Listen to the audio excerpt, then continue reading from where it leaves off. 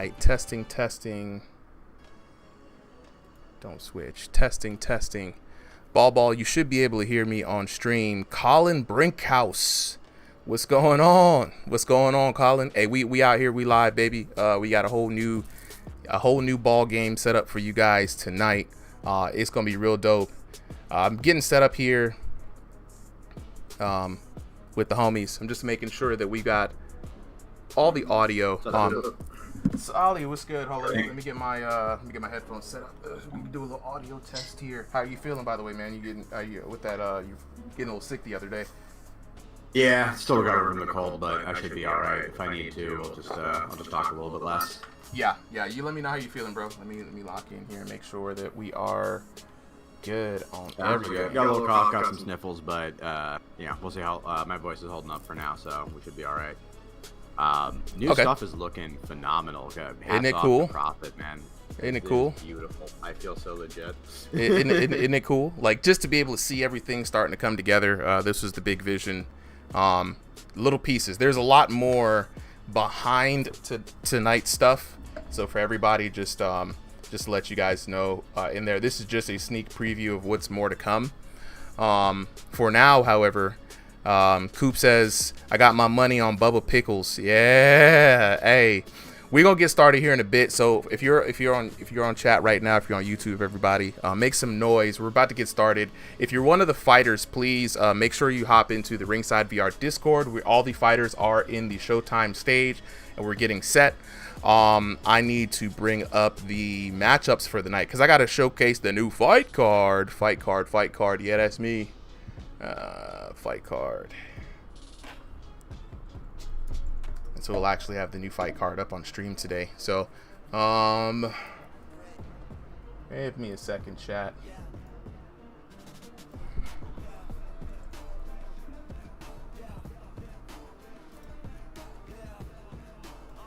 And I think that is going to just clarify, do we have any ability still to reorder like the matches or anything like that, or is like now that everything's in the bot, it's like set? No, everything, all the functioning should still be the same. Right now for today, since we're still testing a lot of stuff, Prophet's gonna be running the back end stuff, so he hasn't signed up for a fight. He's gonna be running the back end. Once we go through this little test, we'll see, and then we'll start adding user profiles for you and some of the other folks on the ref team, and then we'll just kind of go through some exercises, Q&As, and things like that, and then hopefully make a user Bible, and then we could start, man, maybe even having folks like Yo Boy run their own events. That's the big plan, you know. So for now though, guys, let's see if I can go ahead and get to the bracket here. I just need to bring I don't have a bracket for vertical. Totally forgot that one, so we won't be able to see the fight card today, unfortunately, because I do not want to sit here and build something brand new on stream. But what we are going to do, we're going to head back to the break real quick. So for those who are just kicking it, I'll let you all know who we have up. But the first two fighters are going to be the Tall Knight versus Septis. And so we have a back-end management system now too, testing that out for the first time. So Prophet, if you could do me a favor, go ahead and drive for the messaging for everyone. And anyone who hasn't received a message, how you're going to receive it, there's going to be a user named RingsideVR. You're going to get a message from them about the codes. It used to be me or Solly. Now it's going to be the handy dandy trusty bot. So check your message request tonight on stream, and then that way you will be able to see whether or not you have the code for tonight's event. Okay? So with that being said, folks, we are going to get on and pop in. Let me go ahead and get this code out to you guys and get started. We got a lot of new faces today too, which makes me happy. For everyone as well, we are on the live version of Thrill of the Fight 2.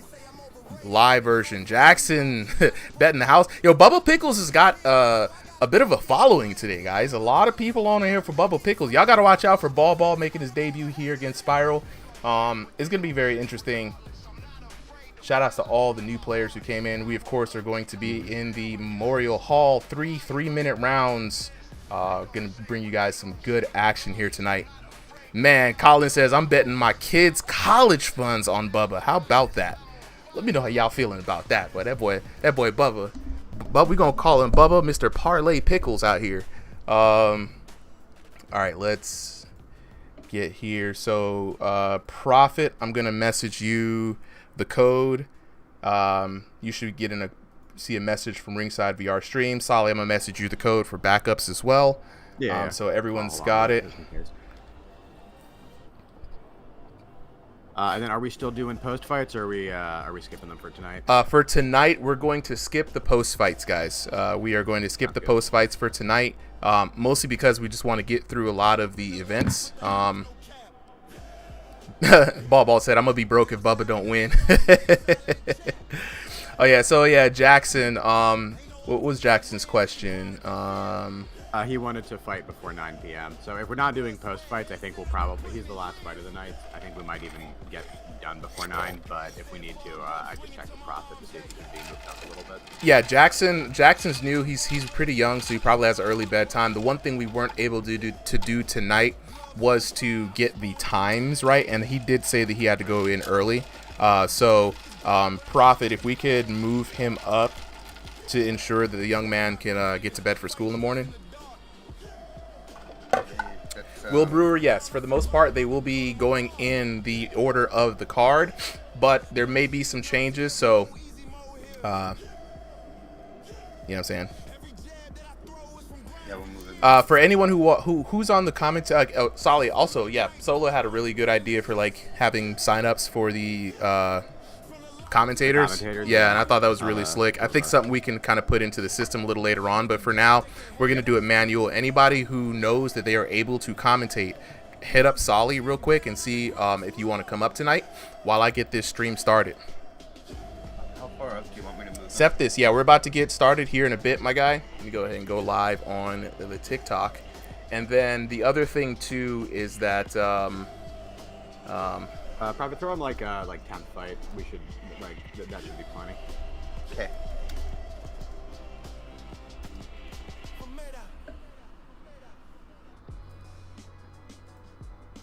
Yeah, and everyone, as we are adjusting the fights, the card should live adjust to it. So yeah, you can now follow. Like if you're fighting tonight, there's a lot of ways to follow. You'll be DM'd the code by the bot.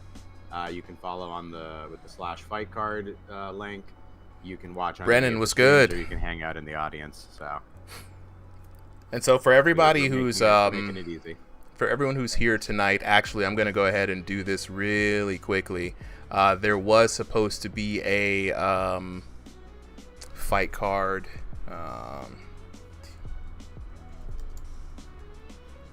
Actually, how do you feel about since I don't have that as much to do right now since everything is being run? I'm gonna run some polls in the chat for who thinks people are gonna win on the fight. Perfect. Perfect. For everybody on TikTok, you just bear with me for a second. I have to add some new stuff here because my behind completely forgot. Let's see, window capture maybe. Oh, Texas King Dub. It's just because I had messed something up. I'm about to fix it right here real quick. So chat, bear with me for a second. It's a completely dark stream until I can get this window capture.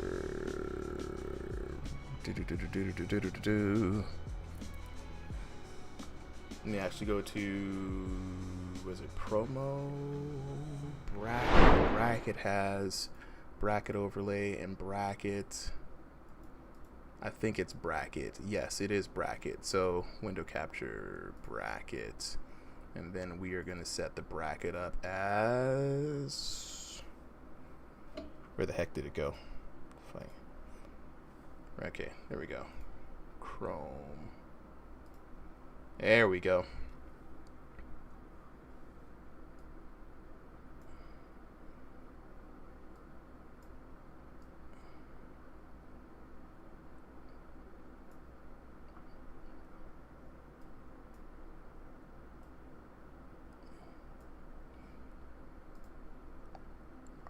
Hold on, wait.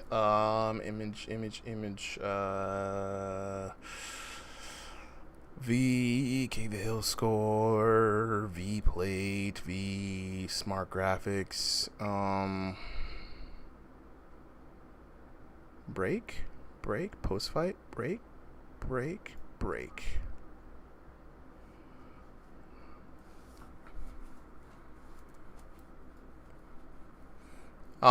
It's going to look mostly the same. If they're backups, if they're registered, we could just put them in as a backup now.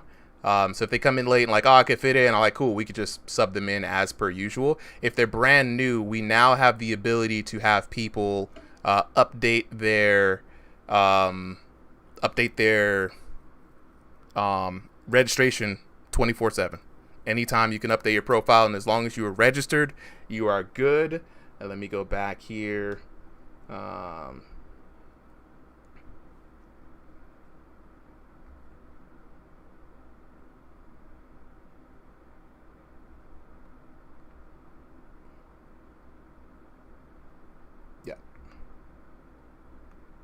New replay. Back. Through the fight. Wanted to come in, but I don't think. Okay, that was the instant replay does work. Okay. Yeah. So we're gonna go back to break real quick. Just want to make sure that we have everything set up. Okay, we should be good now. Let me double check and check this one more time. Thank you guys for letting me know that stuff was acting all kinds of funny.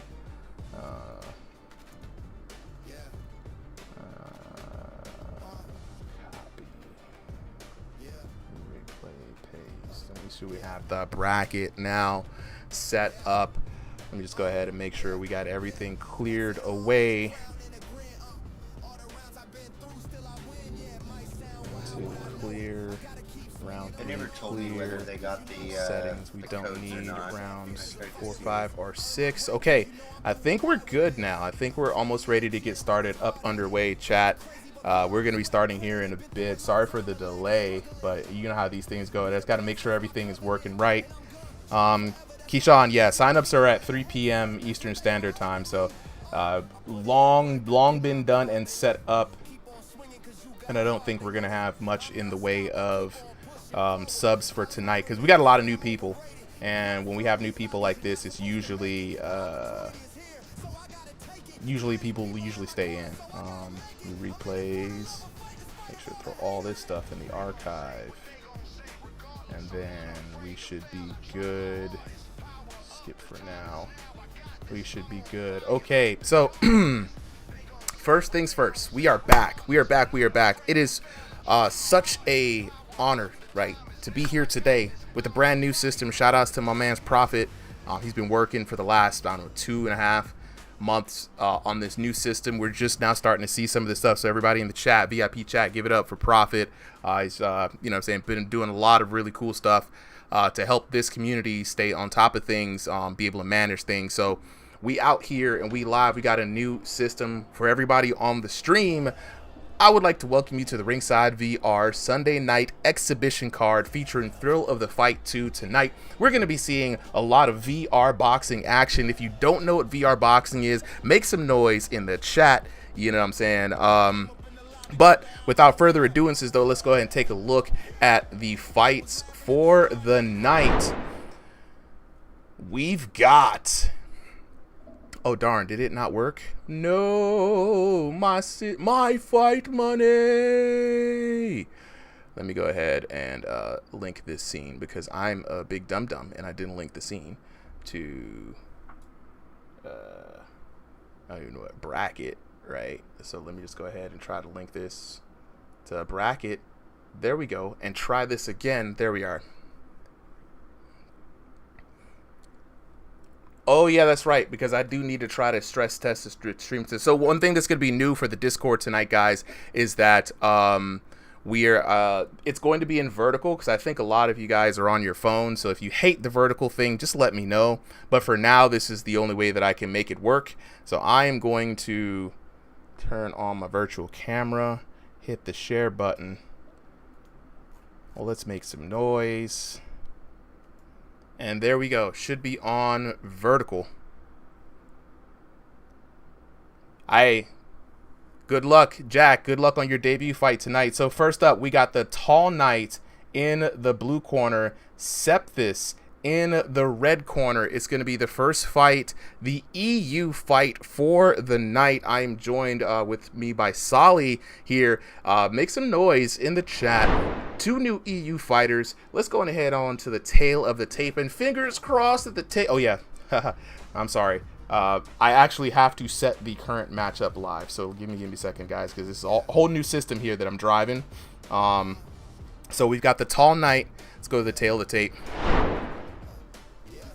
Ooh, yeah, it is working. Thank goodness. I'm really excited about that. In the blue corner, we've got the tall knight taking on Septhys. In the red corner, both of these boxers are fighting by way of EU. The tall knight is fighting in room scale, right? Septhys is coming in at stationary. Tall knight at 6'6". Wow, the tall knight really is tall. That's crazy, right? Septhys at 5'6" for a whole foot below. That's going to be an insane David and Goliath challenge right there. Both boxers coming in at unranked versus 1500. So like we say, man, this is going to be a good fight. David versus Goliath. 3-3-minute rounds here in the virtual squared circle. Solly, this is going to be a crazy matchup.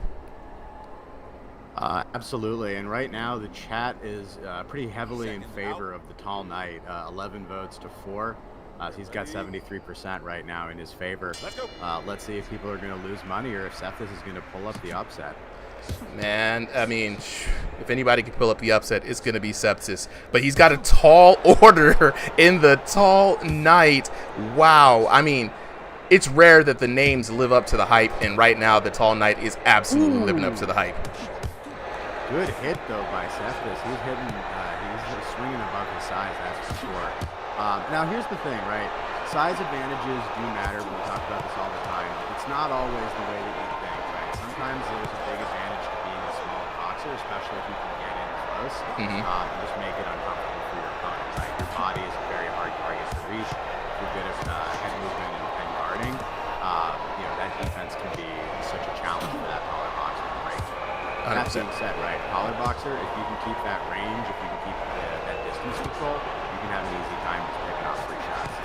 Yeah, no, 100%. And, you know, he's got to go to the body, right? Got to go to the body. There's no amount of head hunting, right, that's going to help you out in this situation. You're going to tire yourself out. You're going to gas out pretty easily. You got to start threatening shots to the body, make the taller man think. The one thing in this game you guys got to remember is there's no way to really keep somebody out of your face and out of your space, right? Oh, I don't think I said, did I set this? I think I set this up right. We'll see. There's no way to keep him out of your face with physical damage. You got to be able to get in and cross that void. It's never been easier other than, you know, VR boxing. Yeah, no, I totally agree.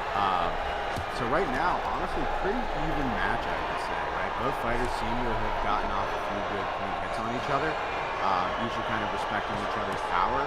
And in my opinion, I'd actually kind of say that Septhys is winning this just because, you know, for me, when I'm the bigger fighter, or at least like the longer range fighter, right?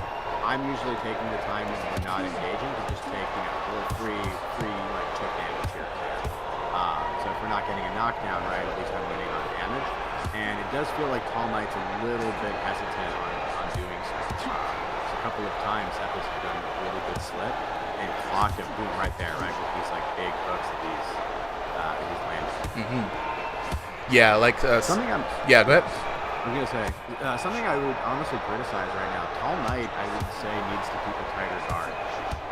You can see his hands are like really like his hands are down, they're low.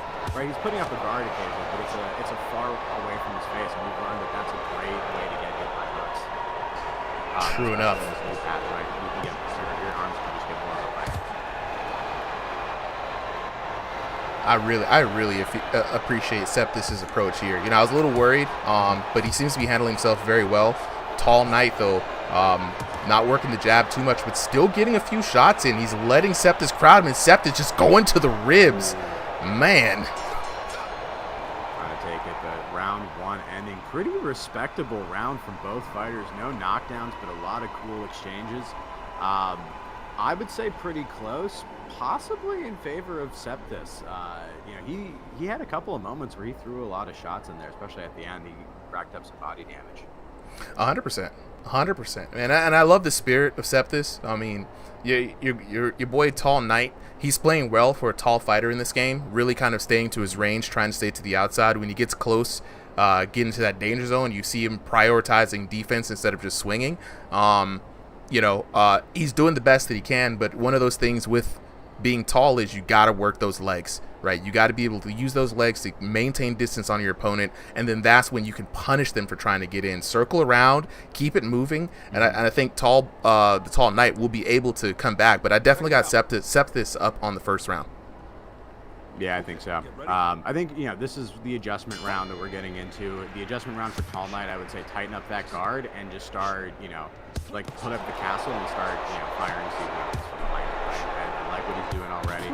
Big looping shots, right? He's backing up. He's using that head movement, and there's that tighter guard that I wanted to see. Have him do it all the time. And it was much better indeed, man. And even, Septis even not scared to throw that jab out there, really getting in, really mixing it up. Speaking of jabs. Ooh, did I catch that on my flip phone? Please tell me I caught that on my flip phone. What a beautiful stiff jab there. Oh, no, the replays are indeed messed up. Let me see if I can push that. We'll find a fix for it, but that was a beautiful, just little step in, looping jab, tapped him right on the head after he's trying to escape from a rough exchange. Just a great way to use follow-up damage. The keys to knockdown right now are not going to be necessarily like you hit him with a haymaker, but you hit him with like 3 or 4 heavy blows and you do that damage accumulation. That's sort of what the adjustments in this game are for, right? It's damage racks up really fast, but you can also clear it really fast. 100%. 100%.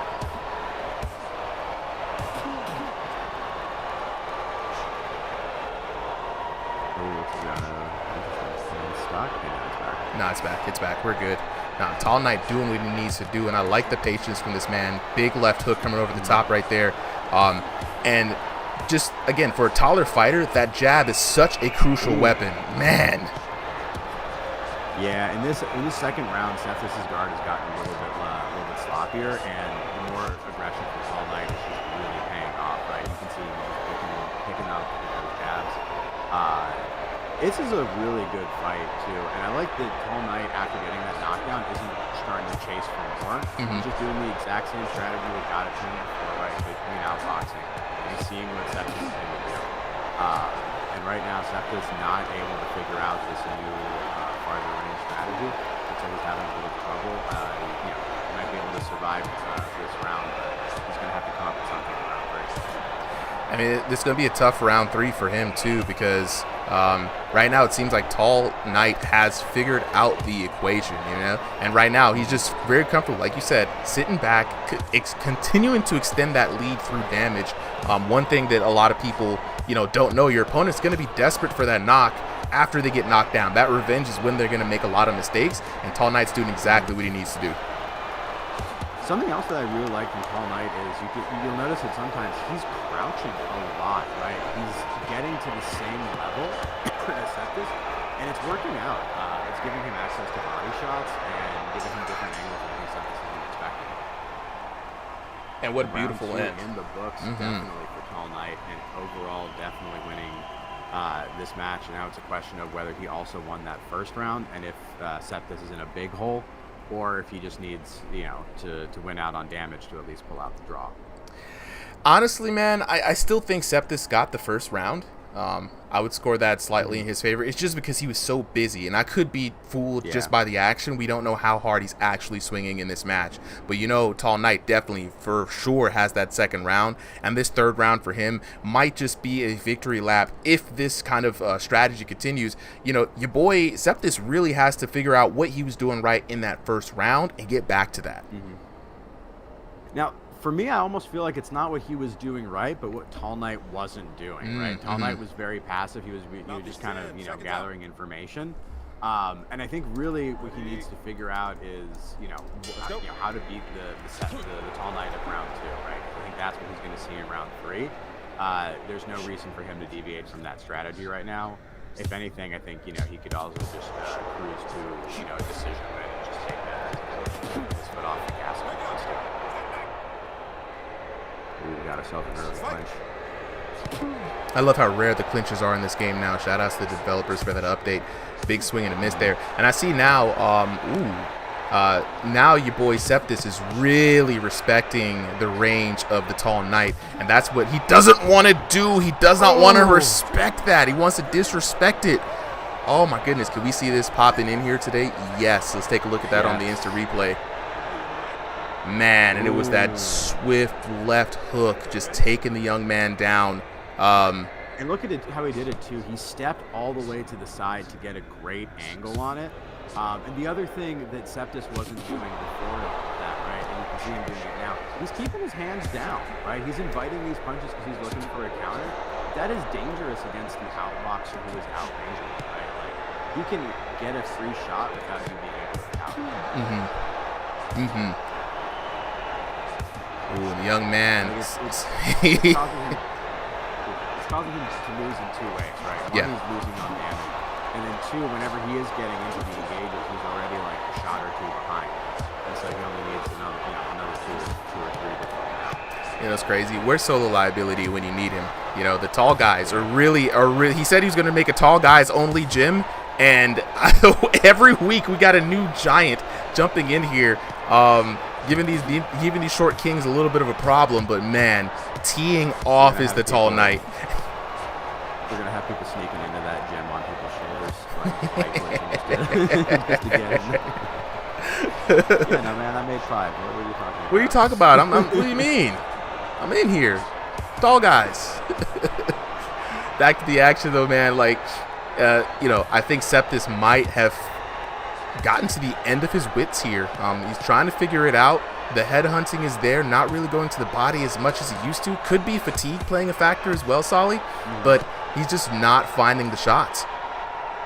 No, this is no offense to him, but I feel like this is frustration, right? Like he hasn't given up, but he's not figuring it out.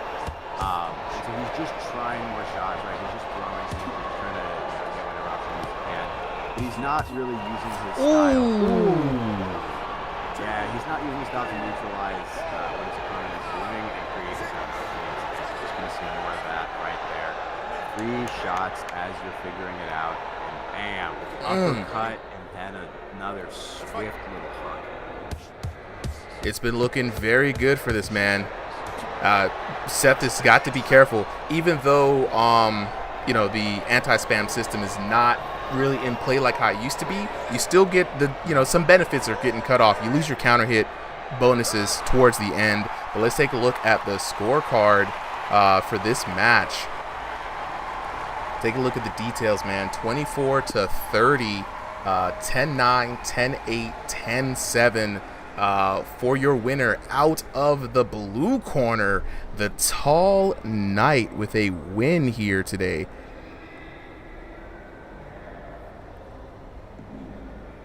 Getting the win, and so far the chat was correct. We already had him, favorite, and so far we're, we got some people winning some money, or some fake virtual bucks. Hey, it's all for vibes and clout right now. All right, so before we get on to the next match, let me lock in with the homies real quick. I want big shout outs to Cowboy, the Tall Knight, and Septis. Normally we do some post fights, but for this stream we're gonna run through it very quickly without the post fights.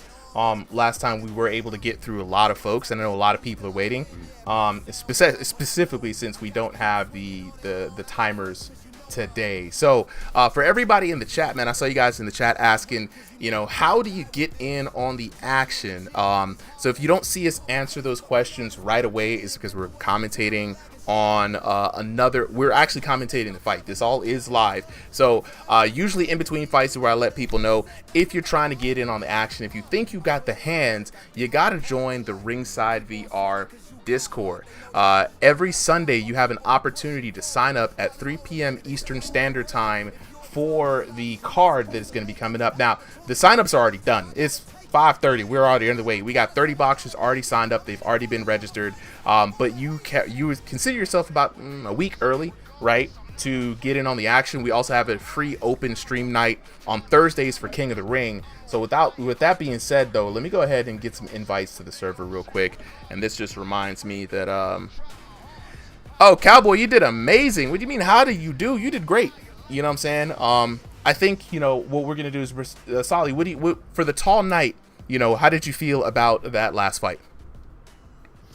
It was a solid match, right? Like textbook, how to take advantage of your advantages, right? Like he had the size, he had the outboxing and the reach. Yeah. And you know, after an analytical round 1, he just put it all together in rounds 2 and 3. Didn't go for too much. Just, you know, took what he was given. Oh, absolutely, absolutely.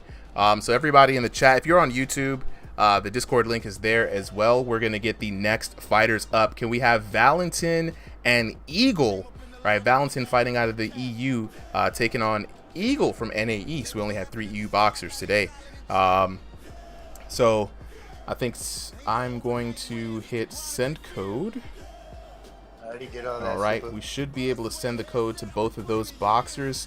And right now, what's cool about the new fight card, guys, right, is that this time around we should be able to see the results from it. Yes, now the results are live in the fight card. So we got the Tall Knight with the first dub of the evening. Next up we got Valentin versus Eagle. So we're waiting on both of those boxers to sign up. All right. Yeah, and right now early voting is heavily in favor of Valentin. Ooh, what are the odds looking like there for early voting? Also in the chat, Jennifer Martin. Yeah, we are starting. We have to wait for the boxers to actually join into the lobby and get set up. You know what I'm saying? Ball, go ahead and DM me on look on the Discord. Yeah, I could check it out while we watch. Cowboy says, thank you so much for the opportunity. That was good. I'll definitely do this again sometime. Oh, absolutely, bro. Definitely come back, man. Usually we have post-fight commentary, like I said, but today we're just doing a little test stream, trying to see how things are. But absolutely. So yeah, Solly, go ahead. My bad. Didn't mean to interrupt you there. Yeah, no problem. Right now we got 87% favoring Valentin, 13% in favor of Eagle. Some big odds to overcome, but those are some you know, make the bank upset kind of odds. All right, at Valentin, Eagle, check your message your message requests, right? You should be getting the code from the RingsideVR bot.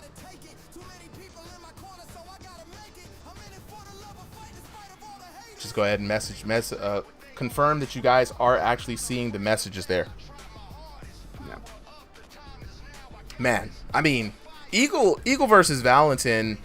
Yeah, Val is good, man. I'm not gonna lie. I take that bet. For Supa, that's the wrong Eagle. In Discord, he's the GOAT, I think. Oh, he's the GOAT now. Okay, yo, check your message requests. The GOAT. You should see a message from the RingsideVR. I'm just gonna also DM him. Yeah, go ahead and DM just in case. Get things moving now. By the way, Super, in the Discord you have the vertical. You're streaming the vertical. I'm not sure if that's intentional or. It is. Okay. Yeah. Most people look at it on their phones anyway. So, I had a wave. It was happy accident. I have to stream the same feed to the vertical here is the same feed that's going to TikTok. So, nice. Hopefully it should look good for everybody. All right, chat, just here to watch. If you guys are new to the server, man, this is what we do every Sunday. We do these matches. We see our first boxer in. We're waiting for Valentin.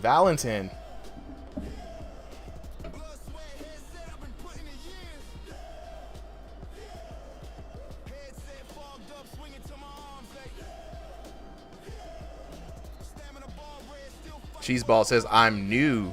Yeah, man.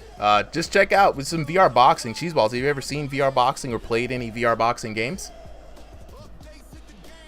T.Y. Hawkins says, can I fight tonight? Nah, T.Y. Hawkins, we are full tonight. The signups were at 3 p.m. Eastern Standard Time. But, Ty, if you are in the Discord, how do you add a photo to your profile? Ball, DM me for that. I'll set you guys up with the profile pictures. We're going to be making it so that you can upload your own pretty soon.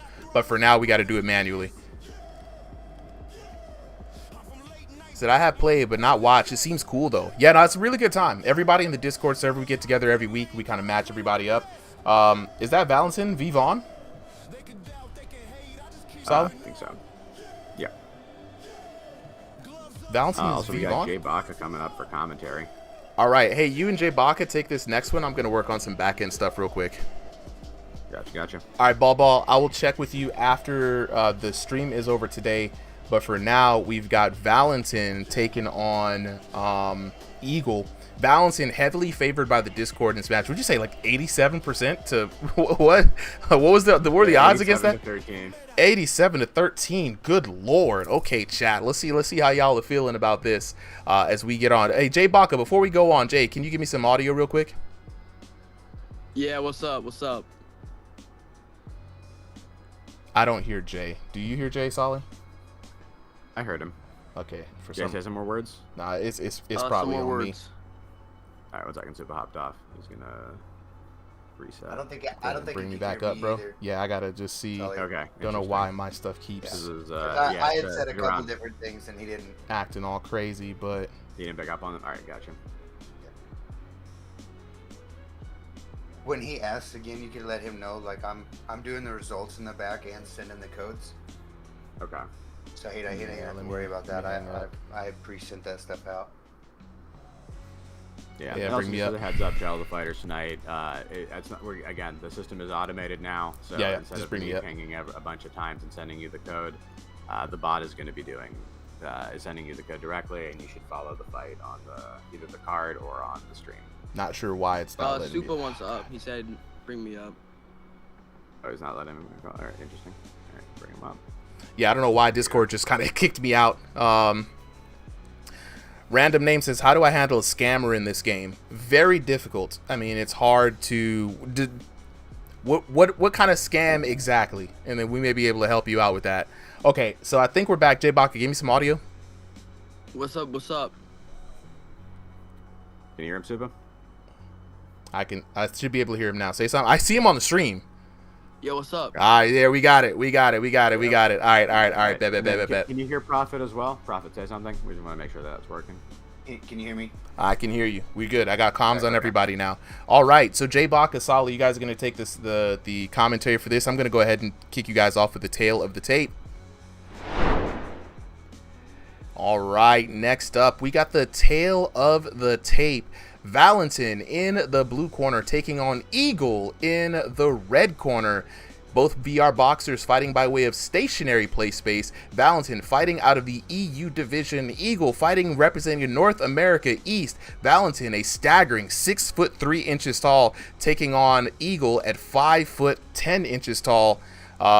This is going to be a great matchup for both of these boxers. Similar elos, but very much a different style. Chat is heavily favoring Valentin there.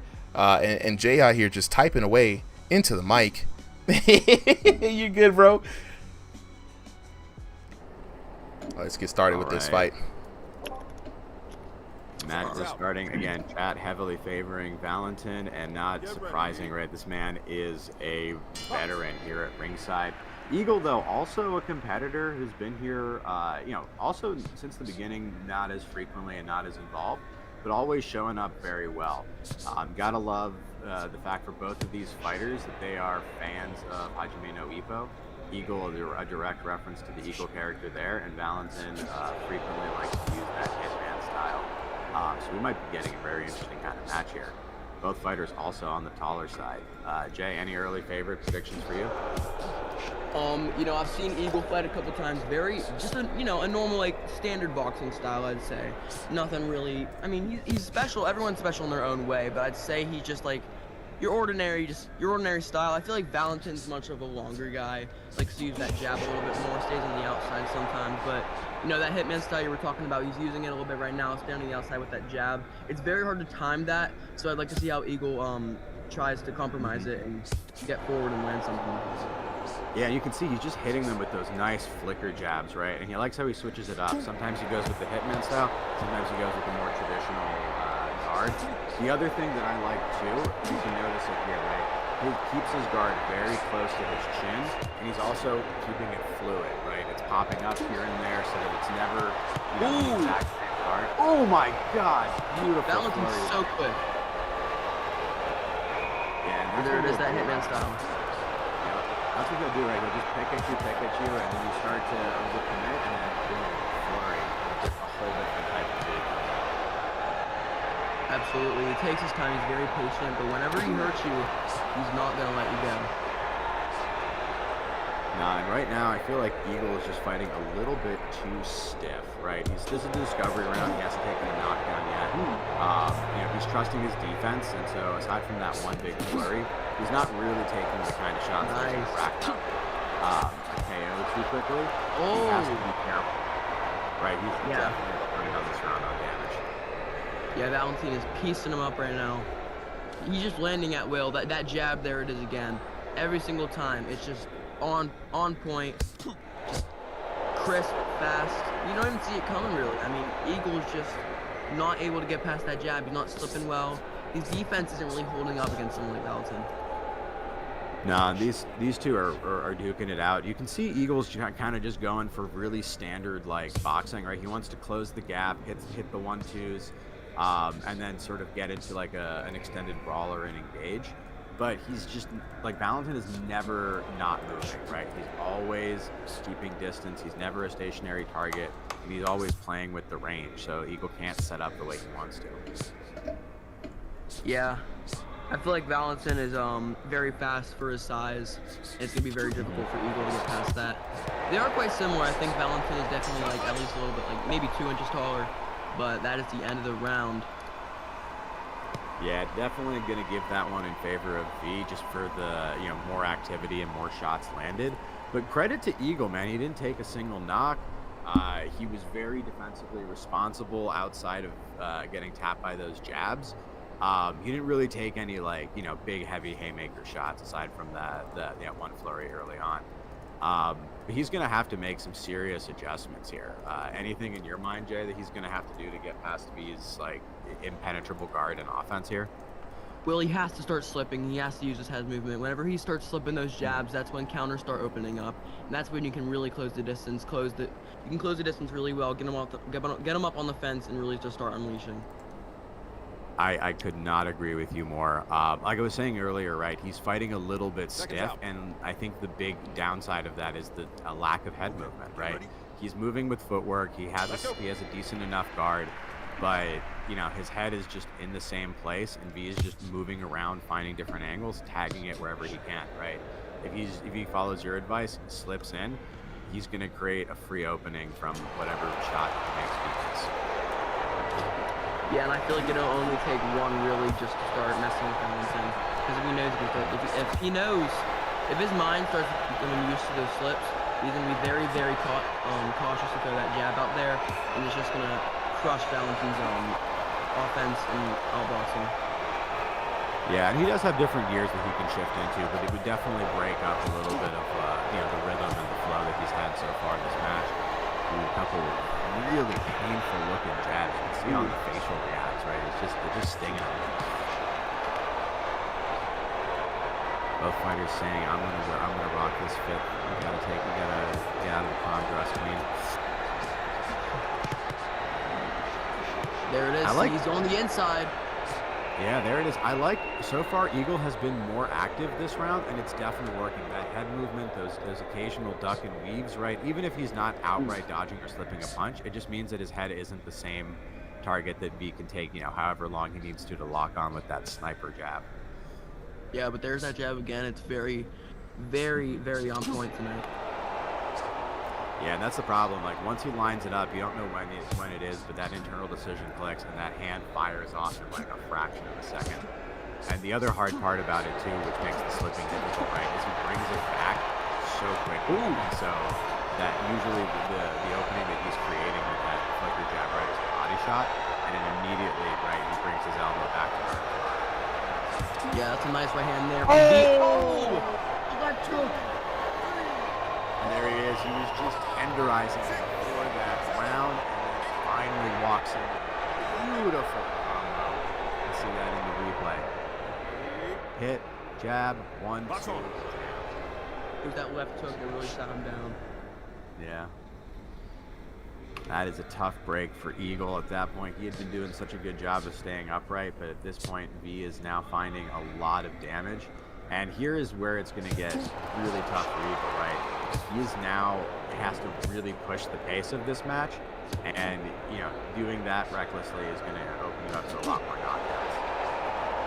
Absolutely, because he knows he has to go, and he knows he has to do something big. So I feel like you get sloppy a little bit. You start to overthrow, and it really just messes you up defense-wise, skill-wise, and until you get caught. Yeah, right. Like, it's boxing. It's a physical game. It's a mental game. It's an emotional game. You gotta keep everything in check to have the best outcome. Right now, it looks like he is boxing in every way. He posted on the face, and he threw that right out, and it landed perfectly on the temple. Yeah, walk us through that replay. That was beautiful. Dude, he posts, and he lands that huge right hand. Just absolutely. I mean, it doesn't get more clean than that. Yeah, Clinton in the chat, absolutely right. Val is popping off. What a devastating end to round 2 for Eagle. This match is now dangerously getting out of control. At this point, the only way to the dub is a true TKO. But there are still, there's still a lot of pride in just getting a knockdown, right, and surviving the match. And just not getting TKO'd yourself. So let's see what V goes for. If he's going to try to do something flashy for the fans here, or if he's just going to walk to a nice clean victory. What's your preference, Jay? What do you do in that situation when you feel like you dominate? Do you like to go for the TKO, or do you like to go for the safe win? If I'm Valentin here, I'm not risking anything. If I see an opening, definitely I'm going to go in. But I'm usually just going to play it safe. Do exactly what I was doing in the first round. Really just use your jab. Just play it safe, I guess. I mean, you don't really have to do much. You're already up comfortably. Yeah, I feel like you're right. Right, if Eagle decides not to give up, he's going to have to be very aggressive, and you might just be able to get your TKO right from being defensively responsible and countering properly. But it does look like he's going to follow your advice. Ooh. No need to be overly aggressive. That's just a way to get your own L. He is going to stay with what has worked with him for 2 rounds. Why won't it work for 3, right? Little hitman distance control. The Eagle has been on the front foot pretty much this entire fight, and I feel like that has been really the issue. I think maybe if he started playing, he could have tried to try to switch it up in the second round and maybe play on the back 4 in the set. I feel like that could have helped him a little bit at least. Yeah, this is the other thing too, right? Eagle is doing what I'm going to call chasing as opposed to closing distance, right? He's coming in basically the exact same way each time, forward approach, and that's not going to work, especially if that's your only way of doing it, right? You got to take angles, right? Step around from the side, try to put him in the corner so that he can't dodge away. Because right now, he's just walking him around the ring, but at no point is he cutting off the space that Val needs to escape, right? He's just following, and Val is just stepping back, or stepping to the left, and getting away. He's not trapping the corners, and that's where your Eagle needs to put him so that he can, minimize some of that footwork.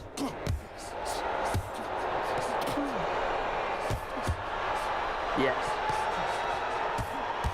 Sorry, I'm getting spam call right now, and I can't stop it, so I'm trying to pull myself in the bottom.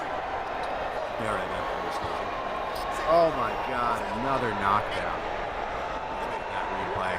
Boom, boom, boom. It's moving left to right, alternating right hand, and just clean knockdown again. Yeah, super. This has been just a masterclass so far. 100%, man. Like it's V, bro. What can you expect with that kind of odds? That the Discord community absolutely knows what's going down here, man. Valentin puts in work, and you guys, I mean, if you guys think this is impressive, you should see him on with the IRL cameras on. For anybody who doubts whether he's actually throwing hands, his physique is on point, his technique is on point, and honestly, this footage in the game betrays what he's actually doing behind the headset. Mm-hmm. No, he's got the perfect VR physique, right? He's tall and skinny, right? Whereas if you're just tall and heavy, it's a lot of extra effort to move all those punches. Mm-hmm. A lot of effort to punch. He's got the reach. He's very efficient. He boxes IRL, so he's got great form. It's a very tough opponent to go against. And in general, right, we've seen a masterclass of just good technical boxing from EU. And I love that with this new system, like I said, we can start quantifying the process. Absolutely. Absolutely.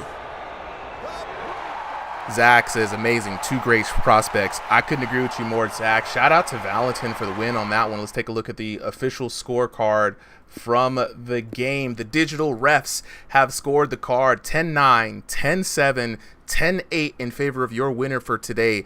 Out of the blue corner, Valentin. Man, let's take a look, man. Knockdowns. No knocks in the first round, but 2 knocks in the second. Another knock in the third round. 3 total to 0. Taking a look at the total damage. We got 990 versus 362 in that first round. 1494 to 412 in the second round. 1084 to 539 for a grand total of 3,568 to 1313. And man, Valentin just ran away with that one. Literally ran away with that one. I agree with the analysis there, Solly. It was Valentin circling out, moving out, stepping back, and honestly, Eagle just chased him. He just fell right into his trap, and that's where Valentin wants to be. He wants to continue move back, work that lead hand. We saw it with that kind of scything stance that he has right there. Shout out to Tommy Hitman Herds, who inspired him. We saw a nice amount of ranging, good amount of counters, and Valentin is just, like you said, waiting for his opportunity to just get that devastating knockdown, and we saw him put in work today. You know what I mean? Absolutely. Absolutely. Miles in the chat, so you still got to respect Boba for taking that damage. Look, Eagle out here, man. You know what I'm saying? He did his thing. Eagle stayed locked in, right? He even though he was walking right into Valentin's range, he still tried to keep his head movement. He still tried to work his angles. You know what I'm saying? Val is incredibly talented with the jabs. Absolutely, absolutely. One of the best people to leverage the jab in this game early on. And you know, shout out to him, man. He's been doing work. He looks great on and off camera. This was a very good match. We're gonna go ahead and head on to the next match for the night. So right now we just had Valentin versus Eagle. Val with the big dub there. We go ahead and update the fight card for it. Yeah. Oh, absolutely, man. Absolutely. So next up we have the Pooper taking on Zuia. Ball says, got Pooper winning all day. Solly, let us know what the official word from the Discord is. But yeah, guys, we got. Let me actually blow this up.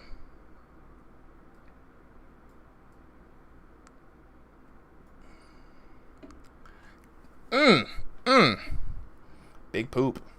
Big poop. All right. So for this one, I'm gonna try to send the codes again. So. If you can all as well, just kind of send them the code privately. Everybody make sure to check your message requests from the Ringside VR bot. It will be sending you guys the code. So if you guys haven't seen your codes yet, make sure to make some make sure to check that out, right? So already, you know what I'm saying? Fortnite over family says, why would you want to name yourself after Michael Chandler? And man, look, people name themselves out whoever they want, man. You know, like Iron Michael Chandler. That's what he wanted to be named. Pablo Peraza on the Discord. Yeah. I see you, bro. Will we be seeing Stevie VR on this card? Well, taking a look at the card today, we got Zuwai taking on the Pooper next. Let me go ahead and move Zuwai to the red corner. We're waiting on the Pooper to lock in here. And then coming up after that, we got Jay Prince taking on Bubba Pickles. Bubba Pickles in the chat. He got some people already betting the house. 2-Eye Willie taking on Texas King Dub. Bodie taking on Iron Michael Chandler. Person taking on Random Wolf. Jay Baca versus Tomato. Marf versus newcomer Bank Has Been Robbed. King Sniper taking on Jax the Assassin. Iron Vitality taking on the Killer, and Blade taking on Clint Steele right there at the end. So we've got, we gotta move that up. There we go. So we got all of the folks here taking it in. We just got the Pooper locked in. Jay Baca, are you with me? All right, all right, all right. Let's go ahead and get the tail of the tape. Yeah, what's going on, Prophet? I was just letting you know I am recording the results in the back and pushing your match codes and stuff. Brother, thank you so much. I was checking them. I saw the crowns, and I'm like, when did we get crowns here? Man, the attention to detail is amazing, bro. I got you, Doug. All right, all right, all right. Let's go ahead and get one. When I sign up, I'm gonna be the next Mike Tyson. Trust me. Hey, look, I love the confidence, man. Jump up in the Discord, prove that you got what it takes. See if you got the hands, man. You got a lot of good competition out here. Just be warned. You know, people out here, they're ready to throw virtual hands. And if you guys don't know, we are playing Thrill of the Fight 2 VR. It's on MetaQuest 2, MetaQuest 3, MetaQuest Pro. It is not on Steam and is not on PS5 VR yet. So if you have those two systems, you won't be able to participate. With that being said, though, we're going to go on ahead and move to the tail of the tape. We got the Pooper taking on newcomer Zuia. I'm pretty sure I'm butchering that name, not gonna lie, right? Both of these VR boxers fighting by way of room scale play space, right? So that means they're gonna be actually out here moving their feet and circling around the ring, right? Both boxers fighting by way of North America Central. The Pooper coming in at 5'6", and so does Zuia. Wow. And they're both unranked to 1500 elo. Now, that unranked to 1500 elo, a little bit misleading. That is the online rank, but I know Pooper is an OG veteran. He just has not played online a lot in this patch, right? We got the Pooper in the purple trunks, Zuia in the black trunks. I'm joined by commentator Jay Baca. Jay, the chat is heavily favoring the Pooper on this one. Zuia has an uphill battle as a newcomer. What do you think about the outlook of this match? Honestly, you know, Pooper is... Didn't expect that one. Didn't expect that. Didn't expect Pooper to pull a Houdini. And there we go. Let's check in the chat. We're not sure what went on. Pooper just disappeared. Let's take a quick little break. Let's get back to the break real quick. Yeah, Pooper, what happened there, man? Zuia, go ahead and log back into the lobby. Ahmed, is this game on Quest 2? It is on Quest 2. Look up Thrill of the Fight 2 on Quest 2. All right. Zuia is back. We're waiting for these boxers to ready up. What's good, y'all? What's good? What's good? Oh, let's see. Hey, Solo's here. Yo, Solo. All right, we're going to have Solo drop in on this next one. Solo, you want to hop in on some commentary or you just kicking it? Oh, my God. Somebody even took your nickname. Solo, I think he was asking you. All right, let's see. It's like $30, right? No, it's 20. It's $19.99. $19.99 for that, Ahmed. Pooper saying start it. I'm gonna be hopped off for this round. All right, but I'll be in the background. Is Solo with us? I didn't hear him. Yeah, Solo's here. All right, bet. Okay, cool. Are we gonna start it? All right, Solo, Jay Baca, go ahead and take the commentary on this one. Got it. All right. What up, Jay Baca? Been a minute. What is good, Solo? Chilling. Let's see. So who we got? We said it was Pooper, and I don't know the other players. I haven't seen them brand new fighter named Zuia, and I know I'm probably butchering that name, but we got Pooper in the purple, Zuia in the black. All right. So for those who don't know, Pooper is, you know, he be coming through, especially on exhibition nights. You know, he's an interesting fighter, for lack of better words. Let's go. Now Zuia, you know, if this is Zuia's first match, unless they went under by a different name, you know, this is going to be an interesting one. You know, we never know what type of new talent's going to come through on these type of fights. Yeah, you really do never know. Already, looking like a good match.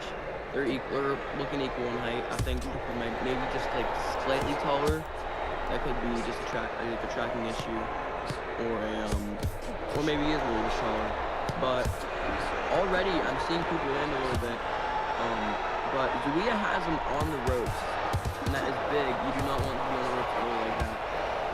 I will say Zuia needs to work a little bit on his fighting, because one thing about Pooper, people can get a good hit on you, like, you know, sometimes that could lead to your downfall fairly quickly. Yeah, there's another jab for the Pooper. Apologies if you hear game sounds from my end. Thanks for knowing those.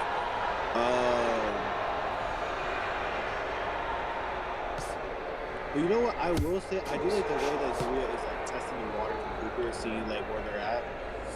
But Cooper looks like he's like in the zone. He feels like he's kind of giving off that like not cocky, but he's keeping in mind that he doesn't know what kind of fighter this is going to be. Ooh, that's a big combination from the Cooper. Now he's really going. He stayed a little bit cautious early, but now he's throwing big.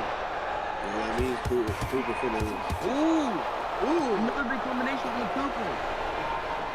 Getting a little cocky now.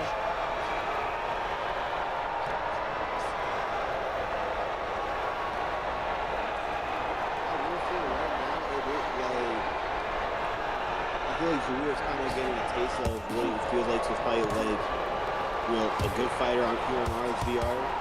And honestly, I do hope after this match, we see Zulia again, because Zulia seems like he actually might know, like a thing or two, at least like on predicting shots, or at least getting some shots in. But I don't think his guard is where it should be at the moment. Yeah, I have nothing that either. He could be very new, but even if he is new, he does not look very bad for newcomer. And there is another left touch that Cooper gets through. Ooh, Oh, and damn, again! he is smacking him. Oh, another one! Yes, he did. Oh. Nice left from Zulia. Now a right. Oh, Cooper might be hurt bad. Oh, Cooper Zulia's really going for it now. Zulia going in, that's the end of the round.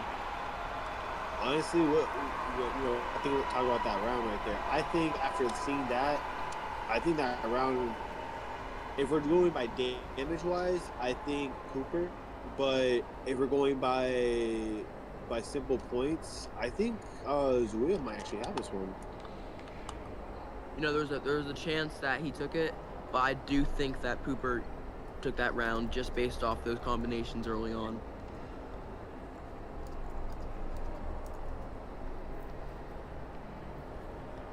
Now, what do you think that that Cooper or Zulia need to change up for round two? Because round two is where the adjustments got to start coming into play.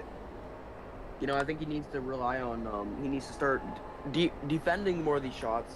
He cannot afford to take any shots from Cooper. He cannot afford to take these combinations. He needs to defend, because last time, at the end of the round, he was landing, and he rocks Cooper like 3 times, I think. So I think if he can get in there and start landing, he could definitely put this fight at risk, and Zulia has left. Okay, That is unfortunate. If I'm not mistaken, that's the second time that's happened. The first time I think was on Pooper. Yes, it has been 1-1 on disconnects. 1-1 on DCs, man. Let's take a look. Let's see what happens. Zulia, can you message us in the chat so we know whether or not the headset went down, or I see Zulia right there, so I'm really not sure what's going on. Yeah, Pooper was still in the match. Yeah, Pooper was still in the match. Now, what we can do is take a look at the results here. That was Pooper coming away with 10-9. Zulia is saying genuinely lagged out. Genuinely just lagged out. We can try to do one more round, maybe. I think we're gonna have to call it because yeah, we're gonna call that one a Pooper win. The lag was very bad. Zulia definitely lagged out on that one. Pooper taking that 10-9. Take a look at the damage just to see how much was going on. Pooper was 1667 to Zulia's 1093. So Pooper had a commanding lead on that one, very comfortable. But yeah, just a reminder for everyone, guys. When you guys are signing up for this, make sure A, you have the right region, and B, you got the best internet connection possible. Right? It is an online game, so lag can happen. 100%, man. So yeah, let's go ahead and move on to the next fight of the night real quick. What's the what region? I'm in EU. If you could be in EU, you could be NA East, you could be in any region. You just, when you sign up, just make sure to let us know what region you're in accurately, because our matchmaking algorithm is matchmaking people to their regions, so that way we can eliminate at least the server side lag. And then personally, you just got to make sure you're on the best internet possible, and so that way the connection between you and the other boxer is as good as it can be. That's the only thing we can control is the players. Outside of that, it's really just a crapshoot.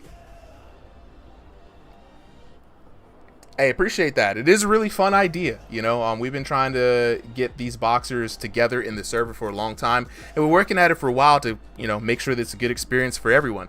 But with that being said, though, let's go ahead and head on to the next fight. So we got, that is going to be the Pooper with the W on that one. The next up is going to be Jay Prince versus Bubba Pickles. The codes should be heading your way. Jay Prince taking on Bubba Pickles. Newcomer Bubba Pickles got a lot of people, you know what I'm saying, ball in the chat saying Bubba Pickles got that, you know what I'm saying, got that locked down. I feel the confidence, man. Bubba Pickles, a lot of people with the parlay on him.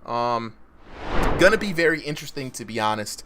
So as we wait for these two boxers to hop on in, I want to remind everybody, if you're trying to get on the action, you're trying to join Ringside VR, you want to play VR boxing, first off, for this game, get you a copy of Thrill of the Fight 2. Make sure you have a Meta Quest 2 or 3 headset, right? It's not going to be on it's not on Steam quite yet, and it's not on PS VR, right? So it's a Meta Quest 2. Is there an age limit? The only age limit that there is that you got to be old enough to have a Discord account, because if you don't have Discord, we can't do nothing for you, player. You know what I'm saying? So 13 is the age limit, and we have the oldest boxer who's ever come into the server is 69, right? So 59, I think. Oh no, wait, no, there was one guy older. Oh, it's 59. I'm thinking of 59 and Divine. Okay, all right. So let's take a look. Jay Prince in the blue corner. Octo Boy, Bubba Pickles in the red corner. Let's go ahead. Who's up on commentary for this one? I'll hop on. Solo's hopping off. All right, Solo, Jay Baca, you guys go ahead and take this. I'm gonna work on the back end just a bit more. Let's go to the tail of the tape real quick. We got the tail of the tape. Jay Prince in the blue corner, Bubba Pickles in the red corner. Both of these VR boxers are fighting by way of stationary play space. Jay Prince and Bubba Pickles both fighting by way of North America Central. Jay Prince 5 foot 10 inches tall, and Bubba Pickles sitting on that 6 foot. Oh, you know what I'm saying? Bubba Pickles, though, unranked to 1,500 elo, so coming in just shy of where our boy Jay Prince is. But we'd like to say, styles make fights, not elos. We got Solly and we got Jay. Ain't nobody got a time for that Baca on the mic. Jay Prince in the orange trunks. Bubba Pickles in the black trunks. 3-minute rounds on the clock. Let's get it on. Yeah, and right now chat is favoring Jay Prince, 67% voting for him. Loving these polls. This is a fun little ad. We got to do this more often. We're 100%. Yeah. Put that. We'll add that into the bot too. But right now, a solid start to the match. I like what I'm seeing from Bubba. A lot of movement. Nice, nice hitman style guard. That he's switching between like that high guard style to protect the body, to protect the head. It's going to be an interesting match already. Jay Prince not being pushed back, even though he's not taking too much damage just yet. Yeah, I'm definitely seeing that Bubba is very technical.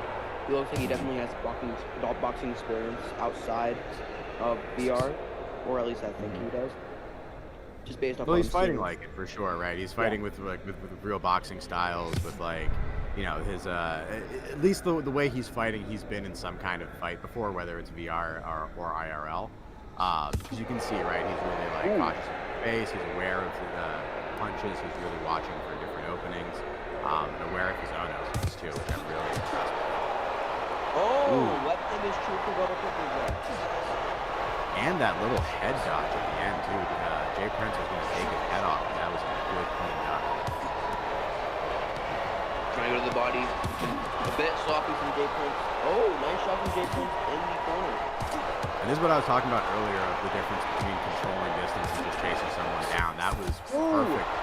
Putting someone in the corner from Bubba Sickles, cutting off Jay Prince's escape routes. Jay Prince finally getting out of there and not after taking a beating.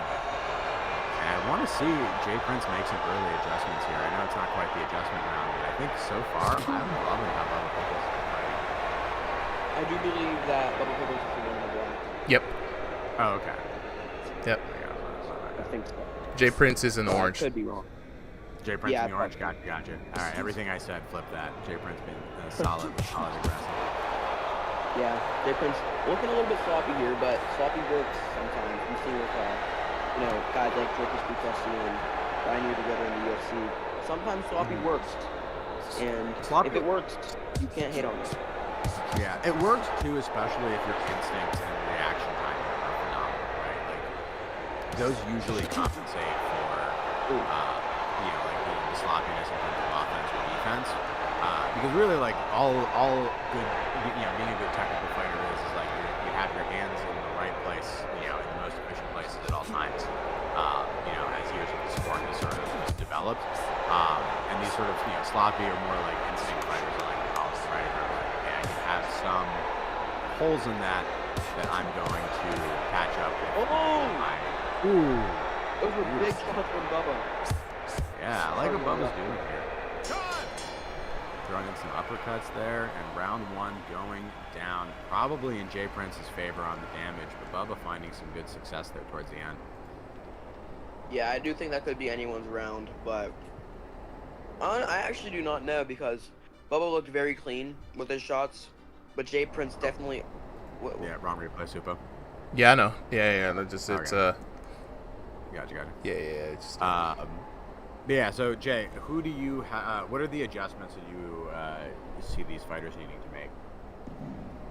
It's very hard to adjust to an awkward style, especially when you're fighting someone like Jay Prince. It's hard to tell what to do, honestly. I feel like defense definitely does help. I feel like staying technical does help too. But when you're fighting someone like Jay Prince, who just doesn't really have a one solid style that you have to rely on, you can't watch tape with this guy because his style will change every fight. Because I remember watching him. I remember fighting Jay Prince before. He wasn't this sloppy. I don't know if it's just like a wash style thing, or he's just changing his style for certain fights. But I feel like it's very hard to tell what to do against someone that's this awkward. Well, I think it is too, right? Is in the new patch, the collision physics have changed a little bit, and so I think a lot of styles now look more awkward and more, kind of realistic to how they look in real life, right? Like they are styles where like your hands are gonna get tangled up, or like you're gonna, get your hands caught, your arms caught behind your shoulder or something. And so it adds like an interesting layer to it, right? But it is weird to sometimes adjust to it if you're not like tuned in exactly as like what the good openings are, what the general spots are. Especially if you do some of that out of habit and not out of like. Big shots from Bubba. Like Sorry to interrupt you. Yeah, go ahead. No, he's been doing it a couple of times. What is the key that you've seen every time he's landed that like big three-hit combo? What it really is, he feints to the body with that jab and he goes over with that left straight or that left overhand. And then once he sees that he lands it, I feel like he just goes until he knows the combination's just over. Oh, there's that left hand again. And honestly, the adjustment I want to see Bubba make right now is to not back up as much, right? Like he's giving Jay Prince a lot of respect, and I understand why. Jay Prince is hitting pretty hard, but because he's backing up, right, he's missing out on the opportunity for follow-up shots to land these hits. And if he just stood his ground a little bit, or even decided to chase Jay Prince, I think he could land some really nice combos that might even make him knockdown. Yeah, absolutely. No idea what's going on there, but I think a little bit of a glitch. Oh, Jay Prince. What in the world? Technical difficulties here in the middle of the second round. Oh, there's that left hand again. You gotta accept the technical difficulties, folks. We're fighting on the cutting edge of science at this point. It's hard to fight across the country. But honestly, these are very clean matches right now, getting into a bit of a scrap. Yeah, but Ooh. in this round, 3 jabs. I want Bubba Pickles to be using that jab more. I want him to be pushing and jabbing like that. That is very clean. He is landing very well on Jay Prince with that awkward kind of style that he's got. Jay Prince looks a little bit hurt here. There's a jab again. The jab is true. Oh, Jay Prince hurts him. Can't be overly aggressive, right? The jab is there to set up other things. It's not going to get the knockdown by itself. You got to pair it. Maybe you get a little lucky shot there, but usually it's not for the knockdown. It's usually for setting yourself up. There, Jay Prince lands big again. And those moments are really putting him back in on the scorecard. That could be might round again. Honestly, probably closest fight we've had so far. Yeah. I do think Bubbles took that round just based off the technicality. And in the beginning of that round, in the middle of that round, he was landing very well. Yeah, he had a couple of enough. Right, he had a couple of like good combos there, and then that nice sequence with the jabs. I want to see him in round 3, right? Close out with more of that, right? Be the aggressor. Use the jab to set up other things. You know, don't be overly aggressive, right? Still, you know, you can trust your defense, right? He's avoided most of the heavy hits from Jay Prince. I think he needs to, you know, see how Jay Prince responds to being on the back foot now. For Jay Prince's side, I feel like he's kind of got to, you know, if Bubba is going to be more aggressive, or even if he's going to be defensive, right, he's got to be really selective with the moments where Bubba does, you know, leave an opening or let his guard down, because those moments are few and far between in this match. Yeah, that's a very good way to put it. I do think that jab and those punches that Bubba are landing definitely are doing very well for him, along with more of an aggressive style. Oh, he slips the punch and he's turned it around. Now he's the one on the front foot. And that was a clean sequence from both of them. So many adjustments and layers to that, like from offense to defense to position changes. And now they're back in the center of the ring, really much more willing to engage in this 3rd round. Both of these fighters looking to really secure a victory that I think neither of them can be sure that they have. Yeah, this is absolutely anyone's fight. Jay Prince has him on the ropes here in this 3rd round. Oh, it's a nice right hand. Oh.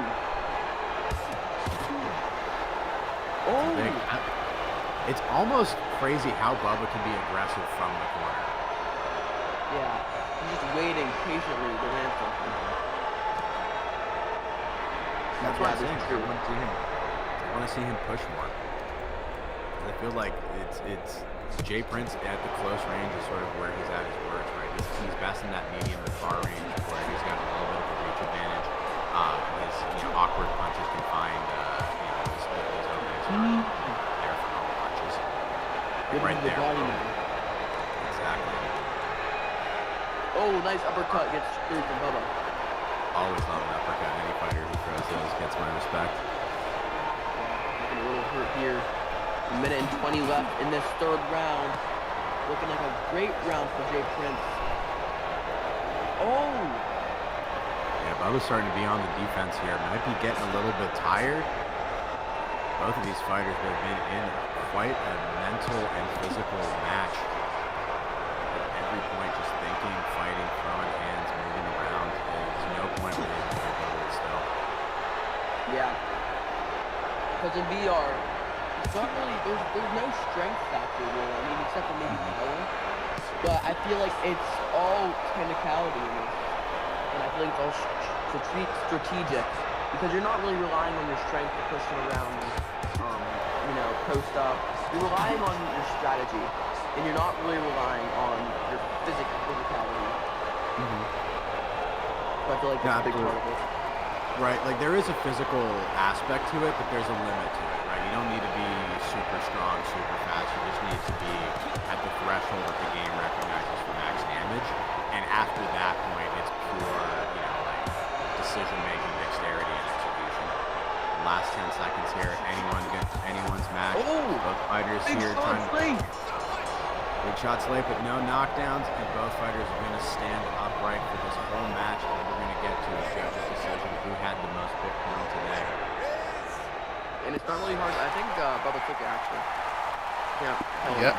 Yep, Bubba took it all the rounds. 10-9, 10-9, 10-9. Bubba looking very good. Taking a look at the damage here, 1147 to 807 in the first round, 979 to 970. So, I mean, just about dead even there for both these boxers. And then 1320 to 1264. And I really was honestly just a couple of really good shots there from Bubba, especially fighting in the corner. Really was able to hold his ground very well. I mean, you guys saw the results, man. The man looked like he was a cornered person, but you know, when you have a cornered man, that's when they're the most dangerous. And Bubba showed that just now. So shout outs to everybody who bet the house on Bubba. You know what I'm saying? They're coming away with a lot of wins. You know what I'm saying? I see you out there, ball. Yeah. He said, W Bubba, let's go. Let's go. Yeah. Now that was a very, very close match. And honestly, I'd be interested in seeing a Jay Prince versus Bubba too. You know what I'm saying? Ian says Ball the GOAT. Hey, yeah, Ball did his thing. Shout outs to Ball. This week's King of the Ring. The king is King Ball. I told y'all, Brandon said, Bubble Pickles was like that. Yeah, no. Hey, straight look. I don't doubt nobody. On word. I gotta always see it whenever it's in the ring. So I sit back and I watch, and I'm always excited for new people. You know what I mean? You know what I'm saying? So let's go ahead and take a look at the next fight that we got lined up. So that is going to be Bubba Pickles taking the dub. Next up, we got 2-Eye Willie taking on Texas King Dub. 2-Eye Willie taking on Texas King Dub here. What's interesting about this matchup is that Texas King Dub just finished a massive series with Jay Prince. You know, so difference of styles right there. While Jay Prince likes to kind of go at it with the hands, Texas King Dub is more of a technical setup, tricky boxer, right? We're going to expect a lot of weird angles, a lot of strategic movement. You may or may not like it, but it's going to be very interesting to see how he goes up against 2-Eye Willie.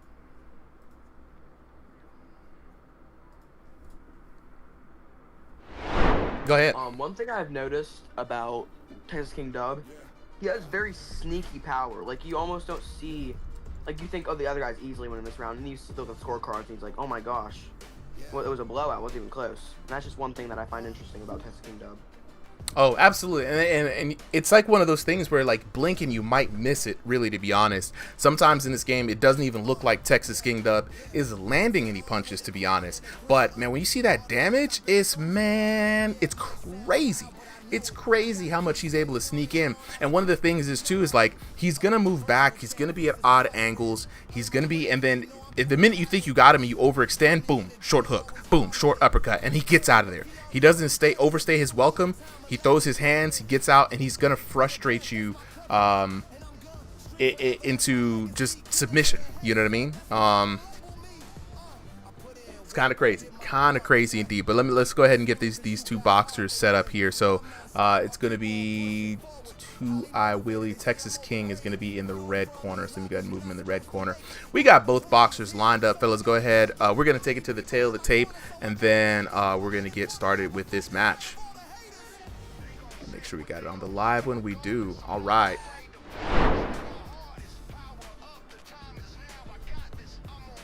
Hey, man. But throw him in the rotation. Throw him in the rotation. All right. Up next. All right, we got him mic'd up. Yeah. All right. Up next, we got 2-Eye Willie in the blue corner taking on Texas King Dub in the red corner. Both of these VR boxers fighting by way of stationary play space. Both boxers fighting out of North America Central region. 2-Eye Willie coming in at 5 foot 5 inches tall. Texas King Dub coming in at 5 foot 7 inches tall. Now, while 2-Eyed Willie coming in at that unranked to 1500 elo, just shy of that 1501 to 2000 elo for Texas King, we always say styles is what makes fights and not elos. Right, and also to add to that, we got a 78% favorability for Texas King. Most of chat just saying we know Texas King more. He's been here more often. 2-Eye Willie has been here before, I think under a different name, but not as regular of a fighter. So You know, so far we've had a trend tonight. If you're a ringside favorite, chat's going to vote for you. I mean, yeah, look, the favoritism is real, though, guys. Though they are very close, I believe it is Texas King Dub there in the half and half. 2i Willie in the black trunks with the white trim.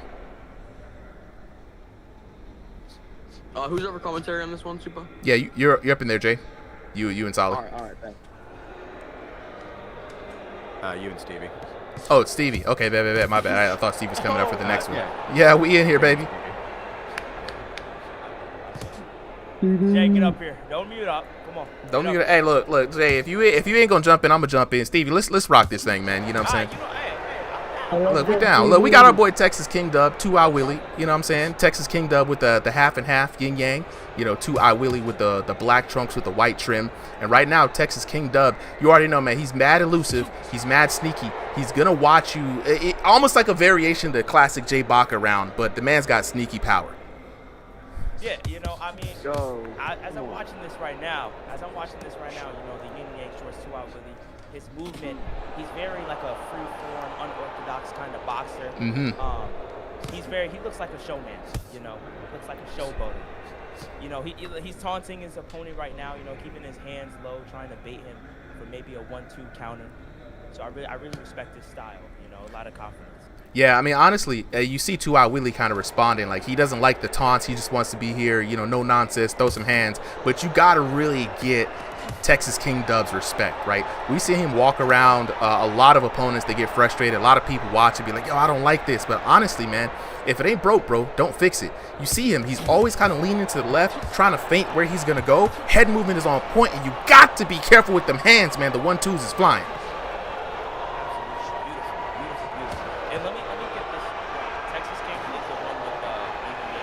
Yeah. He got. Yeah. Okay, everything I said about Willie, just flip it again. Flip it to King. Yeah. Look at that man throwing bowling balls and stuff right here. the pocket sand. The pocket sand. Yeah, man, lots of confidence. Amazing. I haven't seen anything. Man. Amazing head movement. Lots of taunting, but you know, people gotta remember boxing is not just about technicality, it's also a mind game too. I agree with you. Hell yeah. Like, honestly, man, and what it is like when you get your opponent on tilt, like how Texas King Dub does right now, it's one of those things where they tend to start making a lot of mistakes. Oh, speaking of mistakes. Oh, stop. Oh, man. Router. Oh, the Cricket Wireless tonight, guys. Oh, no. Oh, man. Y'all gotta lock in with your internet, bro. Bro, I gotta lock in. Wow. Hold on, let's go to the break. Look at him. Oh, this man is dancing. Oh, man. Hold up. All right, we gonna give Texas King Dub. It's the first round, right? We gonna give Texas King Dub a moment to tell us what was going on, right? Texas King Dub, where you at, player? Oh, you was trying to set it up for real nice. Now you got 2i Willie doing the 2-step in the ring. Come on now, player. You gotta say something. I think he's completely cooked, guys. Like, oh no, there is. He said the lag. Now what's crazy is, guys, it was North America Central versus North America Central, right? The algorithm matched y'all up. Who got Cricket Wireless, right? Who got that Bell South 1995 internet dial-up? Come on now. So we gotta watch for the stutters and the teleportation. But it was good. It seemed good up until it looked smooth up until, like, you know, Texas King Dub he was in there moving and he just stopped mid movement. Hey yo, Stevie Ball in the chat saying I would never let another man hit the jiggy on my grave like that. No. Hey Ball, that's real though. Look, we're gonna try this one more time, right? It was just the first round. He said he thought Texas King is honest though. He said he thought he lagged, but it was me, right? So what you trying to do, Texas King W? You trying to run it back? Yeah, I think we're just gonna try to run that back. Okay. So Texas King Dub is there. Let's go ahead and get our man's back up in here one more time. Let's clear it out here. Now let's take a look at that first round real quick, because the first round was inconclusive, right? So we're gonna start that all the way over. All the way over. We're gonna give you guys one more time. All right, we got both boxers readied up, right? We got Texas King Dub in the red corner, 2i Willie in the blue corner. Chat bet a lot on you, Texas King Dub. You know what I'm saying? Don't disappoint. Hey, chat has been eaten tonight on these fake bets. So this is actually a good thing. I think everybody really likes the betting system, just even if it's for fun. So it's something we're definitely going to look forward to build more on top of, get some channel points into the server. But we back at it. You know what I'm saying? Electric Boogaloo 2, round number 1. And this time, oh yeah, Texas King Dub got 2i Willie excited. 2i Willie out here dancing. Now Texas King Dub got to make up for that last round. See what Willie can do. 2i Willie. Now this time, You know, I'm sorry? now you go ahead. Oh, okay, no. I was just gonna say, like, two of these styles, like, the thing with 2i Willie is, I feel like he doesn't move his head out of the line of, like, you know what I'm saying? Yeah. He doesn't move his head left to right. He's standing straight up with his guard. He thinks that his guard is like, you remember back in V5 when the guard was like cement blocks and they couldn't move? Yep. I think he still remembers his guard in that way. So I feel like he keeps his guard real close to his chin. In that position, start moving his head a lot and actually start reacting to punches when they reach him. Because I'm seeing him react after the punch gets thrown. You know, you just gotta get his reaction. I think you're right. I agree with that 100%. And one thing he doesn't really realize around the guard is, and something Texas King Dub has done a couple of times sneakily, Texas King Dub can pull that hand down, right? You can actually pull someone's glove out the way. So you can't just keep your hands out there. You got to move, brother.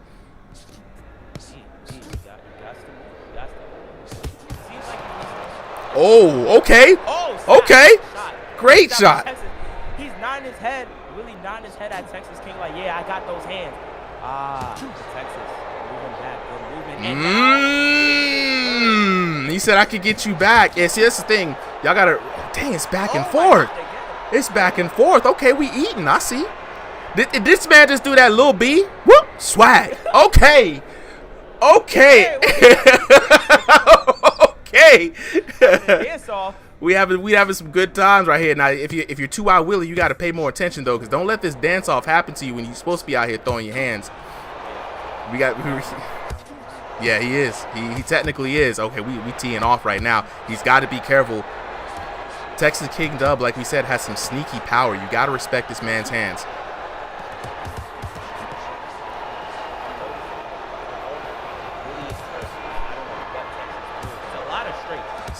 Stevie, check the chat. Check the chat.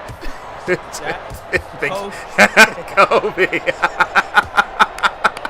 Let's go, Kobe. Yo, Kobe, man. Kobe with the comparison. Legend. I love it. Direct comparison.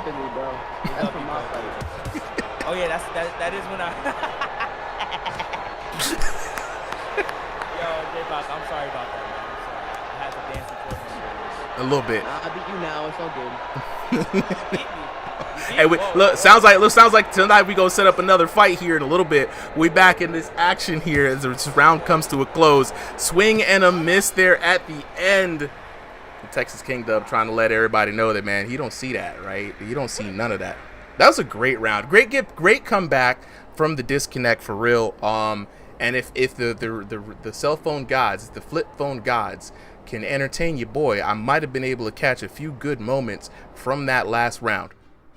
Yeah, here we are. We got it on the flip phone. Now, one of the things we got to really take note of is your boy ability to just get those shots in and move out. It has to be studied. Texas King Dub really don't like getting hit. You know what I'm saying? This man's going to post up, find his distance, and then he's going to lull you into a false sense of security. And when he does, bam, sneaky shot right there. And that's really his style, right? His style is honestly meant to just make you just fall into a false sense of security and then get the shots in. And he's been doing that all night. And just right there, I mean, 2i Willie cannot keep up with it. He's got to lock in. He cannot fall for these tricks of Texas King Dub.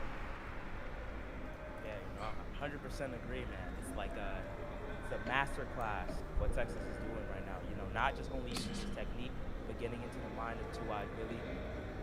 Always being unpredictable too. He's not doing the same thing.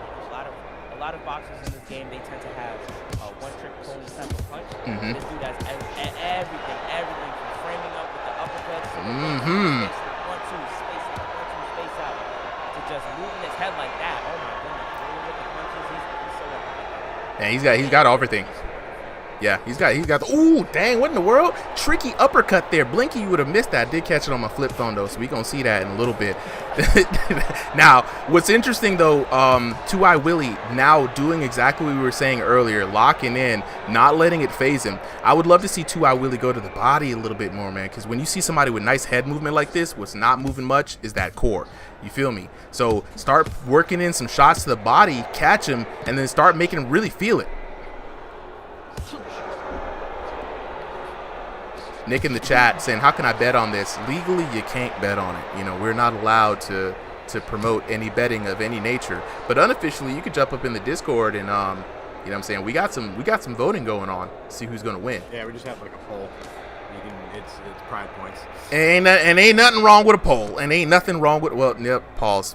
Stop it. Hey, okay.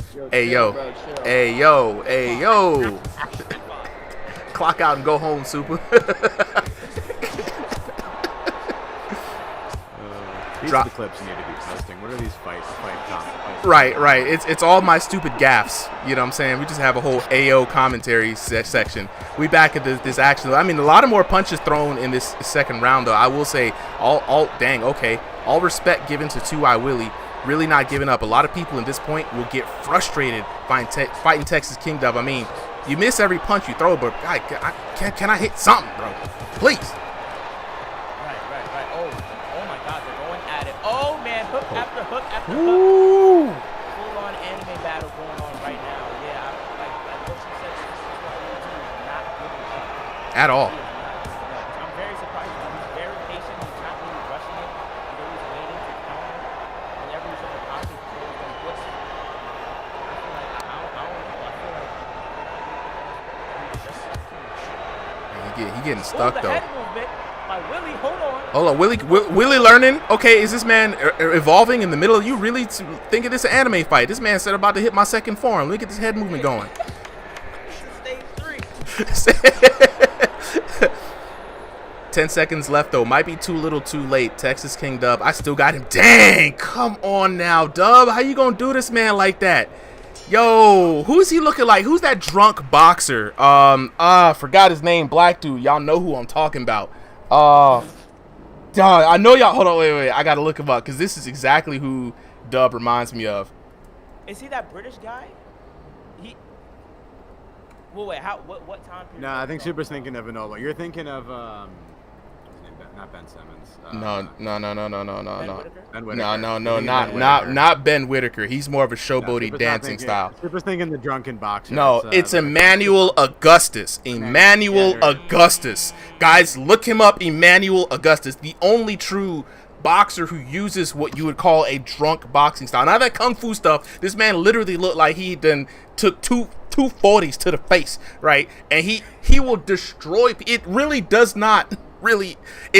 See, Senzu, you know what I'm talking about. Emmanuel Augustus, the drunken master. Y'all got to check in on your history now. You know what I'm saying? Man, I'm telling you, just go ahead and look up clips of this man. Y'all see what I'm talking about. Y'all gotta study. Do your homework. Senzu says, I actually like boxing. Hey, yo, we all fans here too, man. You know what I'm saying? I need to find y'all this capoeira boxer that they just very good with his head movement. But back into this next match, though, or the next round, talking about head movement, our boy Texas King Dub continuing with the showboating, continuing just completely comfortable too. How comfortable do you have to be to just be able to move like this?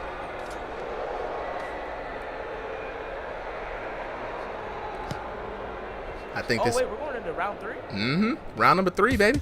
Oh, snap. Oh, yeah.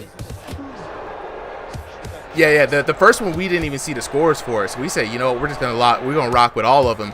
And right now, I mean, I think that was a good call. I think we're gonna have to give Two-Eyed Willie all the space that he needs to really try to make up for this. But honestly, bro, I think Texas King Dub's got this.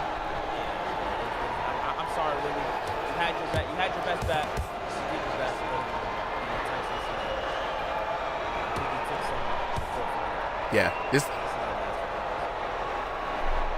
is kind of crazy though, because like normally we see Texas King Dub being pressured by another boxer and always having to move around, circle, and use that. Right now, he just feels like he just feels like he's got this in the bag, and so he's just kind of letting his hands go. Two-Eye Willie, I don't know what he just did, but he kind of like a stunt user, having his head over the way. He had the lean going. He had the lean going. Yeah. We're not gonna talk about that. But crazy extremes that are going on right now. Looks like Willie's giving up. Yeah. Oh man, you gotta keep pushing, brother. Yeah. Keep pushing. That's the worst thing when you get mentally defeated in this game, because they ain't physically beating you. You know what I'm saying? So really and truly, you're beating you. You know what I'm saying? You're the one who decided to just be like, this is not. I be throwing hands. Y'all gonna have to knock me out. It happens a lot, but y'all gonna have to knock me out. Yeah, that's straight up. Now I tell people, I'm just old man Iro in this mug. You know what I'm saying? I be sharing tea. You know what I'm saying? Both kinds. But I'm telling you, dog, like in this game, the only thing that can really beat you is that you think, this guy's better than me. This guy, I can't win. I can't do this. And then you see it in people after 3 rounds, they just stop. They stop trying. They stop trying new things. They stop moving. You know what I'm saying? And then you shut yourself down over it. Look, there it is. There it is. Then this is the Texas King Dub effect, right? Everybody who fights this man eventually just kind of says, nah, man, I'm not for it. And he's cool. He's not gonna break his game plan. He's gonna tag you. It's a wrap.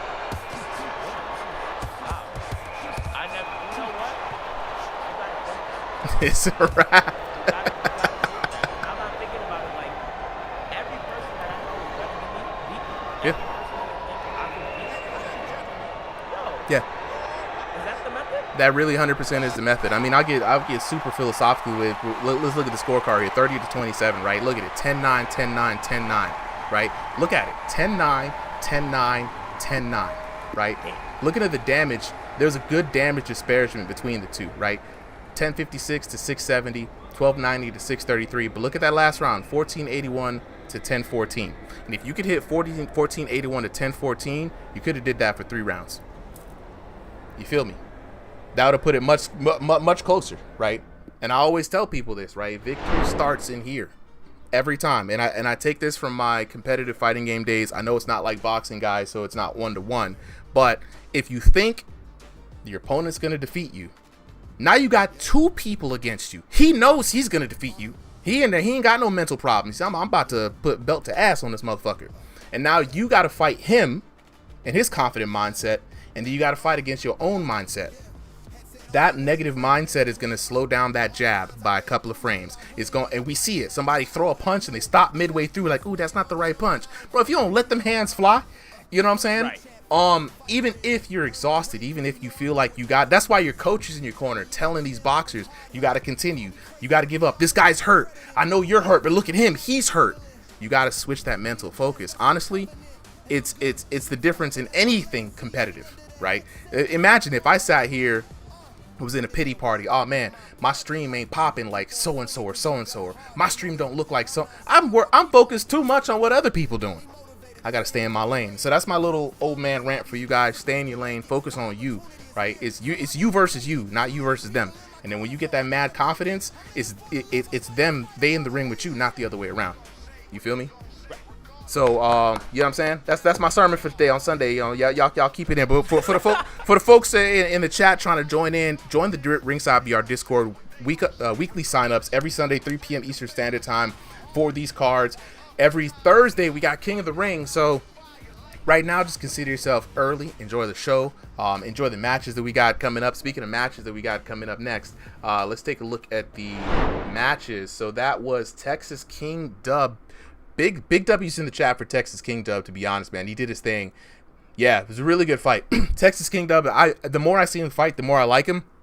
And the last time we had interviews, he said, people may not appreciate my style from a visual perspective, but it's effective. It's what I do. I'm comfortable. And he says he feels confident in taking this style to anybody. So with that being said, next up, we got Bodie taking on Iron Michael Chandler in a high elo fight. Can we get Bodie and Iron Michael Chandler up? Following that, we got Person versus Random Wolf Jay ain't nobody. You got time for that Baka taking on Tomato, right? We got Marv taking on Bank has been robbed. Newcomer Bank has been robbed. King Sniper taking on newcomer Jax the Assassin. Iron Vitality taking on newcomer The Killer. Blade taking on Clint Steele in a run back from this last week. And then Ampy taking on Kobenomics to round it out. I'm very excited for this matchup, man. This is a good old school versus new school fight card, and I'm here for it. All right, we got Bodie lined up already. Let's go, Bodie. Bodie in the blue corner.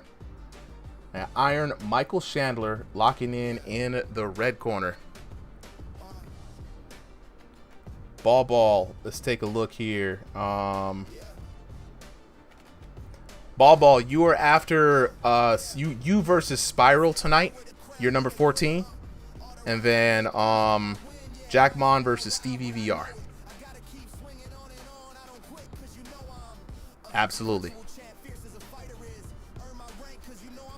Drop the ass says shows how competitive it is when nobody is undefeated who's fought before.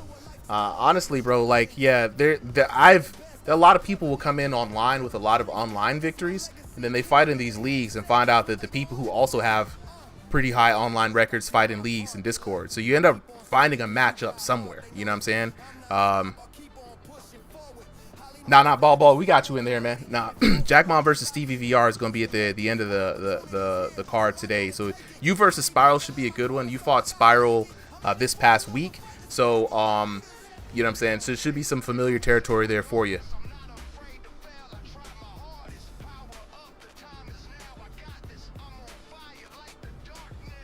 Oh, dropped your ass. Was it Texas King Dub that won that last one? Sevy says, what games were you on in the FGC? I primarily play Tekken. And if y'all to look, let me show y'all my shirt, bro. You see we representing Junk Food Custom Arcades. If you know, you know. You know what I'm saying? So I primarily play Tekken. And I'm here in Atlanta, so if you know anything about Tekken, you know I just basically get my butt whooped by Poke Chop and Nomar and all of them. I mean, the scene out here is incredibly crazy.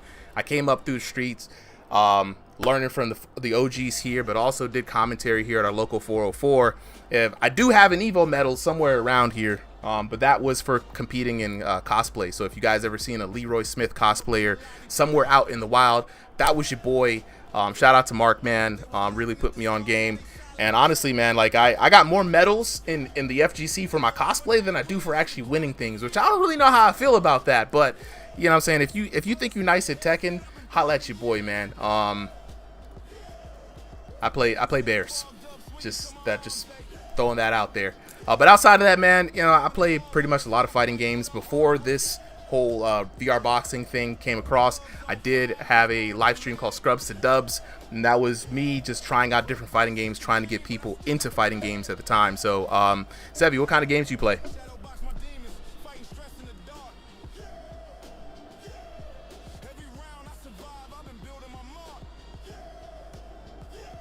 Let me see. Hold on. Why is my audio not working? Let me restart real quick. All right, we'll get back there in a second. We are looking for Iron Michael Chandler. If he is here, check your DM or DM request for the code. Just came from a major in Gainesville yesterday. Got to see King. Yeah, that boy King Ray, bro. King Ray came up here to 404. He used to, whenever the Florida guys they come up here, and he's terrifying to play against. His mic isn't out. He just hopped off the stage.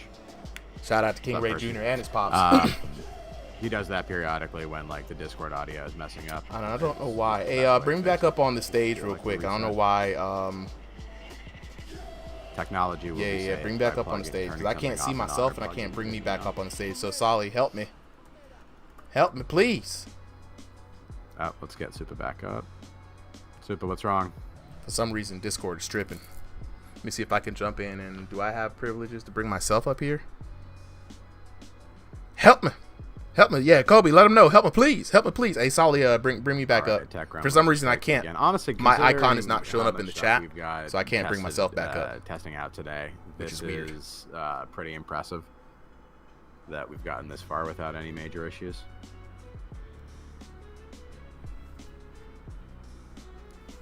That's weird, V. You can't invite me. Why? How am I kicked out of my own Discord?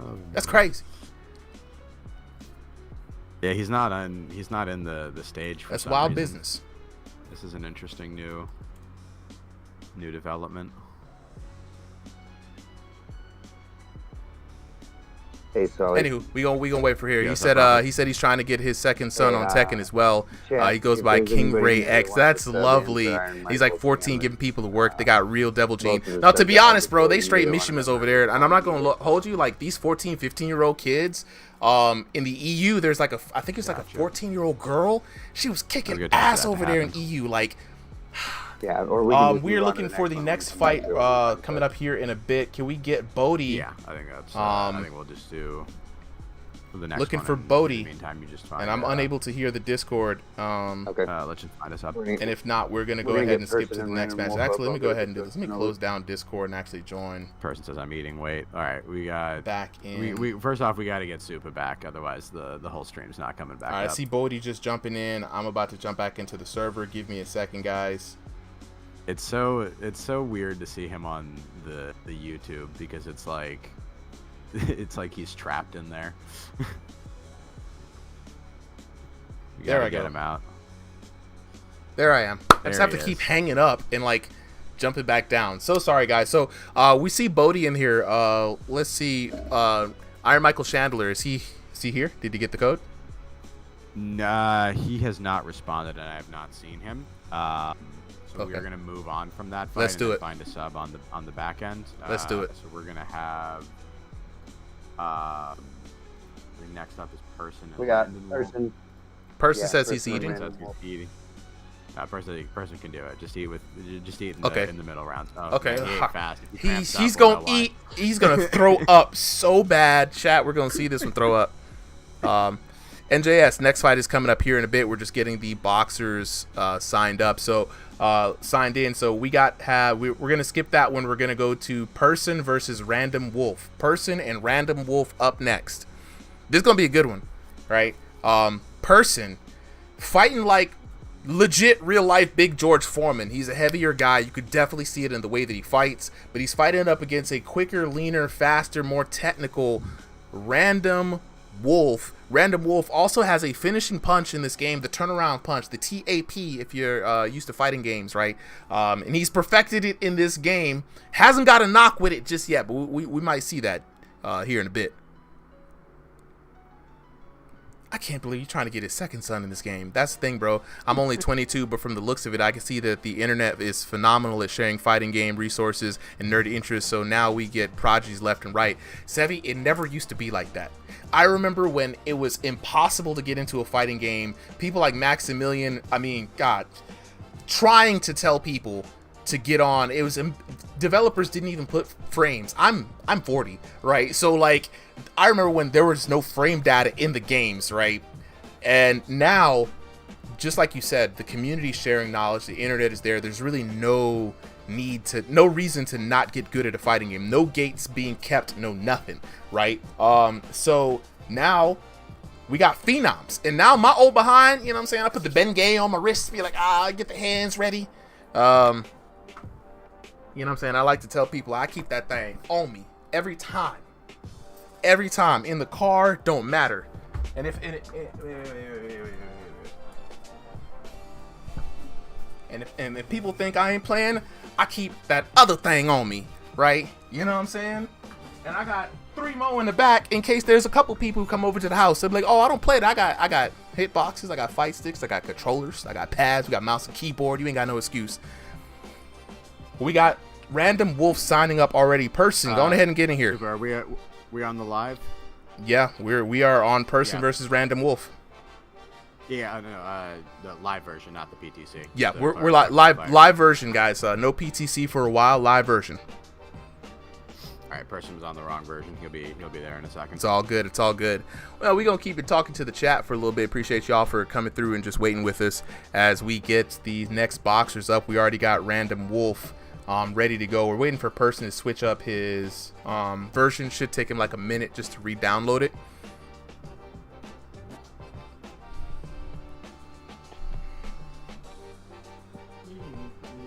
And And just so you guys know in the chat, you know what I'm saying, Jackson's new here. Jackson's the assassin, younger kid, so y'all treat him kindly, all right?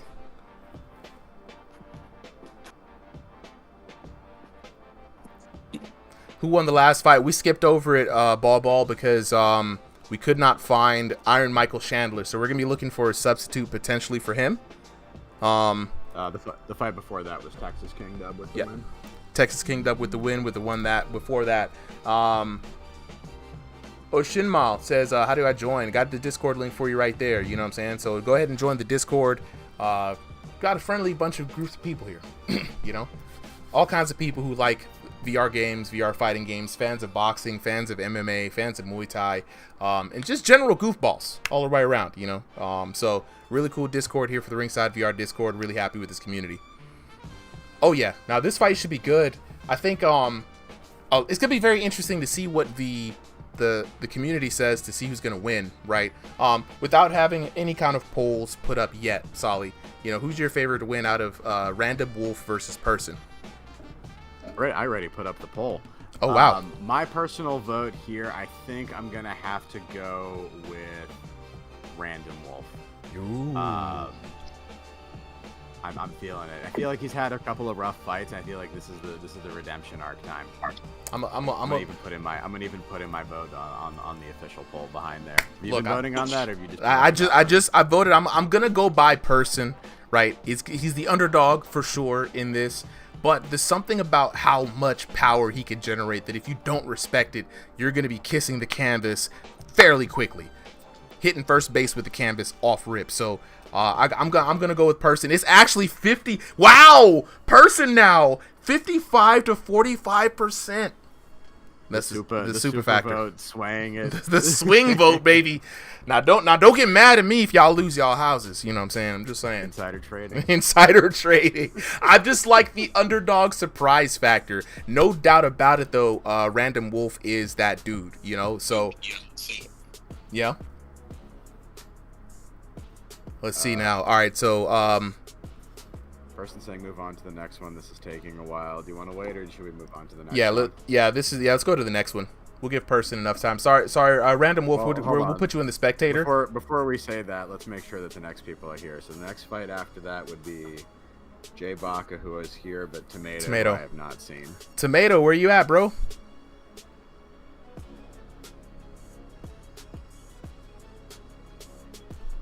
Nah, Landon Wolf, I got you in the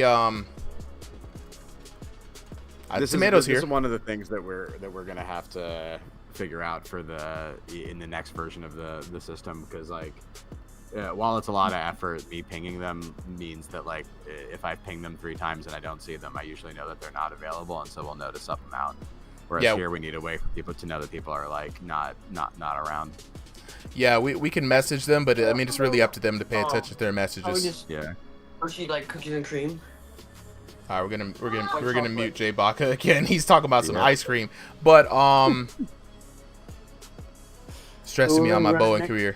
All right, so I've pinged Tomato. He's not here. We're gonna move on to the next fight. So if your fight has been skipped over today, then you know I feel we've got Marf and Bank has Rob. Both of them are in the chat. So let's run with that one. Put them next. Let's run with that one. I'm also just gonna DM them the code just because we're. Absolutely. All right, so we got Marf taking on, so that's match number 9 tonight. Marf versus Bank has been robbed. And what's crazy, guys, is y'all got a whole bunch of people out here saying, put me on, coach, put me on, coach, put me on, coach. And so eventually what we're going to be doing is, and now we have the system in place, we can track this. If you sign up and don't show up, we're going to put a mark by your name so that the next time you sign up, you're not going to get a match. That's just going to be it, you know.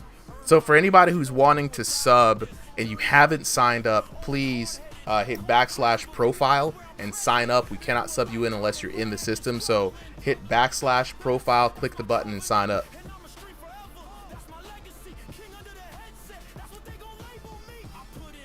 Hey, Super. You. Can you do me a favor and can you try to sub in Lazy Gamer on Iron Michael Chandler? Lazy Gamer for Iron Michael Chandler. I got you. Cooper, Iron I Vitality. don't know. I subbed Indian earlier and it worked just fine, but it's not working. Iron Michael Chandler. Okay. So you'd select him first and then click substitute. All right. I got him selected. I'll hit the sub, and we're subbing him for Lazy Gamer.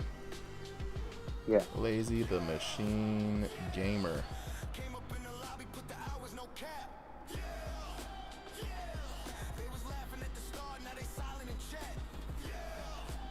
Unable to select him, so that may be the bug that you were experiencing earlier.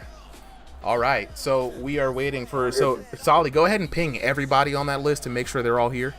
Yeah, if you want to go ahead and just do that as a mass message to the Discord, because we are kind of burning away time over here. But you know, if you sign up or not here, Bodie, am I fighting here? All right, Jackson. Yeah, we'll get a sub for you.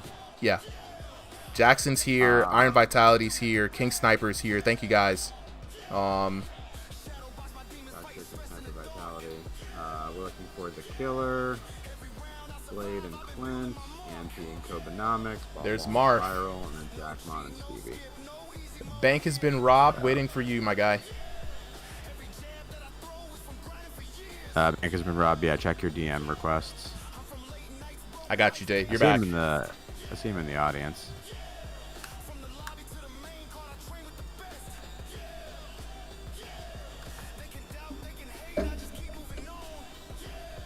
All right, I think that's him right there. Marf, we got him in the blue corner, and I believe that is the bank has been robbed in the red corner. So let me just double check and make sure we got them there. Marf in the blue. All right, who's up on commentary for this next one?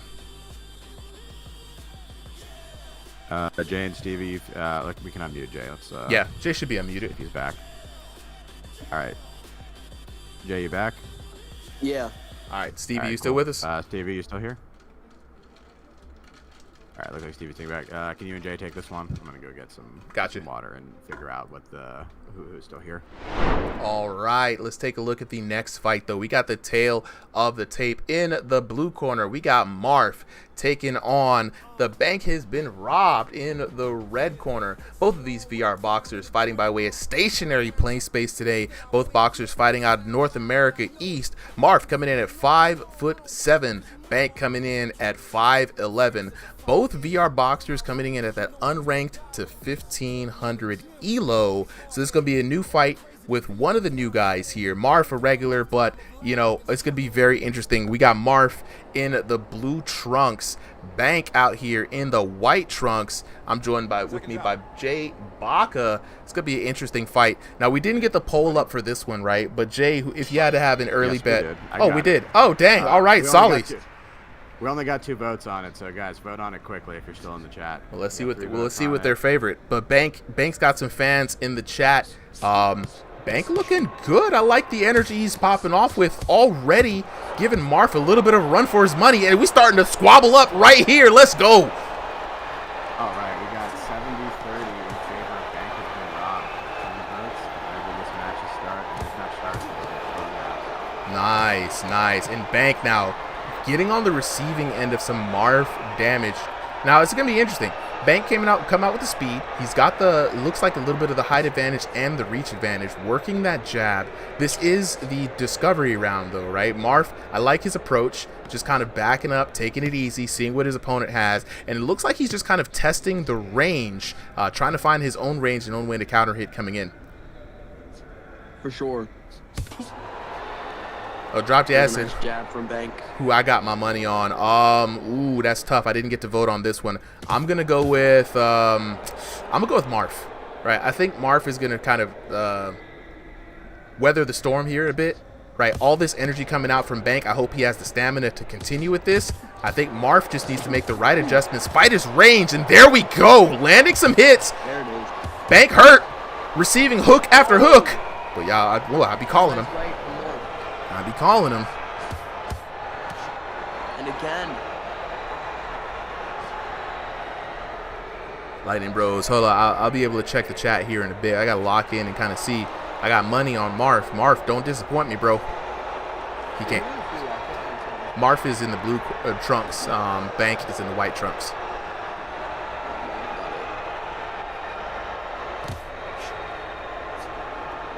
There's a nice jab from Marf. And again. And see, that's just kind of the difference here, Jay, in this match. Like, Marf really taking a more methodical approach to this first round. Not in a hurry, not in a rush, right? And since he hasn't received a lot of good damage, a lot of time to gather intel on Bank. Ooh. Yeah, there was a jab from Bank. There's a jab from Marf now. Doubling up on the jab from Marf.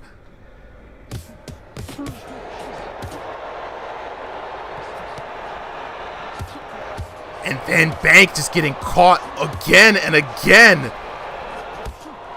Ooh, those hooks have been there. Yeah, a little nod of approval from both boxers, really feeling the sting and the weight of those virtual gloves. Ooh. Marf on the back foot for most of this round. 10 seconds left. There's a jab from Bank once again. And again. Ooh. Right hand at the end of the round for Marf. Very close, very close. Marf walking away with the bad end of that exchange. But man, Jay, okay, you've seen it first round. We didn't hear your pick. Now after you've seen a whole one round with both of these boxers, who do you think is going to be able to take it? Who's looking good for you? You know, just experience is a big thing. Mm-hmm. I've fought Marf twice in the past. Very good power puncher. Nice jab, just a nice right hand too. I do have to go with Marf just because he's been here way longer. He has more experience. But Bank looks on point with his jabs and his range tonight. I do have to go with Marf though. Yeah. Yeah. It's a lot of energy, a lot of swinging. Ball. My only worry with Bank is, and I don't know his physical conditioning here, but he's got a high energy style, but he's not getting a lot of big payoff for it. Marf able to, looks like, do just as much damage, hurting him multiple times in this match with a lot less energy being expended, and he's got a lot of time to study his opponent. But here we go, round number 2, the adjustment round. Marf in the blue trunks, Bank in the white trunks, and this is one of those things where, like, Bank, it does seem to be the faster boxer, throwing a lot of hands, but not landing. Ooh. Yeah, there's a nice right hand there. Now a left hook from Bank. Oh, Marf hurt him. Marf did catch him. There's again a right hook. Mm-hmm. When Marf does land, it hurts, man. And the one thing about it is now if Marf can get him stunned like that, he needs to just pepper in the offense. Just keeping him a little bit hurt, keep him in that gray zone, put the pressure on him. And like I was telling Stevie earlier, the mental, emotional damage in this game really adds up. You see that gray screen a lot, you see flashbangs, your mind's just going to tell you, you know you're hurt, you got to switch it up, and then that's when it gets real rough for you. Big shot from Bank. That right hand is really crisp. Mm-hmm. Now Bank's good, man. Both fighters making it competitive halfway through the second round. Good enough time for people to work, but like we said, Jay, this is the adjustment round, right? You got to learn from what your opponent was giving you in that first round and start to capitalize on it. This is where you should be testing the waters and, testing some of your thesis, your hypothesis, you know what I mean? Like, right now, I think Marf is just really content sitting on the outside, waiting for his opportunity to get in. Oh, Marf caught him there with the left hook. Yeah, that's honestly a good round from Marf. Jabs are true from Bank there. Yeah, no, 100%. Those jabs are looking really good from Bank. I like the adjustment that he's making right now. Not really working on overwhelming Marf. It wasn't working, but now he's just landing points one after the other. That jab is finding his way right through the gloves. Ooh, try to pull counter, but swing and a miss. Good slips from Marf. Less than a minute left in this round. A still much more even second round, I would say. Yeah, I do think it favors Marf. Just saying. There's a left hook. Ooh. Again. Now a right. Ooh. Crisp straight right from Bank. Nice. Now a jab. That was a nice crispy one too. And I like what Bank is doing. Like, he's trying to find opportunities. I think Bank really wants to sit there and wail. Oh, he's hurt! Oh, big shot from Marf. Marf has the opportunity. Oh, he hit him bad. He hit him bad. Oh, I almost thought he went down, but no, it's Marv going down, and what a turn of events. That was insane. You saw the stagger. I thought he was going down. It might have been a slip IRL in his room. Man. And with just like that, Marv already knows this round is done. He already knows this round is done. Now, this puts Marv in a very bad situation. No longer does he have the luxury of sitting back and waiting for Bank to come to him. Bank now sitting with a comfortable lead going into round number 3, feeling good. Everybody who voted, all 45% of y'all, it's looking real good for you guys. Looking real good. Jay says, how? Are you fighting or just watching it? So I run this whole production, Jay. So yeah. Has my prediction changed? You know what? I'm not one of those people who like switches things up in the middle of the match. If I put down money on it and I'm losing, hey, that's how I'm losing. You know what I mean? But right now, I think going to the 3rd round, Jay, right? If you're Marv, what do? Where's your mindset at? Mouthpiece is in, seconds out. Honestly, if I'm Marv, you know, you gotta get back in it. You cannot, because you never know. You could be down 2-0. You have nothing to lose. You just gotta Gotta go for it. Go for broke, and I couldn't agree more. Right. This is the final round. You got your boy Bank looking real good. You see the confidence he's come out the corner with. You got to shut that confidence down, and nothing shows somebody down than a knock. But Bank, he seems to be on a roll though. Like Bank wants all the smoke right now. I know I'm gonna stick with Marv. You know what I'm saying? Because I ain't gonna switch up on people like that. But I think Marv definitely has the power. Just like there, he's hurt Bank. When Bank gets hurt, he starts doing that really big wide head movement. You got to start throwing those uppers, digging into the body. You know he's gonna get down low. Throw that uppercut up under between them gloves, bro. I wish you could hear me shouting out this stuff. But Marv has been able to hurt him multiple times. Here we go, Marv getting in right here. He's got to start digging into the body. He's got him hurt. Yeah, Marv definitely under pressure now. He knows he has nothing to lose, but he has him hurt bad. And that's that punishment system winding down. No! And the turn of events. That man is gone. Boy, that brother gone. Man, and again, mink, right there, hit him. Ooh, he hurt him bad, and this might spell curtains. Your boy Bank is looking good. The chin on Bank's character though, insane. And this is just, and he's taking money. This just the Bank is getting robbed right now. Oh my gosh. That's what I like to see, baby. Don't give up. Don't give up. It ain't over for till about a minute. Yeah, Marcus got to go. I mean, big right hand from Marv. At this point, you know, Marv really has no other option. You know what I'm saying? Like, he's got to continue to fight it out. If you got beat, you got beat. You know what I mean? It is what it is. What did Judge Mills Lane used to say? That's it, son. There'll be another day. Yeah, you got to go. You know, especially when you're down. Last round was a 10-8. You're down this round too with the knockdown. You gotta go. Yeah. Oh, he's getting caught now. Oh, nice right hand from Bank. The other thing you can do too, and I see Marv starting to do this, he could just start to just work on his technique. I mean, Big shot from Marv. You're absolutely right, but he hasn't hit bad. nah, Bank's been in this situation a couple of times. I think Bank has not really been in a set of deep waters where he's super scared.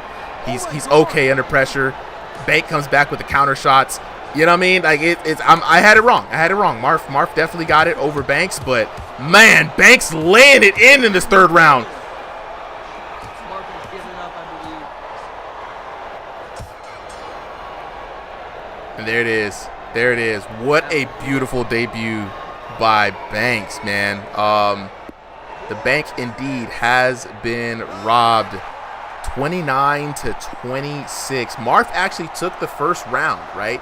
Bank came down with a knock in the 2nd round, 10-8, right? So it was really a situation where Marv could have taken it, but 2 unfortunate knockdowns in the same situation there really led to some big nasty damage. 4,000 3,269 for the bank has been robbed, right? Let's just lock in with that. That's a lot of dammy to 3,640. You know what I'm saying? Big shout outs to both of you guys.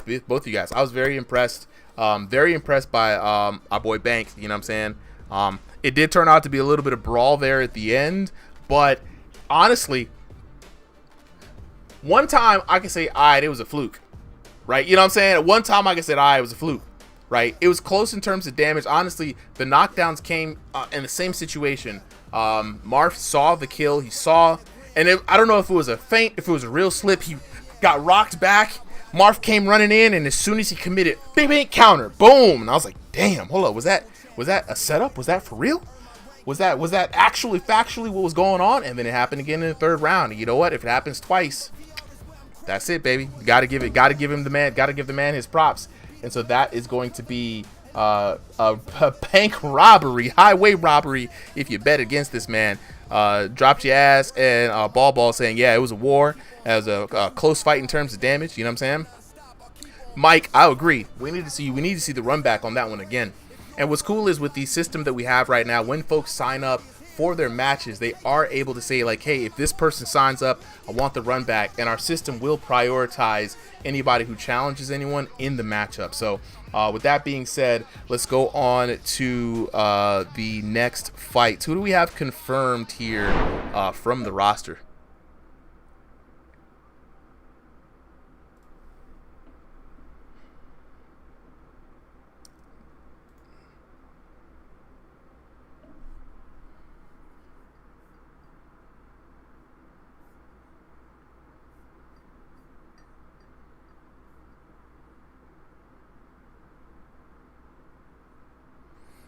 We can still, dang, yeah, we got somebody else. Dropped your ass. Do we have a champ? Yeah, is Tomato here? Did we get Tomato?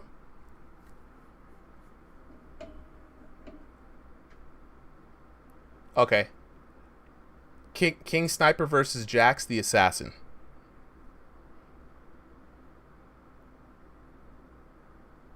Okay.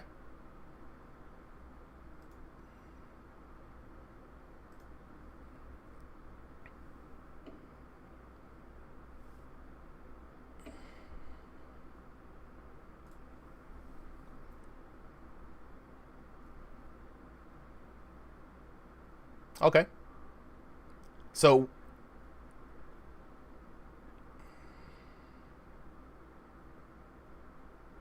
you mean for Iron Michael Chandler? Yeah, yeah.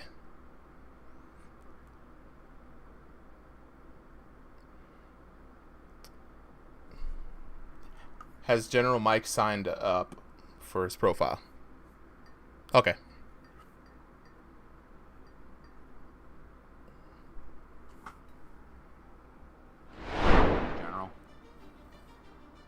Yeah, General. Okay. Yeah. Okay. Okay. Got him. Yep. Let's get him locked in. Bodhi versus General. I'll make a quick poll, and then after that we will do Person versus Landon, and then I'll check with Tomato, but we might move to King Sniper and Jax after that one. Nice. All right. Let me lock you with the chat real quick. So, Pete Debate says, I'm in the server. Can I play on the quest, the original quest? And what game do I have to install? It is going to be Thrill of the Fight 2. I'm going to drop that in the chat. I don't think you can play it on the original quest. I think you need at least a quest, too. Who won that last one? That was going to be Banked. Banked has been robbed. That one got selected wrong. So just chat know that that one's not accurate, and I can't go back.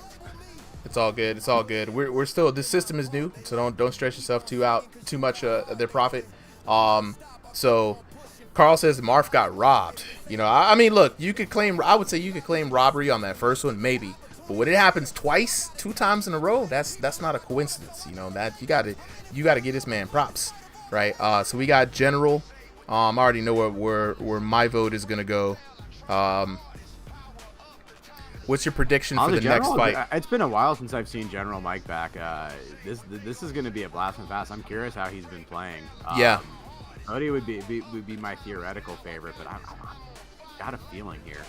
Look, you're gonna go with your feeling. I'm gonna go with something proven here. I'm gonna go with Bodie on this one, right? You know, young Bodie. You know what I'm saying? Bodie's got a very good style, very versatile, very solid, right? We've seen Bodie work, but I haven't seen General Mike in a long time, so it's a long shot, uneducated guess for me. I'm gonna go with Bodie on this one. Dropped your ass. He's gonna be my prediction for this fight.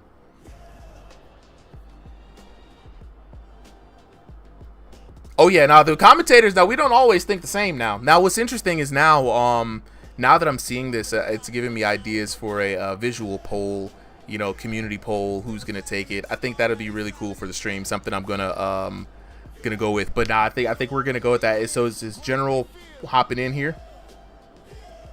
Yes. Nice. I'm just gonna DM him the code just in case. Right. This is a thing I'm curious about. At some point, I'm wondering if, let's see if we get anything from it. The capture system is going to mess with our bot if it's going to try to have to prove that it's human to message people.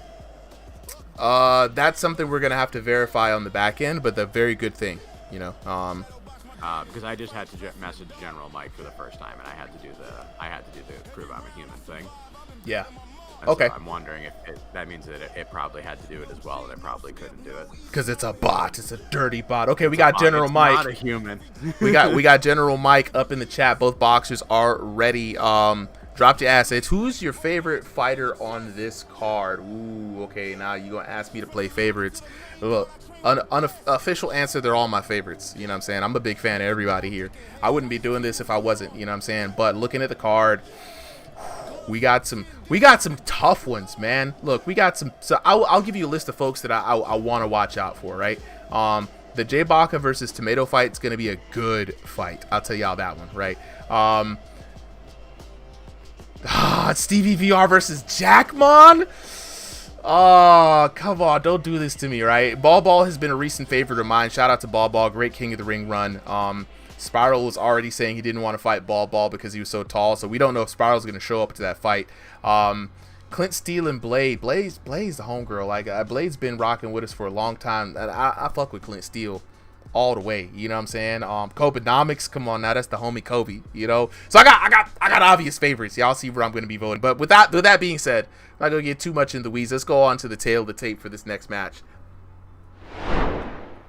Ooh, and it actually worked. We got it. We got Bodie in the blue corner, the General in the red corner. Both of these boxers fighting by way of room scale play space. Bodie fighting by way of North America Central. The General coming out of North America East. Bodie solid 6'0", just 1 inch over the General's 5'11", and Bodie an online warrior. Over 2,500 elo. He ain't new to this, he true to this. And the General not too shabby himself, 2001 to 2,500. So this should be a very close fight.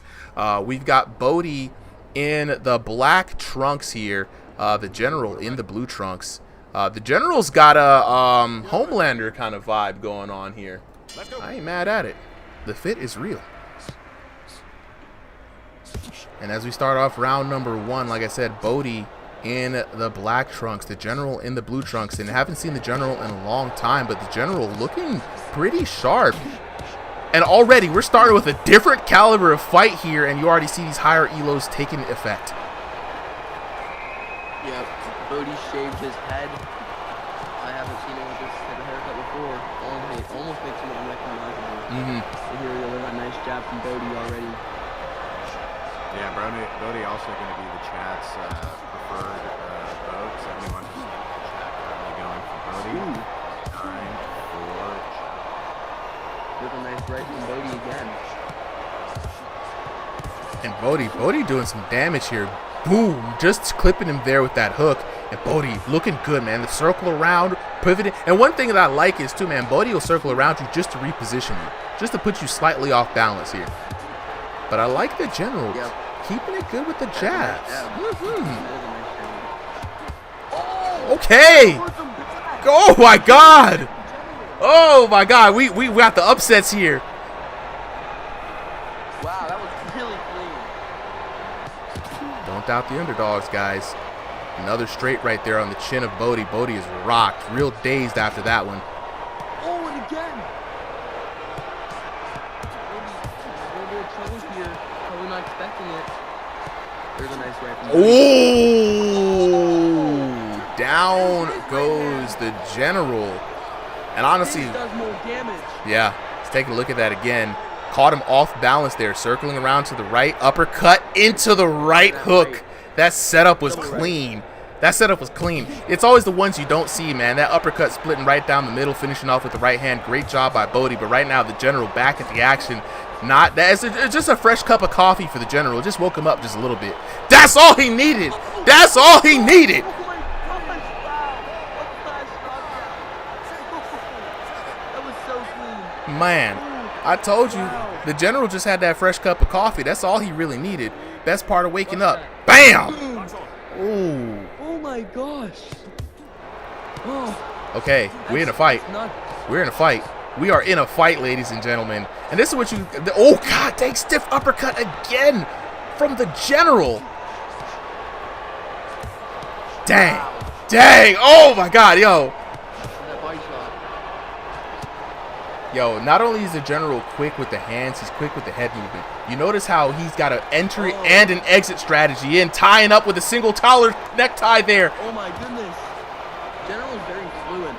Very. I will say that. Ooh, swing and a miss, and oh my God! The hands! The hands! Ooh! Ooh, that was so clean. Did I catch it on my flip phone, please? Boy, watch this. Mink, mink. Moves out the way. Can't catch me. Weaves. Oh, my God. Right out of range. Crazy. Oh, and don't none of y'all change y'all votes. Don't none of y'all change y'all votes. Oh, Solly is up right now. Solly has to be good. He's like, look, I believed in my boy, the general. Man. For the general in the first round. Wow. Did you see that? 1-2, slip under it. 1-2 again, slip under it. Bang, bang, knockdown. Oh, my God, textbook. Chapter 3. I gotta say, page turn. What was that first one, too? That flash knockdown from General. That first one, wow, just beautiful. Yeah, that was beautiful. I've been closing those polls as soon as that fight started. Changing their votes. Solly's like, you're all locked in. Oh my God! Keep track of your own scores. I can check them at the end of the night if you think you got everything right. We can figure out some sort of prize just for knowing the fighters that well. Yeah, I'm down for it. I'm down for it indeed. Round number 2, the adjustment round. Oh, this is a good fight. The general taking that first round through sheer determination and skill, and now we're back at it. Bodie trying to circle around, looser jab, but oh my God, the head movement on the general. General just said in his corner he feels a bit rusty, but he feels the movement coming back, which is a scary proposition. It is, and it's true. It is very true. I mean, that second round, he really started locking in, and right now looking like a man on a mission, but down goes General. Oh my God. And Bodie was hurt too. He was about to go down himself. Good thing that knockdown came when it did. Wow, didn't see the right coming. That ties it up for right now at least. But damn! Who is this man? Who is this man?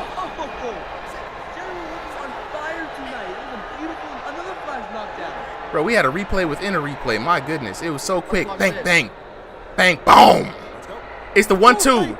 His rear hand, his rear hand is dangerous, bro. That was so clean. General looking absolutely on top tonight. Feeling himself a little bit too. Dancing around a little bit. Bodie looking for that double right. Nice right from Bodie. Now left. Oh, General returns it. Bodie trying to counter off, but gets caught. And what's whoa, the look away from your mans. Bodie's with the spin the whole way. Did you see that though? The get low spin, changing levels with the spin. Did it again. Landon, take notes. Nah, take notes, Landon. You saw how he got low with the spin, changed levels so he wouldn't get hit when he turned around. Beautiful, beautiful.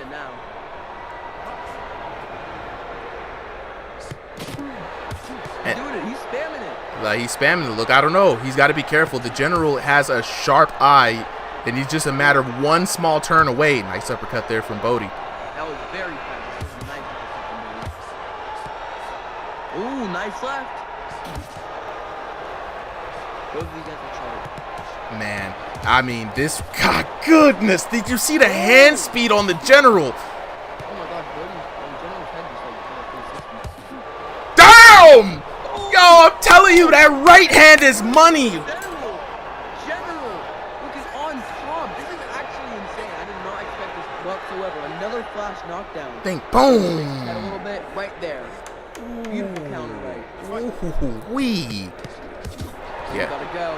Yeah, this is the match I'm editing this week. Oh! What are you looking for it? Can he get it? General on the run here. And General takes another round for the General. Beautiful. I mean, he says it's all coming back to him now. He's like that dude, Lethal Shooter. He's like, oh, I understand it now. I understand it now. That boy Bodhi with the. We got a lock in here. That boy Bodhi with the absolute stretch. Look at this man. Look at this man charging up. Chat. Just this man. Oh man, yeah. He's getting the full. He's getting the full stretch. He's getting his full stretch out right now. You know what I'm saying? Like, I mean, I understand how he feels, right? He didn't expect to run into an absolute phenom today, right? And we was like, General only been here for a while, ring rust, yeah. Goes to show what we know. This was Solly's ringer. That's what it is. Solly knew what was up. Yeah, Bodhi needs a TKO without a doubt. I mean, yeah, he definitely needs a miracle right now. And he can make that happen. I don't know, man. General's not showing any signs of slowing down. I mean, his ring acumen is there. He doesn't even have to turn his head with the punches right there, but he's doing that off of pure instinct, right? He's good, excellent distance management, and again, like I said, he's got a plan to get in. He's got a plan to get down. Oh my God, the right hand. Bodhi's going in. Gotta be careful with that counter right, though. Yeah. Bodhi telling him stand right here. And that's it. That boy 10 toes on business. He said, you want to stand and squabble up? We got that. We got the hands, and again, it's the right hand. Look at this. Watch it. Ooh, turning with the shot. Bang, bang. Just that 1-2. It's been on point all night. All night. I mean, well practiced. A master. You know what I'm saying? You don't have to be worried of one guy with 1,000 techniques. You got to be worried about the one guy who drilled one technique 1,000 times, and that is the General. Oh, very clean in general. He is very clean inside. Man, but I mean, both of them high caliber. I mean, when you start to get up in this high elos, honestly, and you see it that they've been working, you see it through and through. And right now, the General is showing why he came to party, he came to brawl. And right now, unfortunately, his dance partner Bodhi has to be the one hitting the canvas. Who has huge right. He has to put his hands up right now. I don't know, yeah, man. I don't like this hands low situation. I mean, the General confident on the inside and the outside. Them hands are not leaving his face, bro. But Bodhi has nothing to lose. I mean, at this point, you just gotta go. You got to go for broke round. You know what I mean? If you go out, you go out. It is what it is. Yeah, I mean, if you're down by this much, it doesn't matter. At the end, it's either you're in the middle, not getting your hand raised, or you're down on canvas. That man got the ultra instinct. That man got the ultra instinct, boy. That man is moving. You see this head movement? Yo, stop it. Oh, wee. Ooh, wee. Man was moving with that one. Damn. It's a body shot. Let's go. Bad Kid Rambo says it's the drunken fist. Man, this man is pretty sober. Okay, finally, here we go now. The knockdown for Bodhi. Even if it's a moral victory, even if it's he said throw the damn towel. Yo, okay. Bodhi caught him doubling up. Yeah, I want to see this as a series, yo. I need to see this run back. Oh my God, the General now got him hurt. General going in. He's gonna go in for the kill. And that's it. That's That it. will do it. Big W's in the chat for the winner for the night, the General. An absolutely stunning and wonderful fight. 30-24, 10-8, 10-8, 10-8, all the way through. Let's take a look at some details here. Looking at the knockdowns, 2-1 every round, 6-3, right? Damage 4,920 to 4,089, and it was such a competitive match through and through. Ladies and gentlemen, man, W's in the chat. W's in the chat for both of them. If y'all want to see a run back for that, let me know. Make some noise. Make some noise. Everybody in the chat lost their parlay. Photo Bay Harbor said, what the hell, man? I done lost my house. You know what I'm saying? I bet my first kids. How do I sign up? How do I sign up? So for anybody who wants to sign up, we have weekly opportunities every Sunday, 3 p.m. Eastern Standard Time. You can sign up in the Discord to be on that day's card. Thursdays, no sign-ups necessary, but you do have to join a waiting list because it's King of the Ring. Winner stays on, loser beats feet. That's how we do it around here. You know what I'm saying? So Discord link is in the chat. You know what I'm saying? Yeah, 100%. That was fight of the night, bro. That might have been fight of 2 nights. Crazy back and forth. And normally we usually have some post-fight commentary with the boxers, but we're not going to be doing that on this stream. I just want to get through a lot of the technical, new technical stuff, so I didn't want to put too much on everybody. But yo, what a crazy fight. Y'all give it up for both of them, honestly. For Bodie and the General. General, if you can hear me, you did your goddamn thing, bro. You know what I'm saying? Last time I played was in UBA, and I still box IRL, so, you know what I'm saying? I'm willing to run it back, though. Hey, General, saluting to you, bro. Ain't seen you in a while. I thought, usually when we don't see people in a while, they just kind of fall off. But this, whoo-wee, it's crazy. With a big winner for someone like Bodie, who's a decorated fighter in the UBA and in RingsideVR. Yeah, no, 100%, man. You literally, I don't want to be making puns all night, but General, you earned your stripes, brother. You know what I mean? Like, that was crazy. No post from that. Yeah, no post fights for now, because we're going through a lot of technical stuff, and we've seen enough delays. We'd be here until 1 a.m. So who's up next, Solly? We got Person jumping in. We got Person versus Landon Wolf. Person versus Landon Wolf. Landon Wolf, go ahead and jump up in here real quick. And so let's take a look at the fights for the night. Just jumping in again. So that was we got Person and Random Wolf popping up next here. 50-50. Person and Random Wolf. To see a lot of people have respected Person's power, right? So that's one thing y'all gotta respect, man. Yeah, that man Person's got some hands on him, right? Don't count him out. But then again, it's Random Wolf we're talking about. Very versatile, right? We've seen Random Wolf triumph over a lot of opponents, but Person is just tenacious, right? So next up after that, we're going to have King Sniper and Jax the Assassin. Both of them are ready. Nice.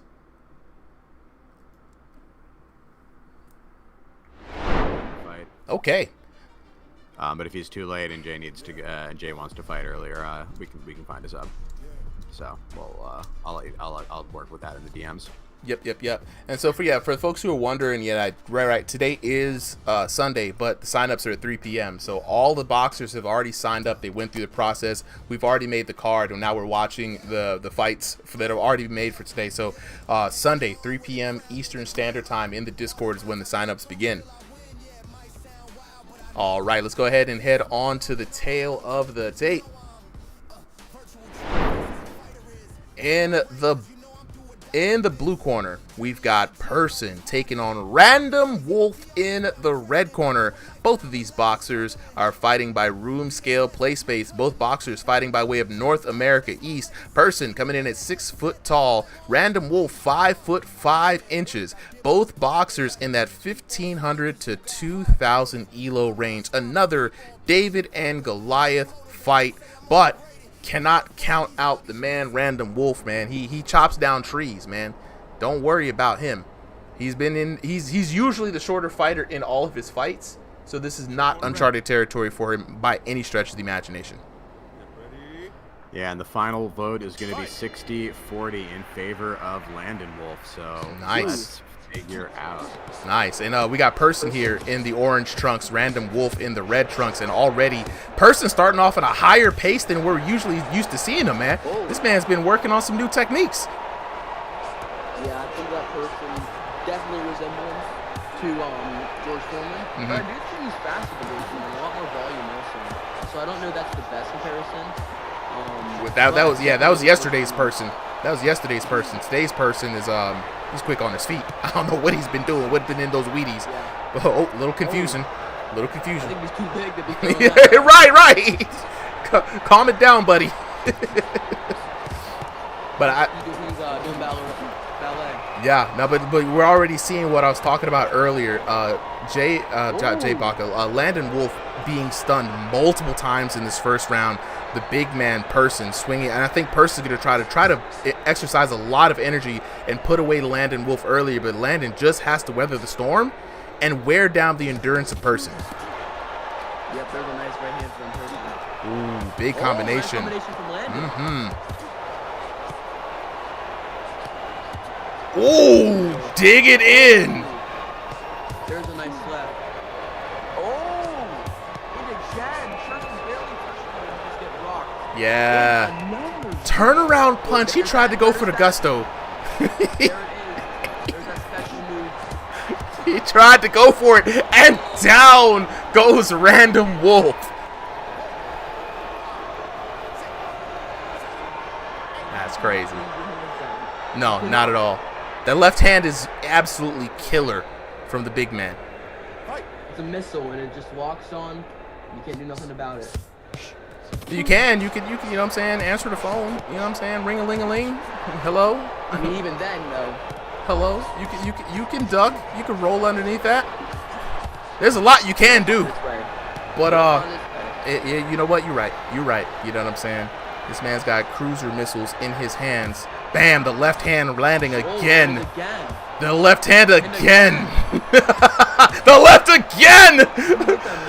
Random Wolf rocked. He's got to be careful. He's looking wobbly on those legs. Oh, big right. Now he has Person on the ropes. Man, back and forth action nonstop. I mean, just swinging back and forth. You can see the pain in both these VR boxers' eyes right now. And he just going for it. This is one of those schoolyard brawls, and finally, man, look, schoolyard brawls. Flip Phones is out. He didn't even have to take all those risks, to be honest. There was no need for him to take all those risks. But hey, look, this is how Person is. He's straightforward. He comes into brawl, right? He wants to throw big hands. He wants to throw bombs, and this is exactly how he likes it, man. But what I got to worry about here, Jay, is the endurance factor of this all, right? Landon Wolf can keep this up all day. You know what I mean? Say, sorry, you go ahead. Yeah, no, go ahead. All right. I will say, Person, for however big he is, assuming that he's on the bigger side, has pretty good endurance for his size. His cardio's not that bad. I've never really seen him gas out necessarily. I've seen him slow down. I've seen when the third round starts hitting in, you're gonna see a bit of a difference. Yeah. Now that was old Person. This is new Person. I don't know new Person. You've seen him more than me though, so you probably know more about it. I don't know new Person. This is a whole new Person. A Person might have been working on his cardio. We don't know. You know what I'm saying? But right now we're about to see round number 2. What it do? But that high volume could also be slowing him down even more. We'll see. We'll see. Like we've seen, this is a different person. He looks faster. But like I said, Random Wolf can do this all day, and it's gonna be like volume versus power here. Person does not need to land too many hits, right? Random's got to be careful. If I was Random, I would not stand and bang with this man. There's no reason to stay in the pocket. You need to get your shots in and get out, bro. Yeah. Never mind. What do I know? What do I know? This man said, look, I'm here to make a statement tonight. You want to stand and bang? You want to brawl? I will happily oblige. The jab, right hand, uppercut. Hands in the air, too. Hands in the air. Now Random Wolf now doing what he should be doing. He's got the lead. Now he just needs to work on extending it. At this point, the emotional damage starts sitting in. You make your opponent miss. You get a few shots. You can afford to get it out. Ooh, dang, good uppercut there. This is where you wear him out. Looking like he's starting to find his rhythm here in this second round. And you're starting to see the slowdown now. You're starting to see Person start to slow down. He's still throwing volume, but it's not as sharp. He's getting caught. Those hands are down, not landing with the same oomph that it was before. And Random can do this all day. Yeah, that is one thing that happened in my Random Wolf fight here in RingsideVR. I was begging for the third round to thank goodness I was up 2. And thank goodness I'm on that third round. But one thing I will say, he does not stop. I was like, when is this bell gonna sound? When is it gonna be over? It just felt like the longest fight ever because he just never stopped coming. Yeah, he stays busy. And that's how his fighting style is, man. He's gonna stay. He's gonna throw the slugging punches, and he's gonna just slugfest you. He's gonna drag you around for a long time. You know, we've seen a lot of people get surprised by this. Random, however, doing what he needs to do. That's what I'm talking about. Hit, get out of there. Let him waste the punches. You're up at this point, bro. Absolutely. Person definitely was going to be slowed down a little bit. And I think Landon is really just trying to make a point here. Like, he knows what kind of boxer he's going to go up against. Ooh, nice uppercut with the single arm clinch. Beautiful work there by Landon Wolf, but he pays for it. You cannot. You just can't do it. You got it. He's choosing to be here. I know this is random. He's choosing to be here. All right, it's cool. 5 seconds left. And yeah, Random Wolf is just choosing to be here. Oh my God, the call out. Babe Ruth in this mug. He needed that. Man. I'll be right back to you. Yeah, you're good, bro. Man, we're going to head into this third round here in a second, but I mean, all hopes might have been crashed for Person. Appreciate you, Solly. Yeah, all hopes might be crashed for Person here. Getting roped into that last exchange right after he just tied up the round has got to be some crazy emotional damage. This is a very exciting one. This has been a crazy fight. Like, I would say the Bodhi General fight is my fight of the night so far. 100%. But honestly, Person and Random Wolf trying to compete for it. Yeah. Yeah. Nah. This is bro, Shaq said bro had auto-tune. Now this is a very entertaining fight. I mean, some of the most entertaining fights can be brawls, right? Nothing wrong with a good slugfest. And Person always brings a slugfest, and this time Random's like, yo, because I know Random can play a different game. He has very different modes to his game, and I know he's just standing in here and saying, look, I'm gonna outwork you on your best footing, and that's got to be a crazy challenge. Round number 3, the open goalie mode, as you like to call it, Solly. What's crazy though is that like Person's had his opportunities. Welcome back, Jay. But I was saying Person's had his opportunities, right? Like, he keeps landing some of these knockdowns, and he has those good hits. I think he just needs to work a little bit on, like, you know, putting things together. But there he goes. That is the way to start round 3. Look, man, I told you he's here to clobber you, right? It's clobbering time when Person's in the building. You know, it might be unrefined, you know what I mean? But he's here to fight, and sometimes it's a fight, man. Sometimes you ain't here boxing. You fighting with somebody who's about to take you to the prison yard, you know what I'm saying? We got to rough you up. This man he's got power, and that's what he's relying on. He just needs to make contact. Dang. Yeah. These guys are gonna take anything off in this round 3. We are emptying every chamber. Yeah. Yeah. So nothing left up to the judges here. I think we might even see our first TKO tonight. It's crazy. Look, Person's gonna bring the fight to him. You know what I'm saying? Landon Wolf is gonna bring the fight to him. Neither boxer backing down. You know, it's gonna be a matter of like sheer grit and determination. Every blow matters. No one really backing down. Person loses some head movement there, and big shots landed by Person, trying to clobber the young man. He's just trying to find ways around. He just wants to make contact at this point. He does, and I think halfway through round 3, you can see it. Both of these guys are getting tired, right? Like, getting a little bit more desperate with their punches. They're throwing them instead of whipping them. But they're still trying, right? Like they're going it all out, and they're not leaving anything out for any decisions here. They want to secure it and get the fight of the night. I think they're making a case for it. Yeah, and absolutely, 100%, man. I couldn't agree with you guys. 56 seconds left here on the clock. It's the last minute. I mean, Person is still throwing his entire body behind every one of those shots. You could definitely see it. Random Wolf landing majority of his shots, though. I think the volume is on his side, but oh my God! Just like we said, he only needs to make contact.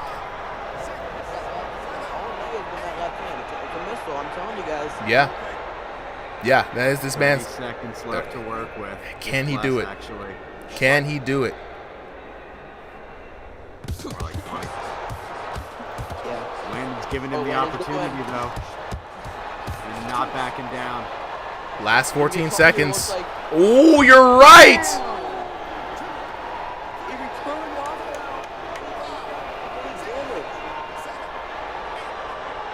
That's crazy. That's crazy. Yeah, you gotta, and no matter what you gotta say about Person, you gotta give it up to this man. This man has heart of a lion. Heart of a lion. You know what I'm saying? Both of these boxers, heart of a lion. And you can see this was a fight that they enjoyed, man. Neither boxer backing down. All the respect here. Let's take a look at the scorecards. I'm gonna let them clap it up for a little bit. Your boy Random Wolf taking it 29-27. Random Wolf 10-9, 10-8. Person coming out on top of that beautiful third round moral victory, 10-9. Looking at the knockdowns, 4-5. I mean, we were one knockdown away from having that being decided, and both boxers gave it their all, right? One knock apiece in the first round. Person getting one knock to Random Wolf's 2, and then 2-2 at the end. Let's take a look at the damage, and look, big man Person, 5,305 damage, bro. Say what you will about Person. This man has heat-seeking Scud missiles in his hands, man. Look, 4,969. This is big man damage, but we got to give it to our winner. Out of the red corner, Landon. Oh, Wolf, man, make some noise, make some noise, make some noise. Random Wolf out here doing the dang thing, man. Little man sat there, stood 10 toes on business in the middle of the ring and said, look, I'm a slugfest. Y'all want to you want to go to war? The gun's my pleasure. This is how we do it. Big claps up for both of them, man. What an amazing fight. You know they gave them their all. They gave their all on that one. We're gonna go ahead and get ready for the next fight here. Oh, I got you. Photo Bay Harbor. I got you. Check it out. I got the Discord right here. There it is. Is it expired? Let me know, because that one should be letting y'all in all night. So we're gonna go to the next fight of the evening. It's the post right in front of you from Ringside VR. It says join the Discord to join, and it has the Discord right there.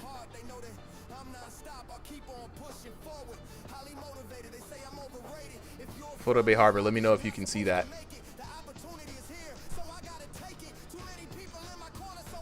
Is anyone else seeing the messages here from Ringside VR? Let me know.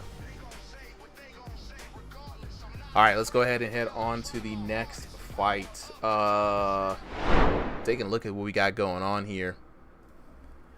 We're still waiting on. I literally just did 3 times Photo Bay Harbor.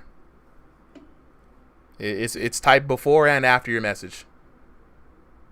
Check the if you go to the YouTube channel, the link is there, Ringside VR. It's also in the description on the TikTok channel. We have a link tree that has a link for it as well. Yeah, you can go on YouTube for it. There, yeah, it's all under every video. It's under the channel description. Shouldn't be able to miss it. So let's jump up into this next fight. So we still haven't heard from Tomato yet. So we've got Kings.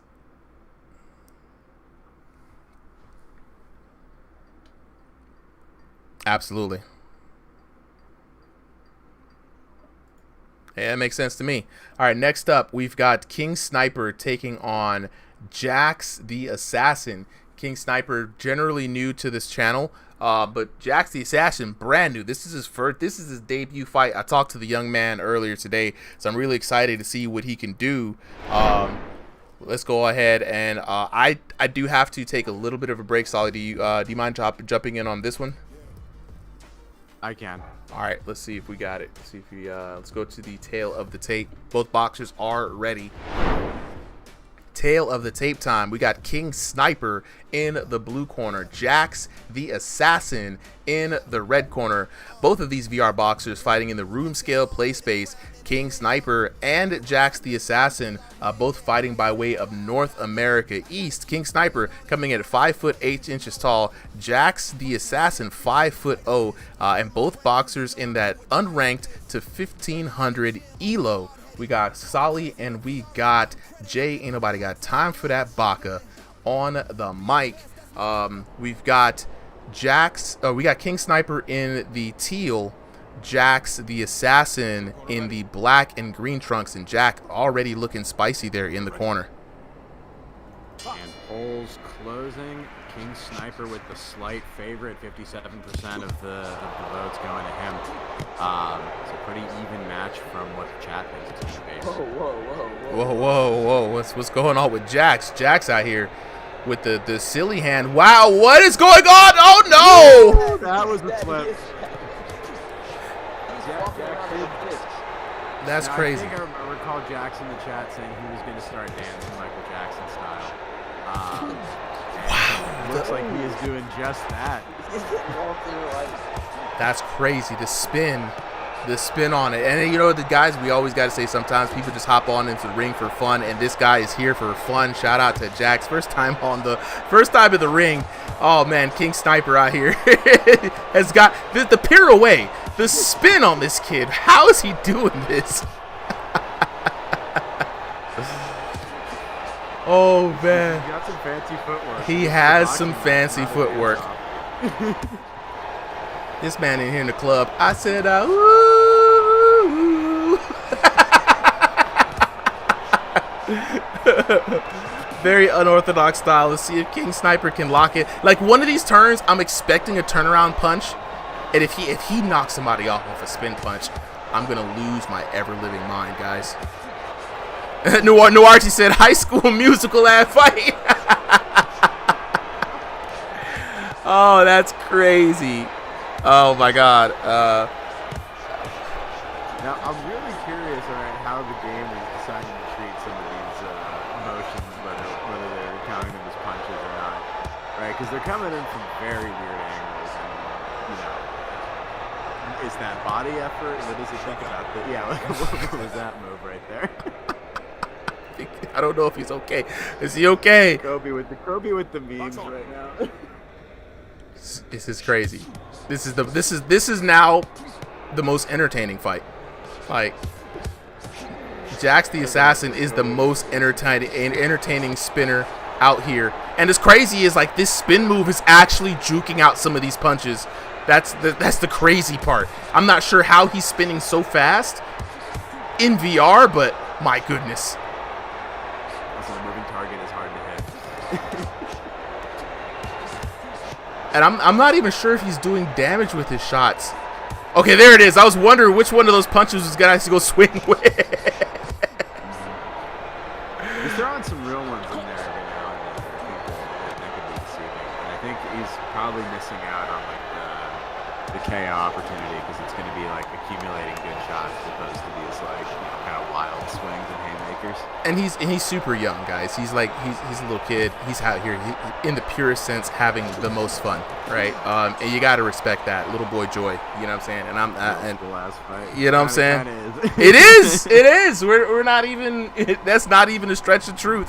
I don't know if we're going to be able to catch any of this in this round break, but I got to see if there's even a slight chance that I can catch one of these pirouettes here on a replay, because that's something we did not expect, right? Different kind of highlight. It's a different kind of highlight, honestly, bro. Like, oh my God.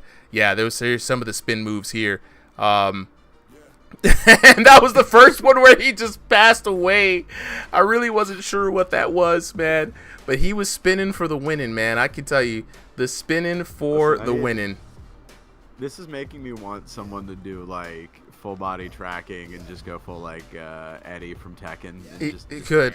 It could. Where's Seb when you need him? You know what I'm saying? Seb, he knows.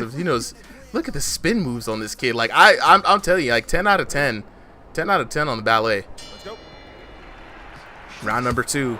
Back at it. Right. Wide swings. This time he's mixing in some attacks. The little devil himself, the Tasmanian devil that is the assassin, going up against King Sniper.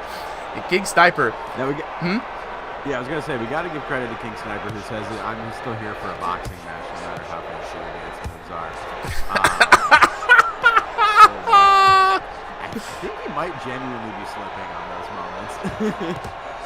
Look here, man. This is where the IRL cam would go live. I was just about to say that. We should have had the cams up for this one. Cosmic said, "What is this fight?" Bro's using spin jutsu, Sevi. That man said, "Yo, they said this man's a human Beyblade. Let it rip."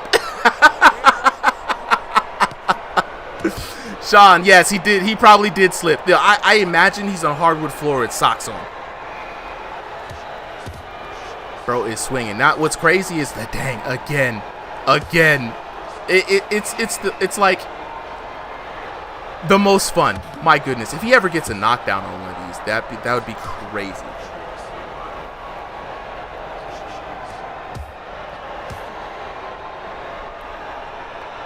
And I'm just happy for the fact that he's been in here for 2 rounds to give us more of these highlights. I've never had so many spin highlights in my life, but now it's up for the double spin, fakey no fakey. This shit needs more viewers, bro. Like, hey, look, I don't know why people don't be watching VR boxing, but I think it's just genuinely entertaining, dog. Bless you. Oh my God. Okay. King Sniper landing a few hits. All right, here. And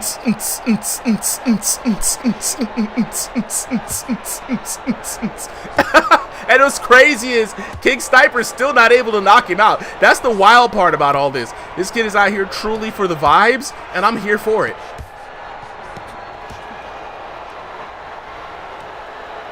Truly for the vibes. King Sniper, you know what you got to do, bro. Because I'm not sure. King Sniper has to be up on damage. He's handing some significant shots, right? But this young man out here is here for the vibes. He's one in my heart, guys. He's one in my heart. We start saying, I need a quest, bro. Savvy said, I saw a Bruce Lee movie once. He tied his controllers to some nunchucks and prayed. Ooh, big swing and a miss there. King Sniper he's still trying to put this kid away. Just unable to do so. And honestly, between everybody on the card, this is the perfect matchup for the young assassin. All right, two folks, and there we go. Finally, down goes Jax the assassin. Well earned, and that's how it should be. King Sniper putting in work, finally landing a shot there. Big counter hit land right on the chin. And down goes Jax. Now, Jax has one more round. Drawing RPG says this is peak entertainment. Look, some of these boxers, bro, they be out here having a ball, and I'm here for it. This is what the exhibition nights are for, man. You can see anything from a super experienced, high-energy fight. You can see 2 dads with the dad builds going at it and tiring themselves out. Or you can see somebody for the pure fun of it, the pure joy in VR, like Jax the assassin. You know what I'm saying? Spinning lariat for the win. Lariato. You know what I'm saying? We need to get this kid in some red trunks. You know what I mean? As Sam said, King Sniper probably tired as hell trying to catch this little kid. Hey, look, King Sniper lock it in. You got to give it to King Sniper though. Despite all odds, he says, "Look, I'm taking this kid seriously. I'm gonna try my best, and you gotta love it." All right, both boxers have had their rest and some brotherly love here, man. You know what I mean? Like this is best. This is peak right here, pure entertainment. And now for the 3rd round, here we go. The double spinning lariat again. Jax the Assassin pulling out all the tricks. This time he's swinging literally for the fences. Fakey, no fakey, tries to avoid it. The defensive spin. King Sniper here, locking in, getting in deep, getting in with them kneecaps. That's what I'm talking about. Mink, mink, yeah, yeet, yeet. Another one. Here we go, holding the mouth guard. King Sniper living up to the name. Oh, Soge King. Big uppercut there by King Sniper.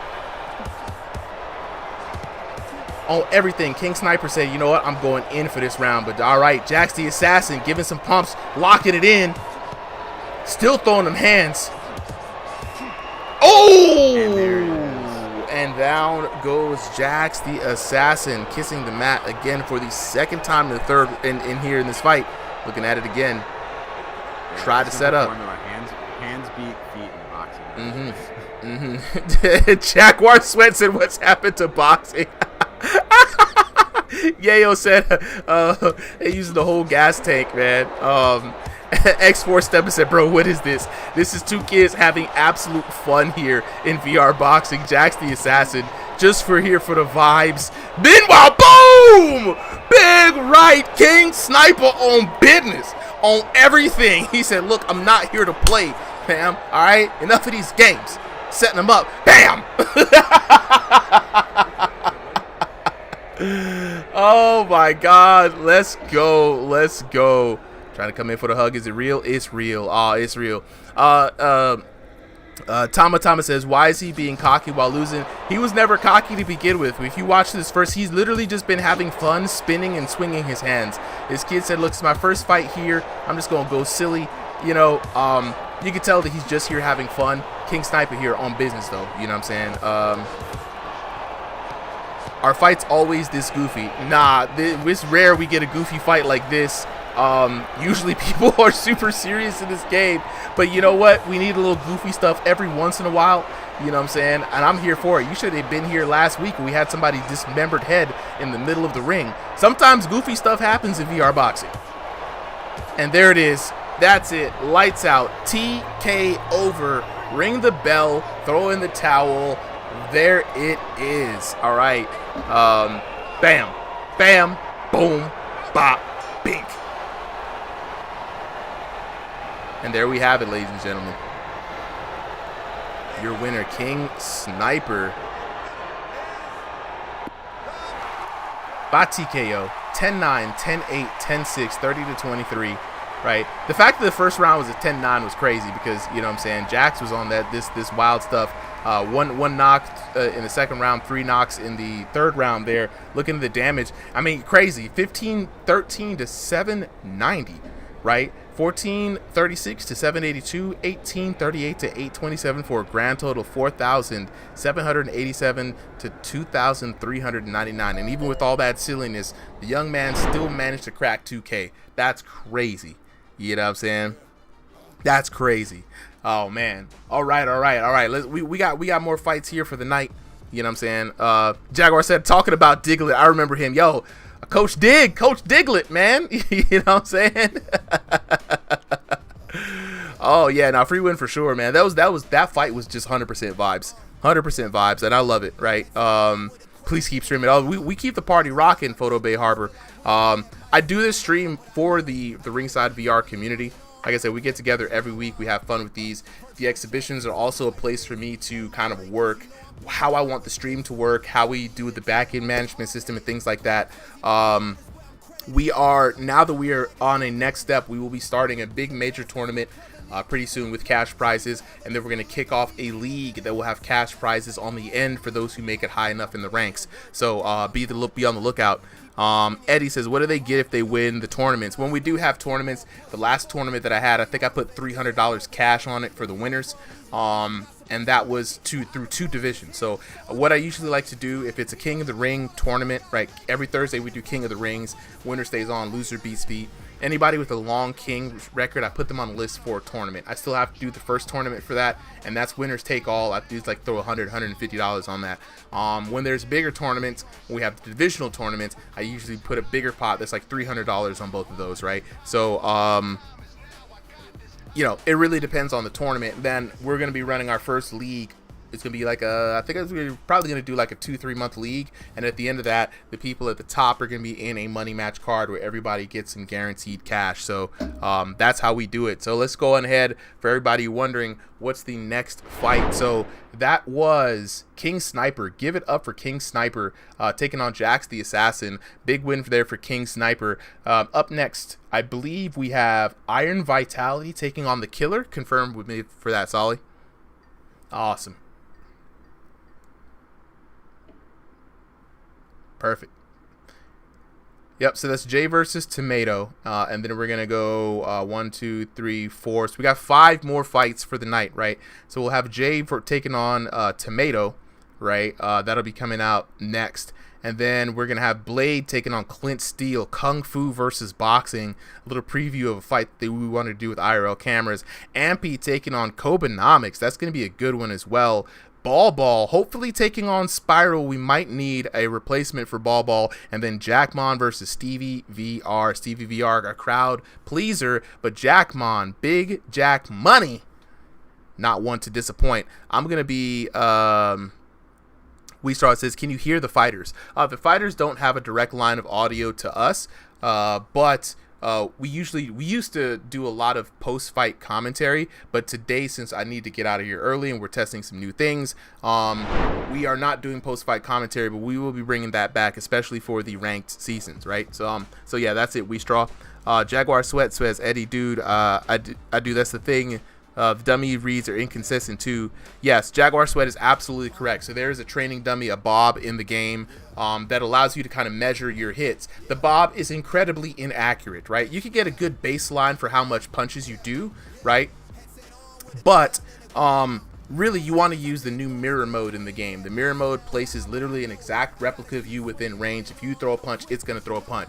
So when you hit it, you can actually see how much damage you're doing on a moving target by seeing your own punches land, right? And so hitting someone with them being a moving target with lag completely makes Bob not good, right? And there are certain things. Oh, we got both boxers up. Yep, excellent. I was like, we got both boxers in here. I think Jay Bach, are you back on commentary with me on this one? Yeah. Nice. Yeah, you gotta get Jay on the mic before his fight. Ooh, Adam, whoa, with the hand braking. Yeah, the card is definitely filled, Jaguar Sweat. We might make some adjustments a little later on, but right now we're gonna head on to the next fight. We've got Iron Vitality in the red corner. Actually, Iron Vitality needs to be in the blue corner. Iron Vitality in the blue corner there, and the Killer in the red corner. That boy Santiago, you know what I'm saying? Let's go ahead and clear this out. All right, poll is open for anyone who wants to vote. Currently 57% say Vitality's got this one. 43 for the Killer. Okay. Adam, I'm huge on safety, bro. You know what I'm saying? So if you got a broken hand, we have a lot of injured folks here. People who've busted up their knuckles. We've seen bloody knuckles. We've seen people punch holes through walls. We've had major knee injuries. We've had a lot of injuries. My thought process is this. You are always welcome to fight here, but I would encourage you to protect yourself at all times, right? The stream is going to keep streaming, you know what I'm saying? We're going to be here. It's going to be a vibe. Hang out in the Discord, say what's up, watch folks, get some practice in, but by all means, make sure that hand is healed, because the last thing I would want you to do is randomly hit something with an already broken hand and make that injury worse, and I'd feel personally responsible for it. So I would not encourage you to come back and fight and thug it out with the hand. I would encourage you to just rest, relax, kick back, and watch the stream, bro, and just kind of shadow box and rest up. You know what I'm saying? So let's go ahead and head on to the tail of the tape. Oh, we got to have the what's the name? We got to have the match set up here. Let me just go ahead and make sure that this is the correct match. 11 votes in, 8-3, 73 to 27% say Vitality. Ooh. Ringside favorites.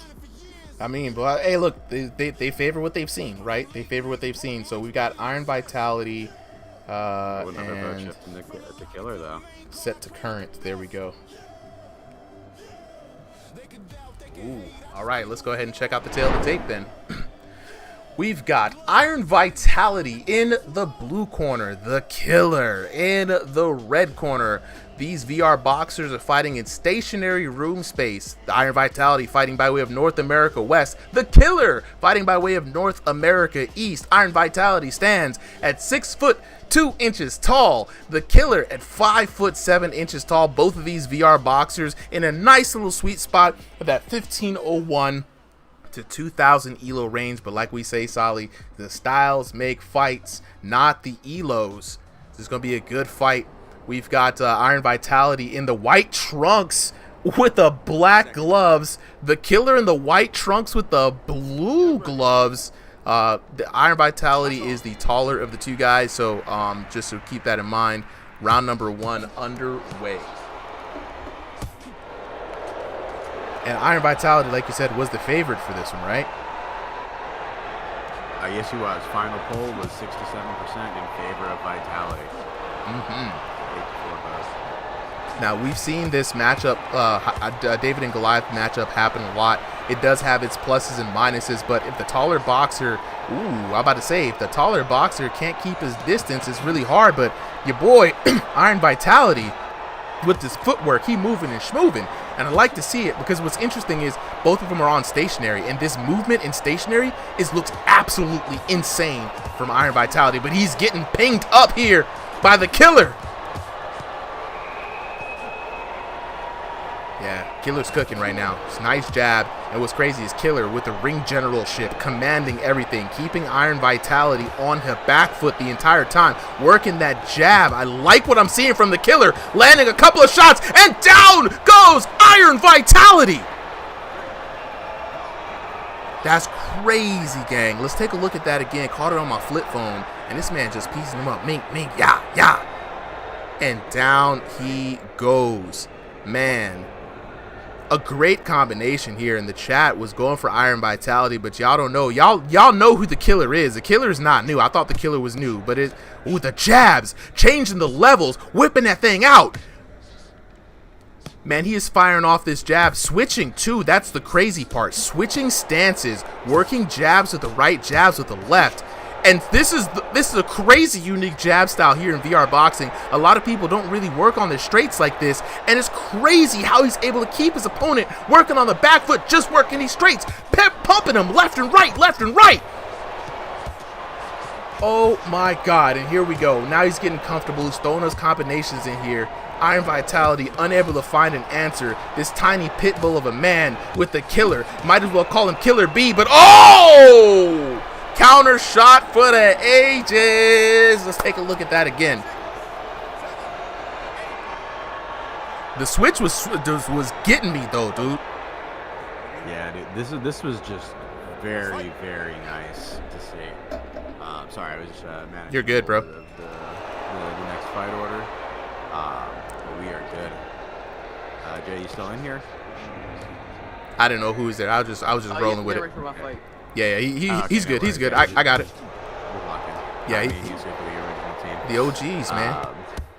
But yeah, our boy Iron Vitality, man, very surprising. Actually, Santiago is somebody we know in this server, right? He changed his name to the Killer, and so that might have switched people up. But already left and right's going, minking up the body.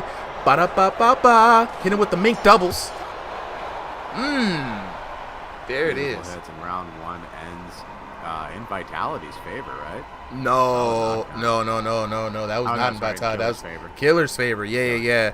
The Killer out here in the red corner. Vitality was he's looking less like Iron Vitality and looking more like, Wood Vitality or something like that, bro. That man got broke down. Taking a look at some of those knockdowns here from that last round, and it was just beautiful work. The crazy part about it is the Killer switching stance from orthodox to southpaw, working jabs from both hands. Very interesting, and when he's switching, he's able to put down just as many punches and able to very much surprise everyone.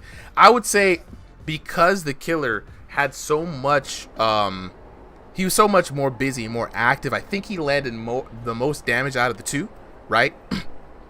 It's kind of crazy. Now, Solly, if you're Iron Vitality, right, you saw the first round, Killer came out swinging. What's your adjustment here to bring this back? You know, there's not like a glaring weakness, I think, that's there. Oh my goodness. I mean, dang. Now, look, I call it like how I see it, bro. Hands never fails, right? Yeah, I call it like how I see it, bro. You know what I'm saying? You can say I'm one-sided in the commentary or what, but do something to change me. Do something to shut me up. Because if it's the same thing over and over and you keep getting pieced up, I'm gonna tell the people. I'm gonna be like Cat Williams. You know, I only tell what I see. And right now, your boy Killer is putting BTA, and Iron Vitality has to do something to change the tide of this. Yeah, honestly, I think take out of your mind that it's like a David and Goliath fight, right? Like, this guy is fighting you like he's the bigger fighter. And so, you know, you can either try to fight fire with fire, which I think has not been working so far. And so the adjustment you got to make, right, is just, you know, more technical boxing. You can see it now. He's starting to use the angles a little bit better. Head movement. Get away from those punches, man. Those things are putting you down. Yeah. Right? And just, at this point, like, get him frustrated because he seems like he's ready to be aggressive, right? He'll create his own, you know, standing upright. And you're a bigger guy, right? You're a bigger target. What I do like from Iron Vitality, which is something new that I've seen from him recently, his footwork has been exceptional for somebody who's playing on stationary, right? But it's just like you're able to create these moments. I would love to see you capitalizing just right there. Big shots landing, stunning the Killer just for a little bit, but the Killer overwhelming with the offense. Hard to get around it, man. Very hard. I mean, honestly, like once you start having that advantage, if you can keep pushing it, this is exactly what you should be doing, right? Is just let this start spiraling into, you know, into the avalanche. It's the snowball. Vitality now at this point in survival mode. Yeah, man. And like it's the thing is too, even with the head movement, even with all the defensive stuff, it's just he's not able to keep up with the speed coming from the Killer too. That's the other thing. Speed and accuracy. And the Killer, not afraid to just go blow for blow. And what a lot of VR boxers tell us is when somebody's starting to put that pressure on, you got to swing back. That's really the only thing you can do, which is why a lot of these VR boxing matches kind of seem like brawls, because at some point in time, you just can't hide behind the gloves. No, you cannot. And at this point, it's just going to be a question of if you can hide behind them for just long enough that this match is going to go to round 3 and give you something to work with. Or, you know, if it's just going to be over now. And he's got to be careful. If you're just going to stand and bang with someone who's already put him down twice, that is not going to In this case, he's got to be careful. He's in the corner. Oh! From the bird's eye view. Out in the skies, baby. That was crazy. Bang. Dang. With 3 seconds on the clock, Jaguar Sweat. Right there. Buzzer beater. That's crazy. That's crazy. That's right, bro. Take it all in. You earned it. You earned it, kid. Let's take a look at the details real quick. Right. 10-9, 10-6. Of course, the TKO in the second round. Looking at the knockdowns, you know, they were even in that first round. 3-0. Let's take a look at the damage. But look at the damage like I told you guys. I calls it like I see it. Right, 22-17 to 965, even with the knock, right? Santiago taking it, right? 25-31 to 800, 4,748 to 1765. You know what I'm saying? He said, "Forget the BTA. That was a sledgehammer to the knees." Yeah, nah, he took the kneecaps out. He took the kneecaps out for real, 100%. That was crazy. The switch hitting, the stance, switch hitting jabs, switch hitting stance. It was over. It was over. That was crazy. That was crazy. Shout outs to the Killer. Santiago is it Santi Salt? No, that's not Santi. No, that's not. That's different Santi. Different Santiago. Octagon says poor Vitality. Look, that, you know what? We always see the bigger fighter in the ring and we just assume that they're gonna win, right? But if you got the right strategy, again, this is why we say styles make fights, not elos. Sometimes the biggest dudes be dominating on the outside. Boom, boom. You can't get around them. Big guys. Sometimes they get crowded, just not really understanding how to deal with the situation. You never really know what you're going to get. You know what I'm saying? I was give this to Iron Vitality. First round had some great foot movement. And again, he's on stationary, so he's supposed to be using the joystick. So he was leveraging, for what you guys don't know, even though you're using the joystick to move, you have like a small circle around you where you can actually do some footwork. So you can see he was in there moving on the inside while leveraging both, and that's the ideal way to play as a stick player. But I mean, Santiago just the hands, overwhelming show of force. Good match by him. Let's go on ahead and get on to the next fight that we got lined up. That's going to be Jay Baca taking on Tomato, correct? Correct. All right, let's go ahead and just make sure that they are in the right corners. Jay Baca in the blue corner. Tomato in the red corner. Both boxers are readied up. Weestraw said, I'm going to go start training now. No, absolutely, bro. And honestly, this game is a physically taxing game. The developers have made it so that if you're not putting in full effort into these punches, they don't count for a lot of damage. So be very sure that that's how you guys want to go. So we're gonna go with the next matchup. We got Jay Baca, let's set that to the current, versus Tomato. And let's go on to the tail of the tape. We got Jay, ain't nobody got time for that, Baca taking on Tomato, the slap demon. Jay Baca in the blue corner, Tomato in the red corner. Both VR boxers fighting by way of stationary room space. Both boxers fighting by way of North America East. Jay Baca coming in at 5'9" tall. Tomato with a height of 5'11" tall. Both of these VR boxers a veteran in the online streets. Over 2,500 elo, and after 2,500 we just stopped counting. At that point you've been online way too much. But these boxers, also no stranger to each other, have fought many times before. Jay Baca here in the blue corner with the both of them with the gold trunks. Jay Baca with the red gloves, we call them the mink doubles, right? The McDonald's gloves. And then we've got Tomato with the black gloves. And they're literally like opposites of each other. They've switched up the tan. They've switched up the fight. The only thing is just red gloves versus black gloves here.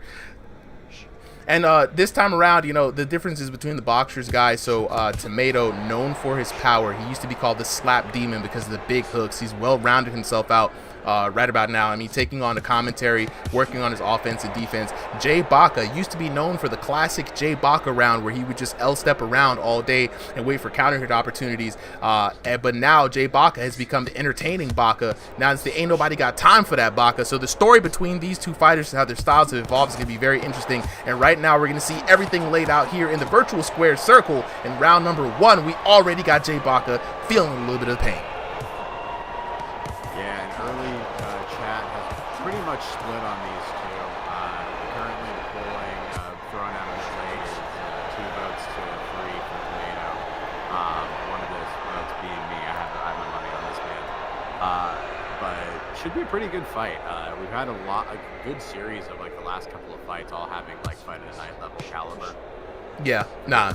I told you guys these next fights were going to be entertaining, you know. But right now, dang, a different fight from Jay Baca, just going to it. We're usually seeing this new version of Jay Baca trying to combine head movement with his offense, trying to stay elusive, but Tomato seems to have his number.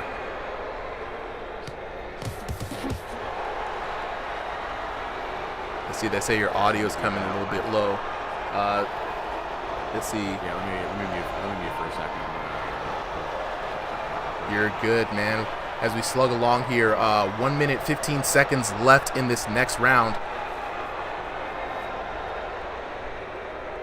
Jay Baca keeping those gloves up, trying to find a way on the inside. Tomato does have the bombs in his hand.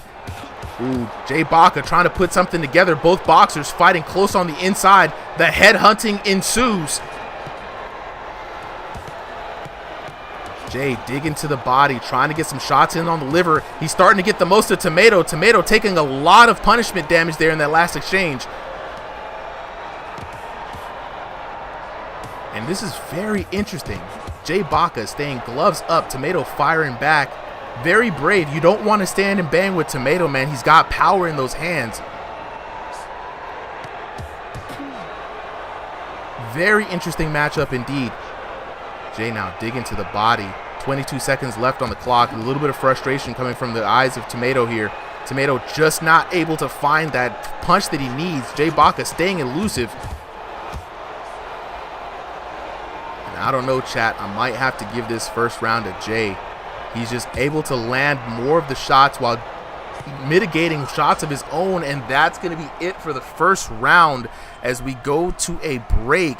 Very much more of an even matchup than I thought it was going to be. I fully expected Tomato to kind of come out here and try to bully Jay a little bit.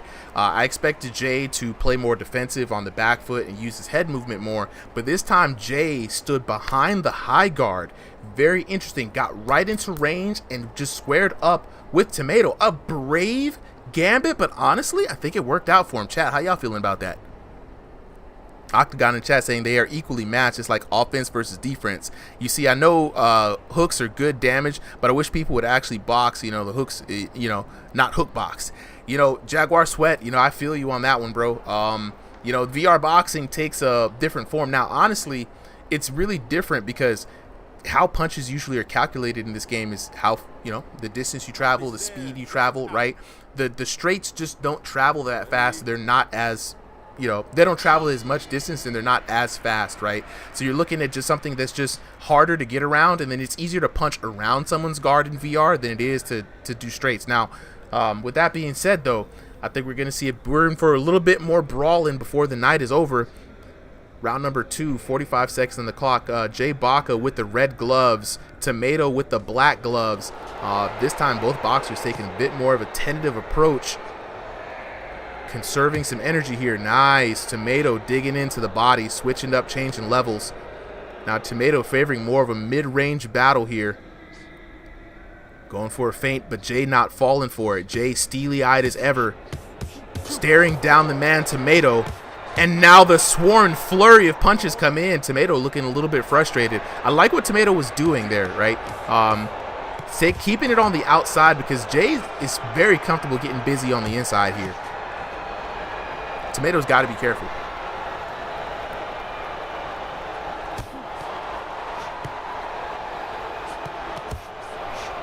Jay looking like his strategy, just trying to get around the gloves, changing the levels. Big right hand there from Jay Baca, just getting out of the way barely from the retaliation from Tomato. Tomato looking hurt, crowd going wild. Nice body jab there by Tomato. Trying to come over the top. I need to see that high guard, man. That body is so exposed. The liver is just right there. And if you guys notice, the boxing stances in this game, even though they have bladed stances available, you're not really bladed too much. So that liver is right over there, man. It's got some onions on it and some sauce. Go ahead and dig in, brother. And just for some inside ballpark here, in this game, if you hit any of the critical zones, that is the sternum, the liver, the bridge, above the eyes, the nose, the chin, the temple, that is extra 40% damage tacked onto whatever that damage of that punch is going to be. So it is worthwhile to target those key critical points. Jaguar in the chat saying, he's just getting upset because Jay keeps dodging the heavy punches. And that's one of the things I keep hearing from a lot of boxing coaches is that, like, you got to have a way to get in, do your punch, but also have a way that you're going to escape. And you kind of see Jay Baca, as soon as he lands that 1-2 right there, he's already rolling to just make himself much more evasive. And this is that evasive Jay Baca, the new Jay Baca style that I was talking about. Tomato now having a lot of frustration because Jay's just not there when he's trying to answer with those hooks.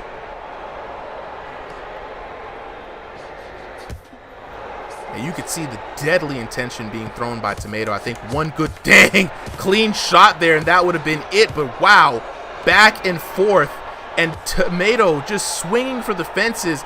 Jay, nobody home, Baca. And this is what he does best, man. Jay was one of the originators of a style that frustrates his opponents, right? And it honestly was a crazy strategy. Was it the most entertaining to watch at first? No, but it was very effective, right? But now he switched it up. He's more of the showman, right? Jaguar Sweat says 8 misses in a row. Yeah, it's crazy. Crazy business, huh?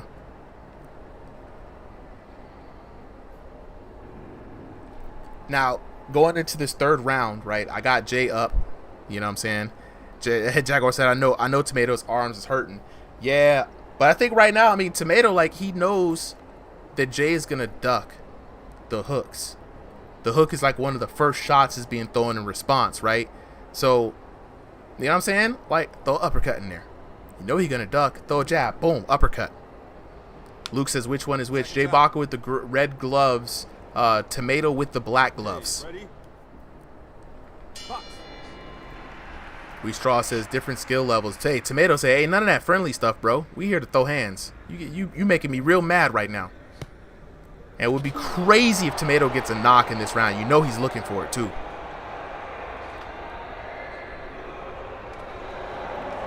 Tomato working the straights a little bit more. Good jab. Nice straight coming in. But he's hurt. You see it on Tomato's face. It's hard to see because of how his character model is. But he's definitely feeling the shots from those blows. And ooh, big right hook. Tomato's starting to find some shots here on Jay Baca. Jay's got to be careful, man.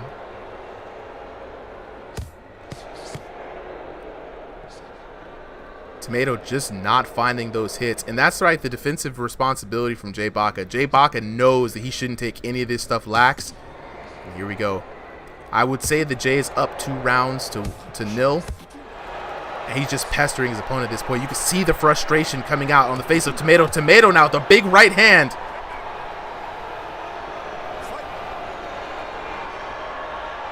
And Tomato looking at the logo, saying, nah, 10 toes on business. But Jay said, nah, over here, over there. You gonna fight me wherever I want you to fight.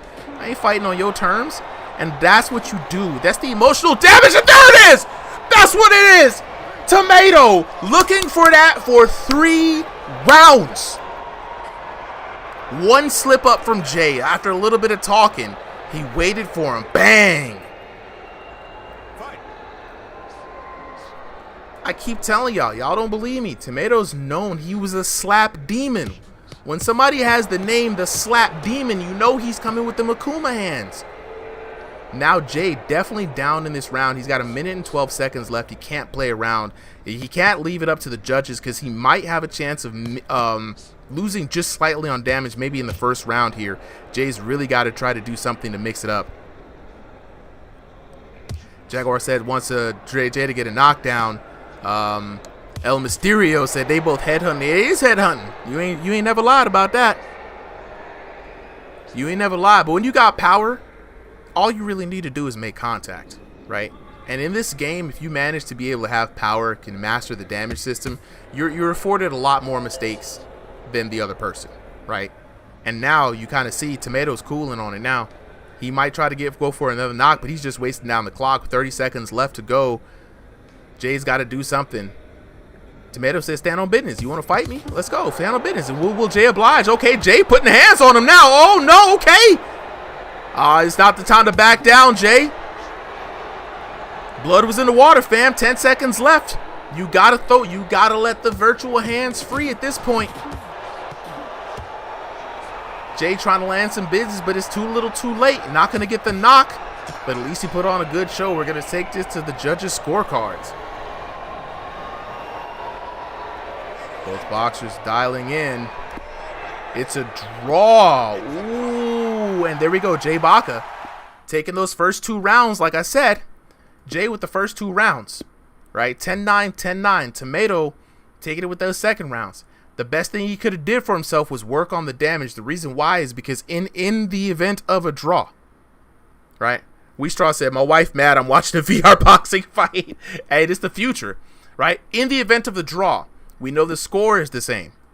The damage, the knockdowns did go to Tomato, but the damage went to Jay Baca.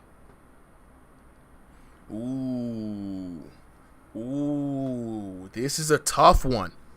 This is a tough one. This is going to have to be a true draw, right? Because the knockdowns went to Tomato. But Jay Baca outboxed this man for 2 rounds. And honestly, the damage wasn't even that big of a difference in the 3rd round.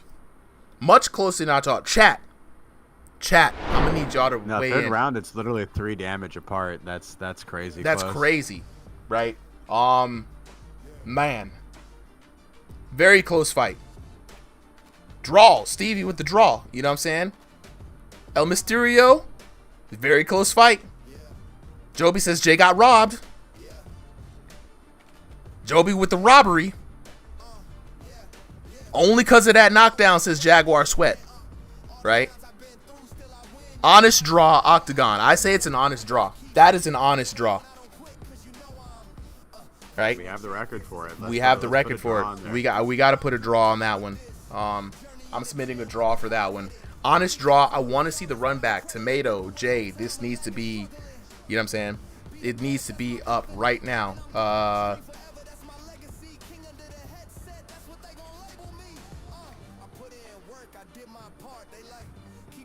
Let's go to the next fight.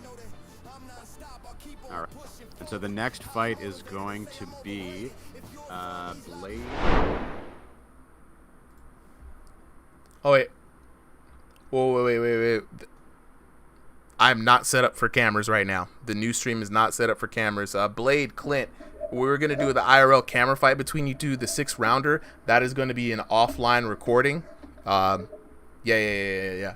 I know. Blade has been asking me for an IRL camera fight, but with these fights, I really want to sit down and make sure everyone's set up. We just won't have the time to do that for this stream. So no cameras for this fight.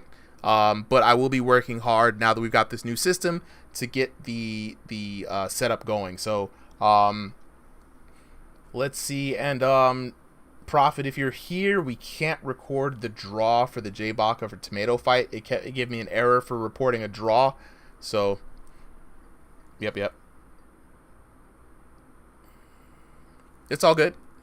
Stevie with the rose. Appreciate you, my boy. That's all good. Zim, how do I join a fight? I just dropped the Discord information. All you got to do is, just sent my first gift. Hey, appreciate it, Stevie. Yeah, that was nice. Oh, snap. Stevie with more roses. Even more roses. Hold up, Stevie out here. I'm gonna find some roses that I can just, like, you know what I'm saying, hit it with the King James roses. You know what I'm saying? Stevie with 12 roses. Hold up, now, yo, you spoiling me, fam. You spoiling me. I don't even deserve all this. You know what I mean? We don't even deserve all this. But I appreciate you. We got Kaepernick already lined up in the blue corner, waiting on Clint Steele. Jackmon with the GOAT. Yeah, we got a bidding war. You know what I'm saying? If you two would like to support the channel, let us know. Let's see. We got Blade in the blue corner, right? Clint Steele in the red corner. Let's go ahead and jump into the tail of the tape. Clint, whenever you're ready, go ahead and ready up, my guy. There it is. All right. We got Blade Kaepernick in the blue corner. Clint Steele in the red corner. Both of these VR boxers fighting by way of room scale play space. Both VR boxers are fighting out of North America West. Blade coming in at a height of 5'11" tall. Clint Steele coming in at 5'8" tall. Both of these VR boxers not new to this and true to this, over 2,500 elo. This is going to be a very interesting fight, right? Because when we say styles make fights, this is going to be the epitome of styles make fights right here. Blade Kaepernick with a Wing Chun base, if you can believe that, chat. Right, coming in, we're bringing the Kung Fu, and Clint, probably one of the most boxers that we have here. Check out Clint's YouTube channel.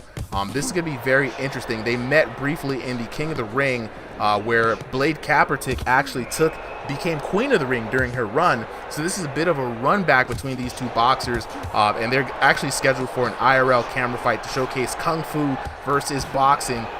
Now, when we say Kung Fu, Blade Kaepernick has been playing a lot of VR boxing games like Virtual Fight Championship, but also she's been playing Dragon Fist VR Kung Fu, which we stream every other Saturday.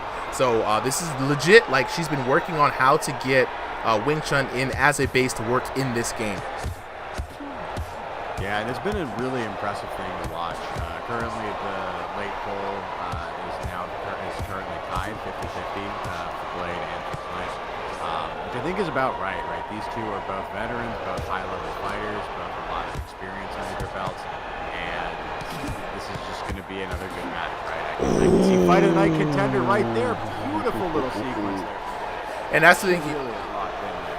Blade has sneaky power in those gloves, right?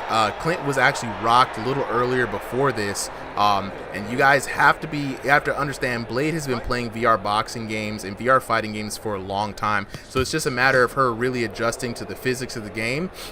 Clint, now brand new to this game though, I think this is his first VR fighter, and while Clint's physique is impressive, his boxing skills are great. You can see the snappiness on those shots, right? He's still trying to figure out how to combine what he does in real life to make it make sense in the game, right? We're just not there yet to where like things are one-to-one, so Clint is gonna have to figure it out and work his style. Yeah, and right now I think the big difference is in this new pack, what I've noticed is that the guard, I think, is Clint's weakness. And I think his IRL guard is, because he's such a big buff guy, right, like he's much more rigid, where here, at least from the knockdown and from a lot of other damaging shots, Blade has been able to get through by just piercing through that guard, right? It's not that it doesn't get hit, it's that it, it's in this new pack it's able to kind of push it away. And so Clint's got to tighten up some things, I think. Yeah, you're seeing it there a little bit. It's what's crazy is like Clint being a southpaw. You can see he's kind of looking to get that lead uppercut in, but if you notice Blade's stance, that left hand has just been in the way, elbow kind of blocking where the liver is. He can't get that. He can't get to dig to the body as much as he can, right? So he's going to have to switch it up. Big uppercut there by Clint Steele. And he's got to be careful. What? Oh, my God! Yes, he does. That was the slowest loopingest hook that I had ever seen, and it landed right on the money. It literally just looked like she reached across and snatched it. Yeah, 100%. First round, what a big round. Let's see if we can get some of the clips from that last round. And I keep telling people, y'all be sleeping on Blade. She's out here like really trying to be in the lab, figure out what works for her, and this is really promising for this damage patch, right? Because many different styles can work. If this style can work, your style can work. Let's take a look at some of the action here. And this was the first knockdown I think that we saw.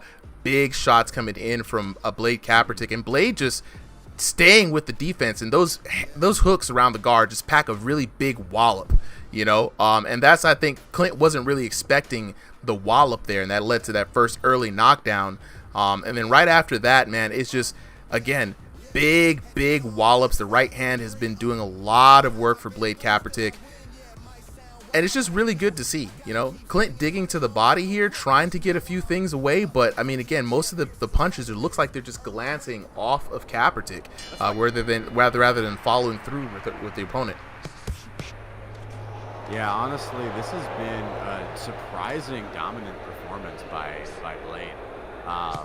Adjustment around here for Clint, right? I would just say don't go down as easy. You gotta change up a lot of things because that first round did not go your way. Yeah, I think we're standing up square with somebody who has a Wing Chun base. That arm is going to be out there. Ooh, Blade hurt. And when Clint is able to see some blood here, right? Oh, okay, he's working on his headset. When he's able to see some blood, he's got to circle around and get around the hands, right? The hands, I think, have been in the way, and something you've experimented with, Solly, that they just can get in the way of your punches sometimes if you put them well. Yeah. And I think this is where, we've noticed that the Kung Fu for Blade really works, right? It's that, like, Kung Fu really is about keeping your arm in places to, like, redirect your opponent's attacks or block them out, right? She's in trouble. Right? Ooh, Clint's starting to cook a little bit. That's what he needs. No, Clint got caught with a counter hit. Now he's stunned. He's on the defensive. He can't. I strongly advise not to fight in this situation. Recover, then come back. Yeah, again, recovery is sped up too, as well as damage accumulation. So, the same way that in like 2 seconds you can, get knocked down, in 2 seconds of not getting hit, you can be okay again. Here we go. A minute 31. Yeah, minute 31 left in this round. Clint Steele, something about, good shot there by Kaepernick. Something about the way Kaepernick is throwing these hooks. Dang, the big power hook there at the end. Going for the gusto, and finally, the gusto lands. We got some back and forth in the chat too. Some people saying, "Hey man, this isn't kung fu. This is boxing." Right? But that kung fu is getting the best of Clint Steele at this point, right? Big shots being landed, man. Yep, Jaguar Sweat. Round 3. It's gonna be the only option you got left, man. Look, hey, look. Sometimes you got it. Sometimes it's a fight, you know. Oh God! Speaking of fight, another knockdown since Clint almost threw the ropes. Kung Fu skills are too much. Jaguar Set saying, you know, it's just a Kung Fu stance and some movement. Yeah, great analysis there, Jaguar Sweat. The stance and the movement is really the base, right? But when you see that Blade throws punches, she's not throwing chain punches, right? She's actually throwing some nice hooks. Now she's going with the chain punches. You can see the chain punches don't really do anything because they don't grab body effort, right?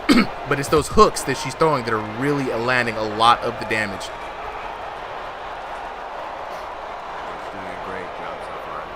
Mm-hmm. As round 2 ends, Clint survives Blade with the very kung fu style. Like it feels like I'm watching a Dragon Fist fighter, honestly. It really does, to be honest, you know. And Blade is like the people's champ for the Dragon Fist community. Very few Dragon Fist fighters have come in here trying their various styles, and they haven't really gone far in the VR boxing game. But it was Blade, Queen Blade, as we like to call her now, because she was the queen of the ring when she had her run. Stevie VR with 3 more roses. Thank you, bro. I'm Jace Carson, says Clint's done. This is one of the more successful transfers between VR games. Like back in the old days, right, when I used to play VFC, going to EOC. Void with the rose, thank you. 1-to-1, right? Yeah. It was a huge step down, and so being able to go from one game to another, even if they're similar a little bit, right? There's so much difference between them. To have something that works in both is pretty impressive. 100%. Quentin Barrett says, is this available in Japan? Yes, there's an entire community of Japanese boxers who play this game every morning. They have a Discord onto themselves. We actually did a card with them in a different boxing game, but they're all incredibly talented. Here we go, round number 3 action. Clint in the orange trunks, Blade Kaepernick in the yin-yang trunks, and Clint having a hard time finding. I mean, Clint looks good, and Clint always does look good, but like there's just a way that the game wants you to throw punches, and I think Blade, with the years of experience in VR boxing games, just understands how developers code this game and how to get the most out of your swings. Yeah, and again, like the thing about it too is once these late stage games have existed, right? They didn't just come out of nowhere, right? They built on the games that came before them. The audiences that play them came from those games as well, right? So they have some expectations. Sometimes they want something new. Sometimes they want something to feel like, like it feels like in a different game. And the like interaction between the developers and the community forms each of the experiences that we get. 100%. A lot of them will learn from mistakes of others. Ooh, Cobrin.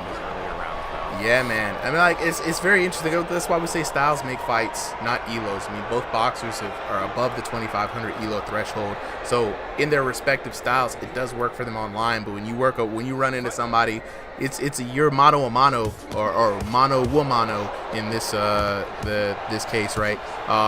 It's now a fight. It's now, forget the elos, forget all that other stuff. It's just me and you, and this is how this is going.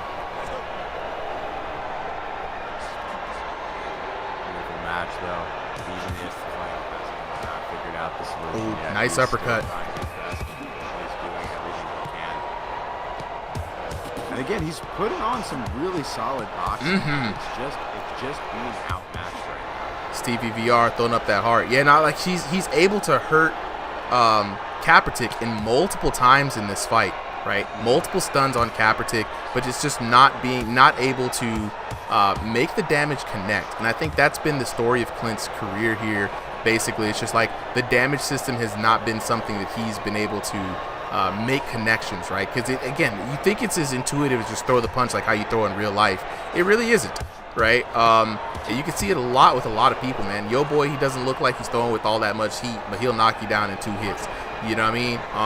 You got Blade, honestly, Blade throwing in a lot of body effort into a lot of these punches. So nothing going on there. But, like, you know, even challenging, daring Clint to throw some hits. And you could see the big shots winding up, clobbering down the pipe. And what do you know it?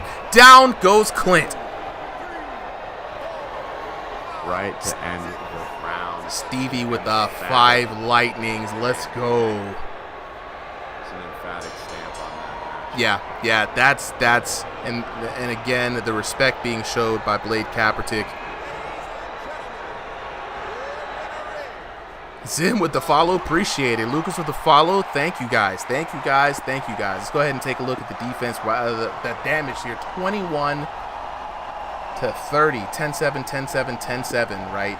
2 knockdowns apiece, all rounds. Looking at the damage, a staggering 6,454. If you guys don't believe that Blade Kaepernick has figured out damage in this game, 6,454. I'll repeat that again. The highest damage of the night. Over 2K each round, right? 2,047 to 1014. Right. Let's see if I can get this back again. Here we go. 2,047 to 1014. 2,262. Stevie with the Dolphin. Let's go. 1349. 2145 to 1019. Again, 6,454 to 3,382 for your winner, the Queen of Kung Fu, Blade Kaepernick. Jaguar Sweat saying 2K each round is insane. You know what I'm saying? You don't get to that kind of high level of an elo with just, like, you know, not being able to understand the game mechanics. And I cannot stress this enough, right? Yes, this is a boxing game. Yes, this is a VR game for boxing. But at the end of the day, it's a VR game. So if you understand the mechanics, you know how the developers code this, and you adopt your style to align with maximum effort game mechanics wise, you're going to be rewarded so much, right? And this is something that Solly and I have preached from the beginning of this game, when, like, there are people who are coming in like, I'm a pro boxer, I'm going to destroy you. And it's going to be like, but have you ever swung in VR before? It's different. This is what I'm talking about, right? So there's always a lot more to learn. The best VR boxer is one who has the IQ of boxing, but has the understanding that this is a VR game, right? Combine both of those together, and we do have a lot of folks on this Discord that have figured it out. You know what I'm saying? Jaguar Sweat, absolutely. She's very good. Props to her. Props to both fighters, man. Like I said, check out Clint's YouTube video. He does a lot of one-on-one challenges with the community. He's got a lot of really good fights. I think Blade also has a channel as well. I got to talk to her and see. But we are going to have a 6-round IRL fight with both of those boxers coming up. It's going to be, that was just a little bit of a preview. Clint, he's going to go back to the lab, I'm pretty sure, right? But it's going to be good. You can't not go back to the lab after. You got to go back to the lab like that. Yeah, people are gonna disrespect 1,000 years of Chinese kung fu, right? But you know, it's crazy. Like Blade's dad taught her Wing Chun basics.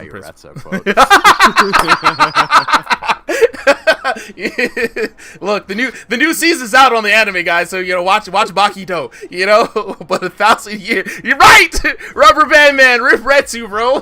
Free my man. I could have swore they was gonna bring him back somehow, but hey, 1,000 years of Chinese kung fu. We're gonna respect it today.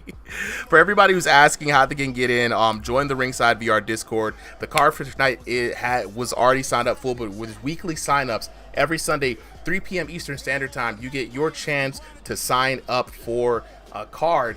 Just ask in the Discord. We'll be more than happy to help you figure everything out. We got this robust back-end system that we're testing out to help us get everybody signed up, get you registered. For those, if you want to go you can check the roster. Stevie with the 10 roses and 2 GGs. Appreciate you, my boy. Hey, Stevie, man, where you get all this money from, bro? You know what I'm saying? I know it's just a couple of cents to get these little emojis, though, but you out here making it rain on your boy, man. You know what I'm saying? Like, it's crazy. All right, that's my last gear. So I'm poor now. I feel you, though. I appreciate it. Quick question, Super. So our next fight is Anpi versus Kobenomics. Do you see Kobe in the in the lobby? Thought I saw Kobe earlier, but ping him real quick because we still got ball. He's in there. He's just saying like when he's in there, he can't see his name isn't popping up. As long as it's there for you. Let me see multiplayer because it could be bugged. It could be bugged. Let's see. Let me join back in here real quick. I see. Okay, I see what's going on. Let me go ahead and get Clint out of here. Tell Kobe to try to join now because I see Ampy in the red corner. All right, Kobe, try to join. There he is. I see Kobe. Tell Kobe he's in good hands. Okay. All state, baby. You're in good hands, Kobe. Nice. All right, so we got next up Ampy. That was Blade taking on Blade with the W here. Big win for Blade. That was TKO, wasn't it? Or was it? No, it was two piece. It was no, two. I think he just caught a knockdown right there. Final yeah. I got it. And then we're gonna put in Iron Vitality versus the Killer. The Killer was taking on that one. That was a W for him. Let me submit that. You just make sure to get everybody. King Sniper taking on Jax the Assassin. I'm just adding the updating the scorecard here, guys. I kind of goofed on that one a bit, but I think we are caught up. We got everybody locked in. So we got Ampy versus Kobenomics next. Kaepernick in the chat saying it's the Kung Fu. No, see, right. You know what's crazy too? It's like what the best part about this is that when people see someone perform, they're like, I can beat that person. And this is the kind of attitude that I like, guys. Jump up in here, jump in the ringside Discord, and then beat that person.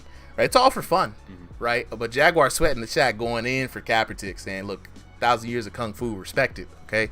Next up, we got, let me make sure that you've got the right, God, I love this new system so much, Prophet. Let's go to the tail of the tape real quick. So smooth. Next up,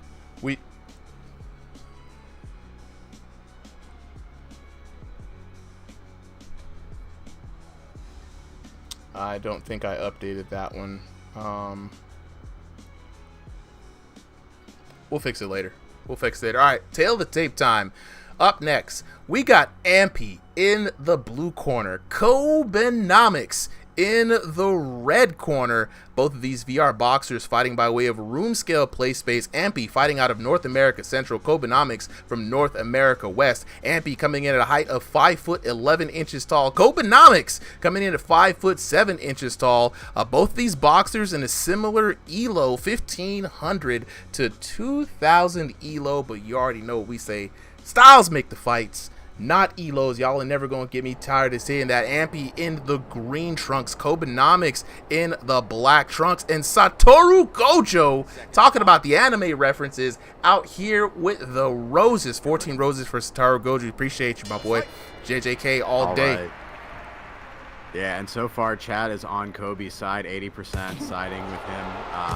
Now, here's some fun backstory to this. If you were reading in the chat, Kobe did not know about the Kaiuretsu sport. So imagine you having to get into a fight and just finding that out that you're icon. You don't even know when it's going to happen, but sorry we spoiled that for you, Kobe.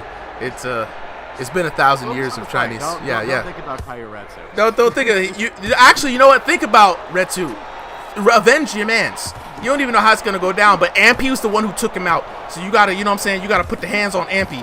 But back to this action though. This is actually a really good matchup between the two. Ooh! Kobenomics goes down in a furious flash on the offense. Ampy is a boxer you guys got to respect, guys. Ampy has done well for himself here. Every time he showed up, he's had a good fight, and this is going to be a good stylistic matchup between these two. Similar long frames, right? Kobenomics though, getting the first wake up coffee moment right there. Now that he's woke up, oh my god, already hurt. He's got to be careful. Kobenomics trying to circle around. Ampy might be smelling blood. Snap it with the jab. Man. This is going to be interesting how Kobe's going to come back for this one. It definitely isn't going to be the optimal strategy to just stand and bang with Ampy. No. And again, I don't think Kobe's that kind of fighter, right? He always strikes me as someone who does better when he, runs and moves out. Oh my god! That uppercut! Oh my god, the jet upper for the fighting game fans out there. Shout out to Brian Fury.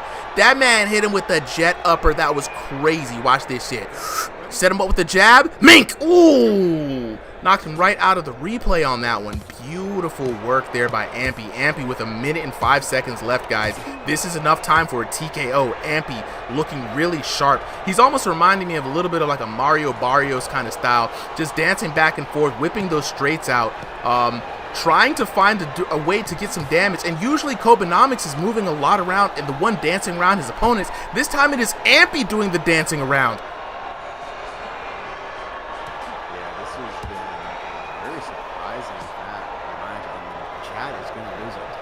Ton of money. Ampy, if he is not careful, this could be a first round TKO for Ampy. Ooh, but Kobe with some powerful shots retaliating here. He is not one back down. Not at all. Looking a little risky here in the first round. Ampy getting clobbered just a little bit. Kobe might be waking up. It might have taken him just 2 knockdowns to wake up on this one.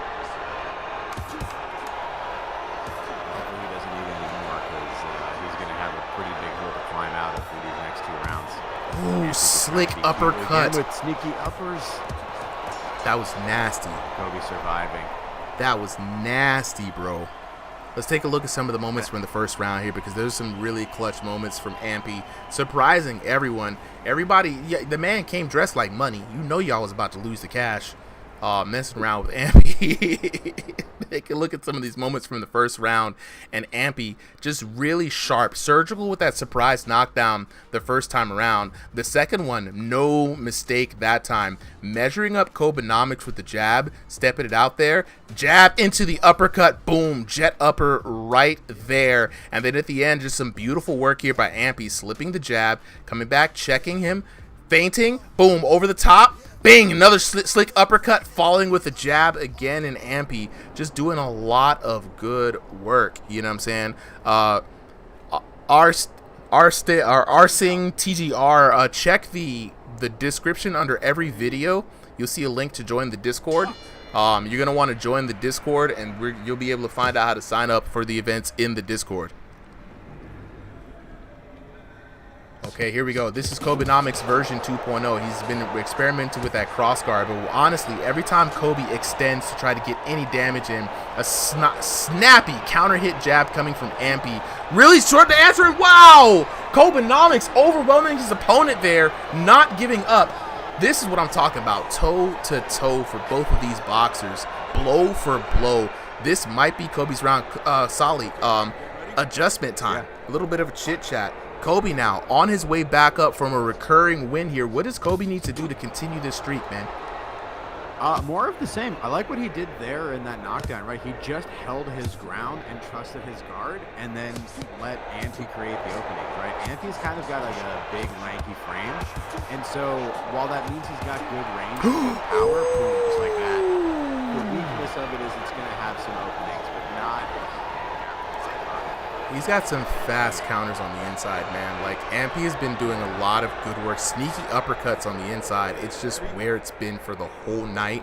That time was a hook that took him down, but still taking away a lot of the work. The other thing, too, that's allowing him to get these fast punches, he's got good pathing for his hands, right? He's not really getting caught up on Kobe's guard. He's either getting around it, he's getting under it with the uppercut, right? Like, he's really good shot selection.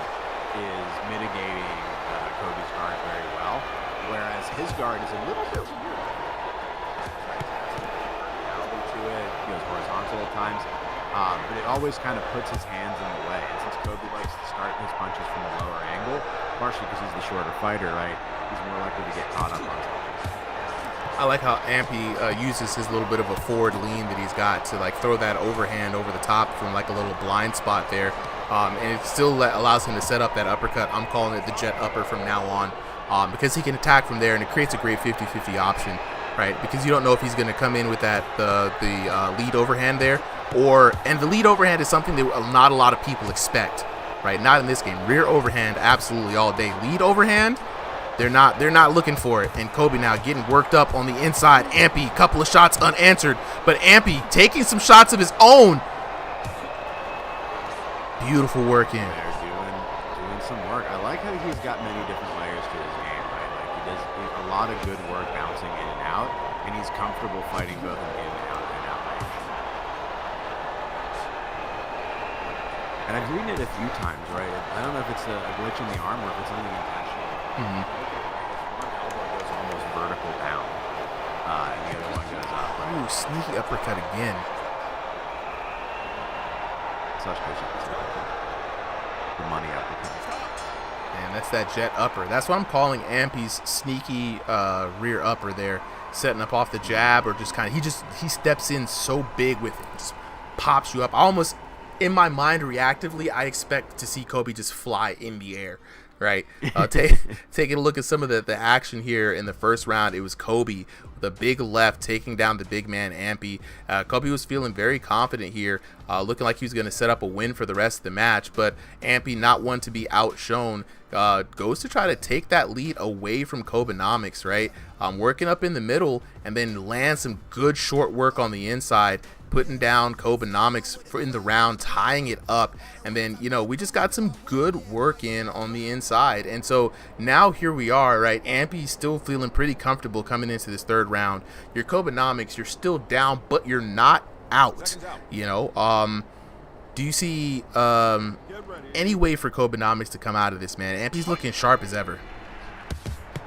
It's going to be hard, and it's going to come down a little bit to luck, right? Ampy's going to need to want to go for this, and Kobe's going to need to do more of what he did in that beginning of the second round. Exactly like that. Okay. Right?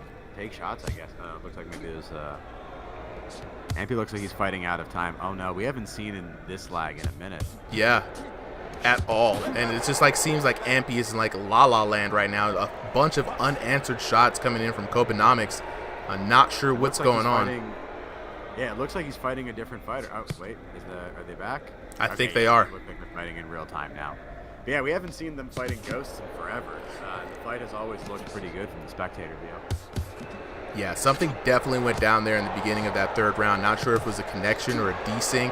Ampy looking a little bit confused, but now Ampy looks back at it again with these sharp jabs, but Kobenomics taking full advantage. My man Kobe said, look, I'm taking every advantage I can get, but Ampy with the sharp jab again, hurting Kobenomics. Kobe is stunned. Fighting in there. Whoa! Big knockdown by Ampy. And that's crazy. What really, we're going to see it in the replay. What's wild is Kobe was doing a lot of work defensively, but Ampy was just so good in just picking shots where he needed them, right? Just paused, waited for the timing, and then big bang. So we thought that he would have it. Yeah, you said it right on the money. You said that the hand pathing for Ampy has been on point. Like, he's just able to just look and lean and hit around your guards. You see that subtle lean happening? You got to be careful. There it is again. Throwing it over top, looking for that lean, popping up with the jab. And the jabs are good! Ooh! You want to say you hate to see it happen, but you love to see it happen. That was some clean stuff there. Just bam, setting them up off the jab. And here we go. Kobenomics fire with a minute left, less than a minute left, finds himself in a similar position in round number 1, staring down the barrel of a TKO. Ampy going in for the kill. He sees blood in the water, and down goes Kobenomics. Ampy yelling out in satisfaction, the winner for this matchup again. I love it. Beautiful work, beautiful work. And there we have it.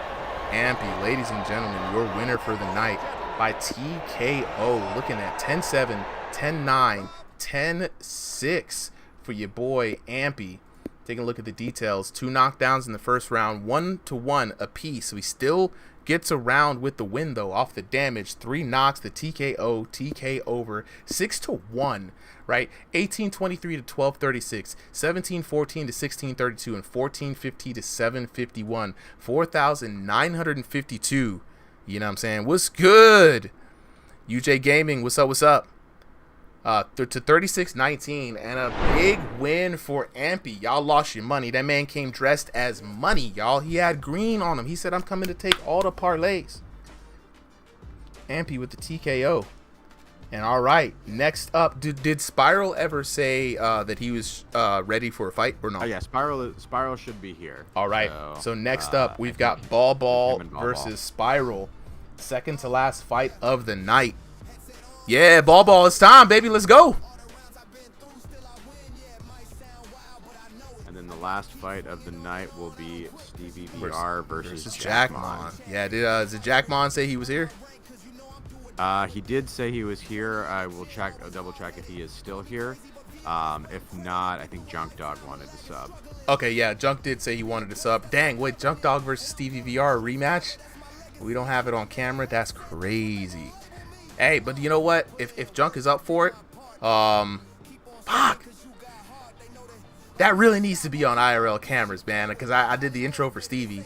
You know what I'm saying? So we got to, if Junk Dog pops off. Okay, guys, I'm going to be right back while we wait for these boxers to hop in. I do got to, yeah, I'm going to take a little bit of break. I'll be right back, y'all. Be right back, Solid.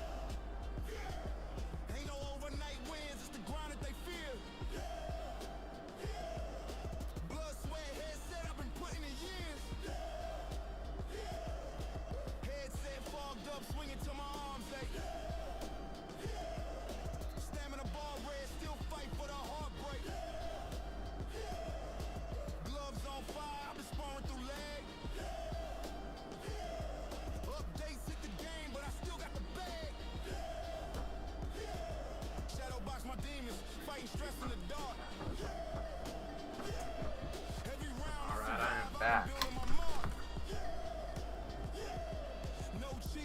Let me see. New replay. I'm back. Get my headphones real quick. Okay.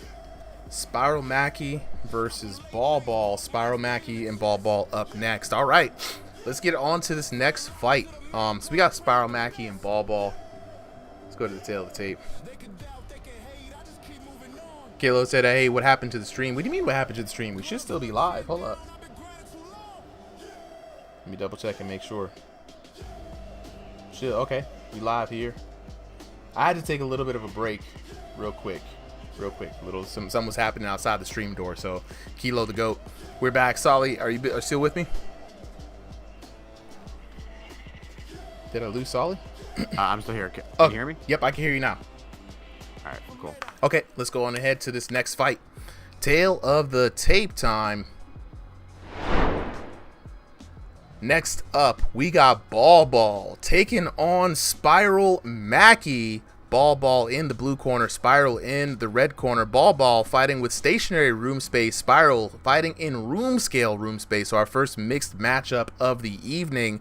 Ball and Spiral both fighting by way of North America West. Ball at a staggering 6'4" tall. Spiral Mackey 5'7" tall. Both VR boxers, veteran in this online game. Well over 2,500 ELO for both boxers, and it shows. Spiral Mackey, a decorated boxer in multiple leagues here. Ball, an online phenom making his way into the league circuits. This is going to be very interesting. Ball with the gold trunks. Spiral Mackey with the yellow trunks.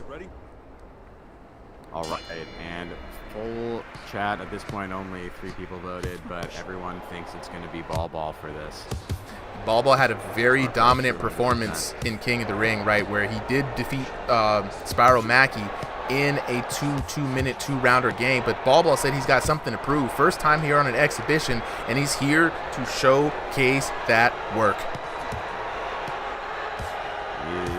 He's starting off pretty solid. So Ball is the white trunks, and Spiral is gold. Spiral is yellow trunks with yellow gloves. Ball is the gold trunks with the gold gloves, and already just putting in work. Ball just pumping away with the straights, and this is the kind of dominance that we were seeing here in the King of the Ring. He's just able to just keep the pressure on his opponents. To be honest, right, Ball would be a great opponent for somebody like Big George Foreman. Yeah, it's an interesting thing to see with the matchmaking, right? It's a new system, so we're getting a lot of matches that we normally wouldn't see, right? Because it's kind of that clean slate. But as these, we use it more and as the system develops, like I love the fact that we're going to be able to try to filter in, the kind of fights that we want to see, right? People with the best records, people with the kind of styles that we love, and it should just lead to general like amazing matchmaking. What's interesting is this is the same algorithm we were running before. So both of these boxers here, above 2,500 elo, kind of matched them up pretty well. Ball being brand new to the server. Initially, he didn't sign up correctly. He said he put himself at 1,500. I said, brother, I know you're higher than that. He's like, oh, man, 2,600 elo was really the real score. So Kilo the GOAT, Ball is the tall black guy. Spiral Mackey is the shorter light-skinned guy. But now Ball has, again, we were talking about earlier in the last one, like just hand pathing. Ball doesn't like to do too crazy work with like any kind of crazy risky stuff. He keeps it very textbook, working off the jab, working straights, and his ability to again get around the guard just like that is bar none top of what I have seen here on Ringside VR, because it's crazy how much damage he's able to get in just getting around your guard effortlessly like that. He is doing a solid number right now on Spiral. Oh yeah, and it's crazy. It's like, we've seen a lot of David and Goliath fights here tonight, and I know Spiral initially didn't want to fight such a tall boxer, but I mean, this guy right here, he is really putting the pressure on Spiral to the point where he can only stay behind his gloves for so long. And again, this is just amazing work here. 3 seconds left into the round. Just enough time for that clinch to give Spiral Mackey one more round. Sorry, I'm losing my voice a little bit. No, you're good, man. You're good, man. Don't stress yourself out too much, man. Yeah. I'm gonna let you do solo commentary for a little bit, but I'll stick around to yeah. polls and the help out. Preserve your voice. You know what I'm saying? Preserve. Hey. See Stevie in the chat saying, get some tea, my guy. You know what I'm saying? You've done a great job today, bro. Time to rest up. But round number 2 here underway. Ball showing the same dominant performance that he did throughout his King of the Ring run. And again, Ball is one of those people's chat that came in here early and said, I got the hands, bro, and I think I can prove it. And he said, just give me a chance. Just give me a chance. I said, Ball, you got it, bro. Here's how you sign up. Here's how you get in. And sure enough, King of the Ring, he showed everybody that he was about that action. And now making his debut fight here in the exhibition matches, really getting into the business, the meat and potatoes. We go on 3-minute rounds here, round number 2. Spiral Mackey now, the one to make the adjustment. Oh, it's interesting. Spiral Mackey keeping that high guard, a good posture against a taller opponent. Nice head movement. Trying to work it in, but again, Ball is able to land so much damage in such a short amount of time. A wonderful knockdown there, looking into the camera, saying, y'all don't mess with me no more, I understand it now. Breaking the fourth wall there, looking directly at the camera. Spiral Mackey saying gesturing, saying it's just because he's tall, but honestly, I don't think the height has anything to do with it.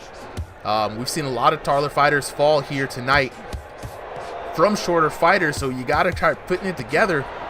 Ball just really has some good damage in those hands, to be honest, man. Like, every time he does land, it looks like they're hurting a lot. Spiral Mackey now looking like he's about to give up, and there it is. Spiral Mackey forced to give up for the first time, to see somebody absolutely just walk out of the ring. Spiral Mackey not having it. That boy Ball dancing in the ring. Ladies and gentlemen, celebrating round number 2, legit forfeit. Round number 2, 10-7 in that first round, 2 knockdowns. Taking a look at the damage 2,229 damage to 758. You hate to see it happen, but it be like that sometimes. It be like that. We're going to get ready for our last and final round of the night. Big shout outs to Ball taking his first win here in the exhibition card.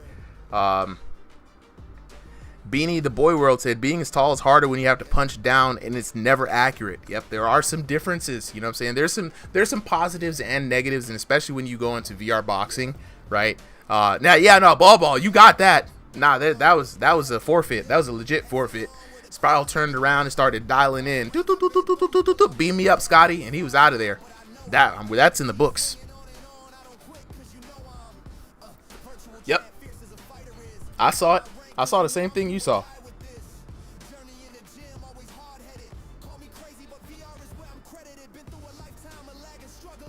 Let's see. Let's go ahead and update this scorecard here. I'm looking at it. That's Ball. We're gonna give that a.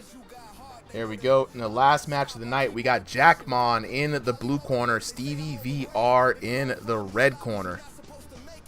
Boxing Jamie Snow says, soon I'll be on here next exhibition at 8. Jamie, go ahead and join the Ringside VR Discord. That's going to be your fast track. When you jump into the Discord, say what's up, drop your intros in the intro channel, and then just ask folks, say, hey man, I'm here for the exhibitions. How do I sign up? And we will definitely get you set up, my man. Kilo the Goat says, damn, that's crazy. It's wild, bro. It is kind of crazy. You know what I'm saying? We've seen a lot of folks going through a lot of uphill battles today, and they fought it out. You know what I'm saying? Connor's Gaming channel says, can I do a fight? Connor, join the Discord. Link is going to be in the description of the live stream, also under every video. The best way to get a fight here, so join the Discord. Sign up for a fight. We have weekly signups. Sunday, 3 p.m. Eastern Standard Time. First 30 boxers get in for free. All boxers get in for free. You just got to make it in. And then Thursdays, there's a sign-up list that we start for the King of the Ring. So that is your 2 chances to get in on a stream this week.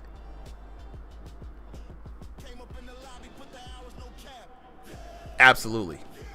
100%. We're going to get ready for this last fight of the night.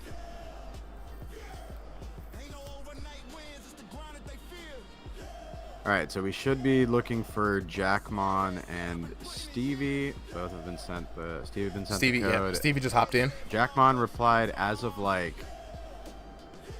20 minutes ago, but then I haven't heard from him most recently. Okay.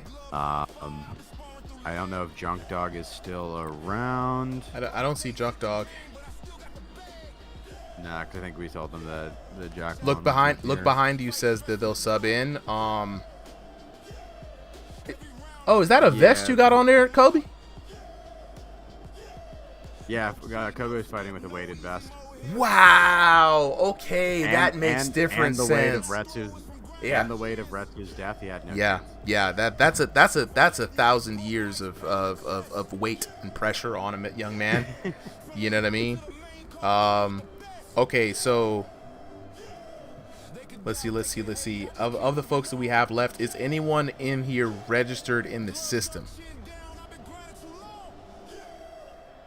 You know what I'm saying? Kilo the Goat. I don't know why he tried to use the fact that he was tall as an excuse. Doesn't really mean anything. I've destroyed taller fighters and got destroyed by shorter fighters. Just all skill and how you adapt. Some people have preferences. In this game, we used to have a rule where like people, when they signed up, they could say, I don't want to fight taller fighters, I don't want to fight shorter fighters, etc., etc. Some people it's just challenging because we have also the play space to deal with, so you never really know what someone's play space or different kind of situation. So I don't judge too much, but Kilo the Goat, you're absolutely right. We saw taller fighters get destroyed tonight in this same very card. So it is what it is. There goes Jackmon right there. There he is. Alright, we got Jackmon. All right, bet. Hey, Super. Yo, Prophet, what's good, bro? Even if somebody isn't registered, they can register at any time and be subbed in. Sweet. I forgot. We were in new times. You know what I'm saying? We got options. Appreciate that reminder, bro. We think we got Jackmon. Jackmon, we waiting on you, bro.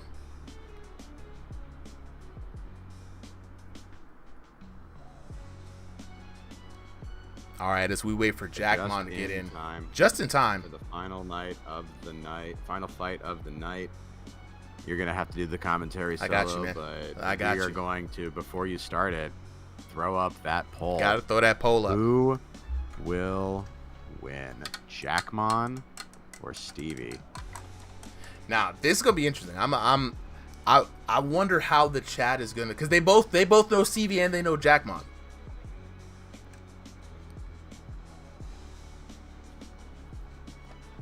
The votes are popping in already. We got 12 people in the audience and 4 speakers on stage. I want everyone voting on this. Yeah, 5 votes, man. All right. Jackmon, it's 50-50 now. 50-50. Can't 50-50, can't decide. Yeah, look, hey, chat split decision. Waiting for Jackmon to show up. He has the code, right? Satoru Gojo says Stevie's got it for sure. Okay, there we go. I see him. I mean, Gojo sees things in the future. He so does. That's where they put the money. Does see everything. This is facts. This is facts. All right, Stevie, whenever you're ready, go ahead and ready up.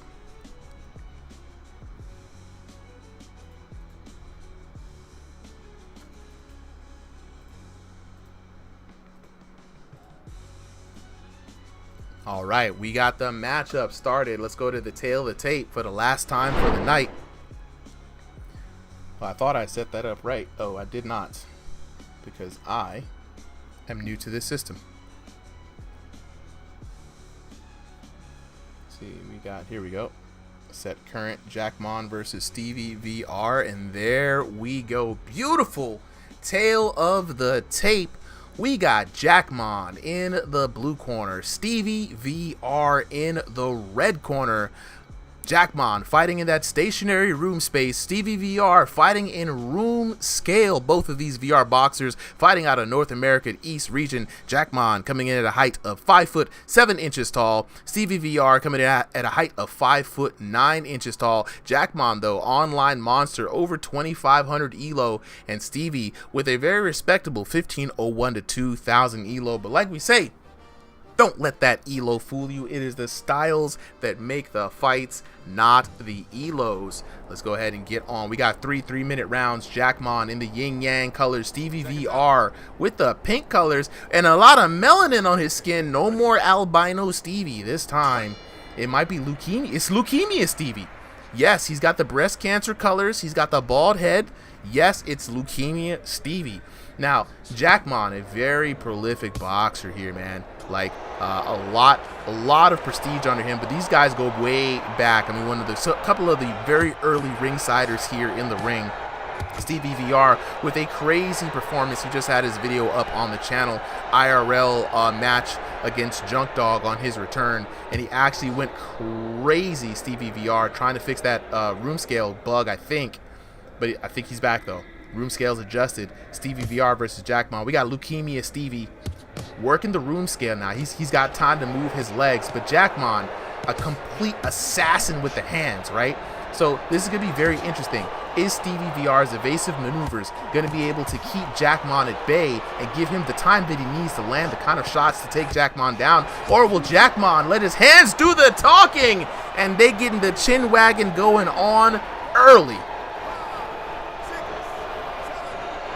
Yeah.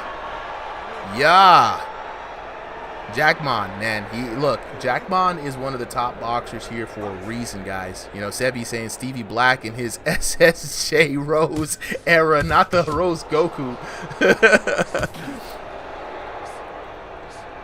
All right, Stevie making some adjustments here, and you know, Stevie has recently moved from stationary to room scale, right? And that's kind of like stepping up to the big leagues, right? Because you're able to use your entire body and move. And right now, you can see them doing some work here against Jackmon, landing a few shots, but Jackmon staying calm in the pocket, not letting this phase him one bit, taking every shot that he gets, and boom, big hand over the top by Jackmon. Spinning back fist, swing and a miss, gives Stevie the opportunity for a few counter shots, and man, massive left coming over the side of the face of Stevie. Stevie looking hurt right now.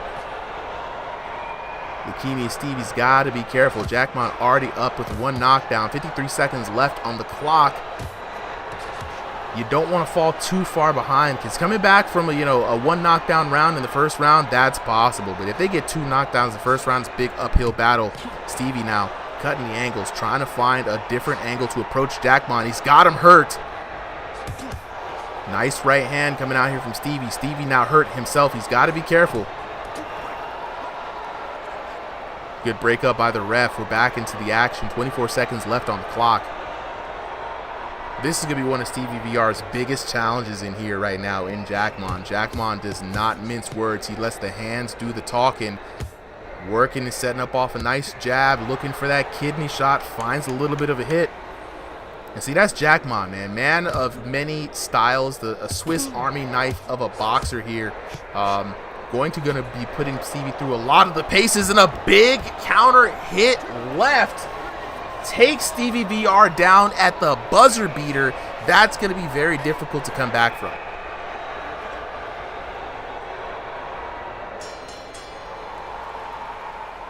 Yeah, looking at that again, Jackmon's feeling very confident here. You know what I'm saying? Colby Creeman, let me fight next. Cole, this is the last fight of the night, but you can join the Discord. Join the RingsideVR Discord for your chance to sign up for the next stream. We do this every Sunday, 3 p.m. Eastern Standard Time, are the sign-ups.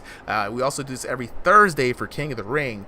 But right now, we are in round number 2 of this 3-minute round between Leukemia Stevie and Jackmon, Mr. Jack Money himself. Now, ladies and gentlemen, what we like to say this is the second round is the adjustment round, right? The round you got to really kind of recalibrate, right? The break between the first and the second round is super crucial, because this is your time to really let yourself be like, hey man, what was working, what wasn't working, what was I getting hit by, what do I need to avoid, right? RingsideVR with a flash knockdown there at the end. He doesn't have a lot to work with, but I think a lot of the things is going to be like keeping that guard up. Jackmon is going to hit you where you're not blocking, right?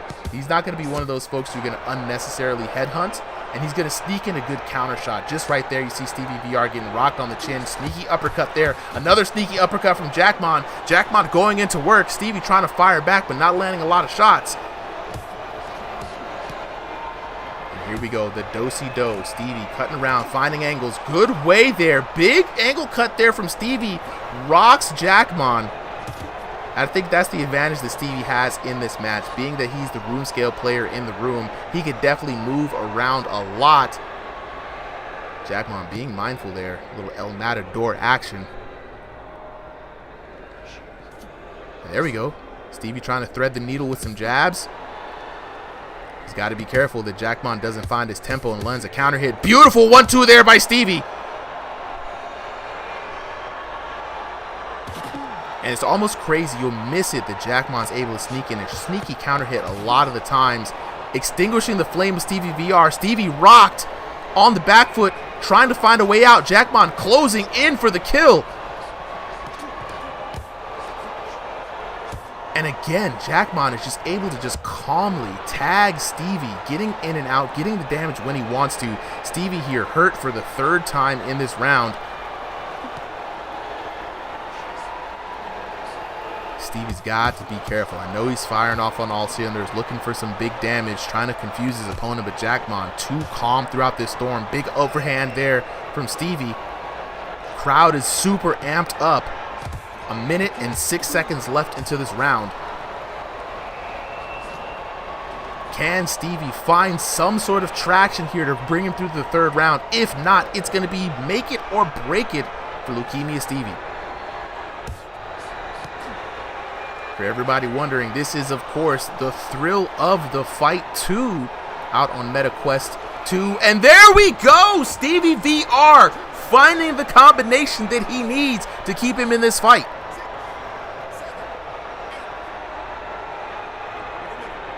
Taking a look at the replay again. Bam! Caught him right with that left. Jackmon, it's always the ones you don't see coming. Now, if you were Stevie, you only got to make it to 20 seconds left in this round. He cannot afford to give up another knockdown. Stevie hurt, trying to move around. He's got to be careful. Move-in damage still is in effect. Jackmon is very aware of the lateral movement from StevieVR. Stevie trying to find an escape route. 5 seconds left. And there we have it. Stevie might just have made it to the bell. And there we go. We are going to go to round number 3.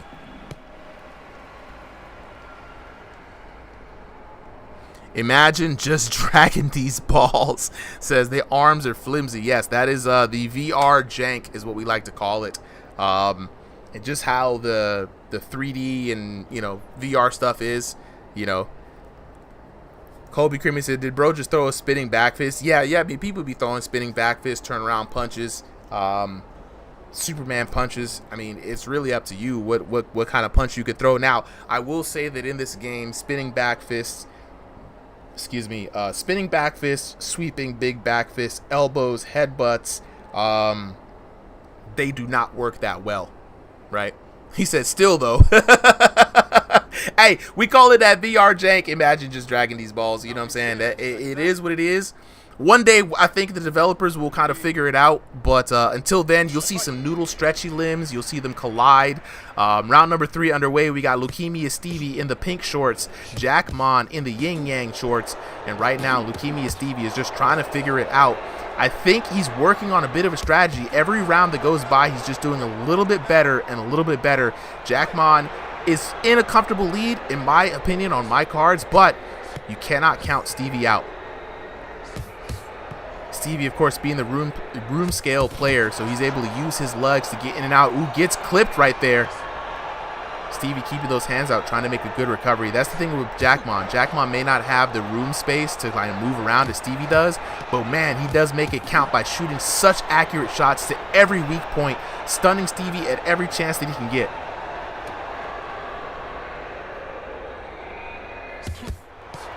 Two minutes about left in this round, third and final round. StevieVR just needs a dominating third round performance, and it's going to go to the judge cards. It's going to be up to there. Oh my God, discretion.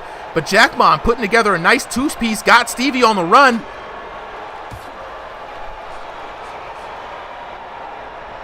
Stevie now, duck, diving, dipping, dodging, just trying to stay out the way, stay elusive, trying to find an angle to attack Jackmon, but Jackmon keeping that guard tight.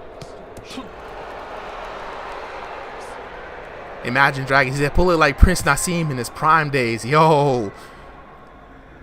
Not highlight Nassim. Ooh, nice cheeky left for Jackmon. Whipping that jab out. And see, Jackmon's a southpaw too. Like, it's going to be very hard for Stevie to kind of fight this. Stevie being the orthodox boxer there. A minute and 15 left. Jackmon working the jab. Big left hand over there as he rips to the body.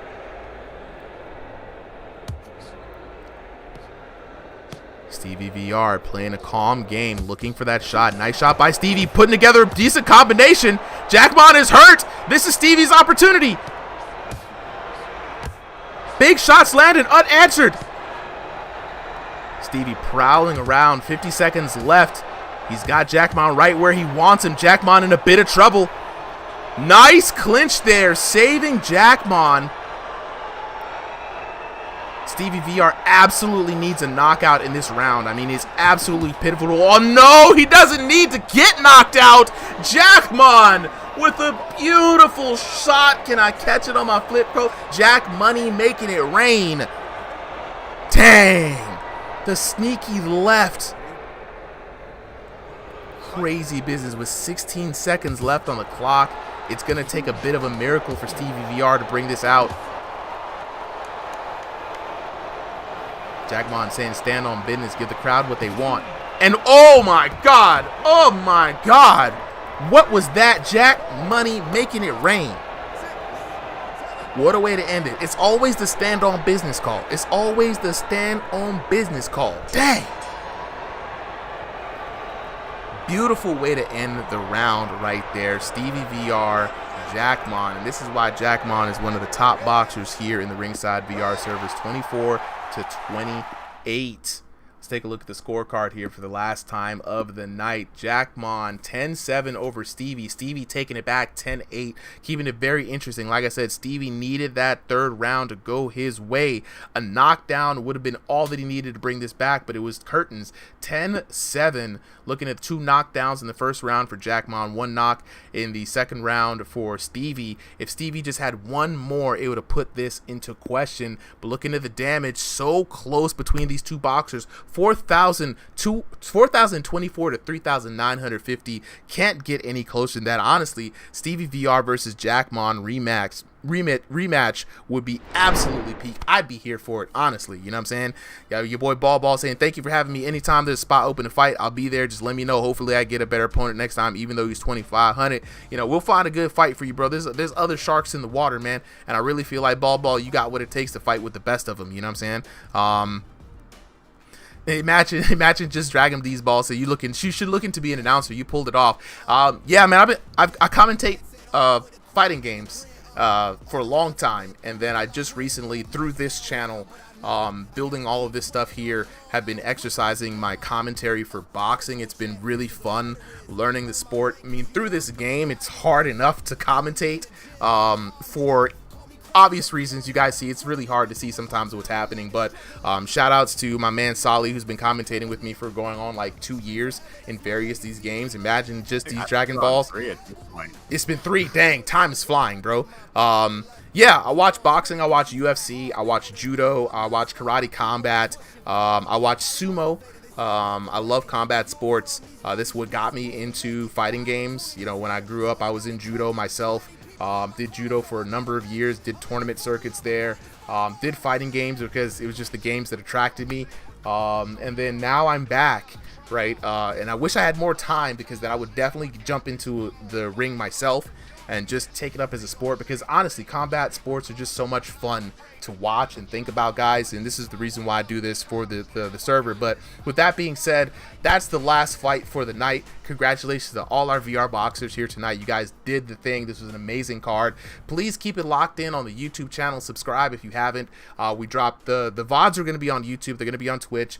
I do sometimes have the chance to edit. Oh man, just imagine imagine just dragging these balls. God, my favorite name of the night. This has been a great night, guys. So keep it locked in with this. Join the Ringside VR Discord.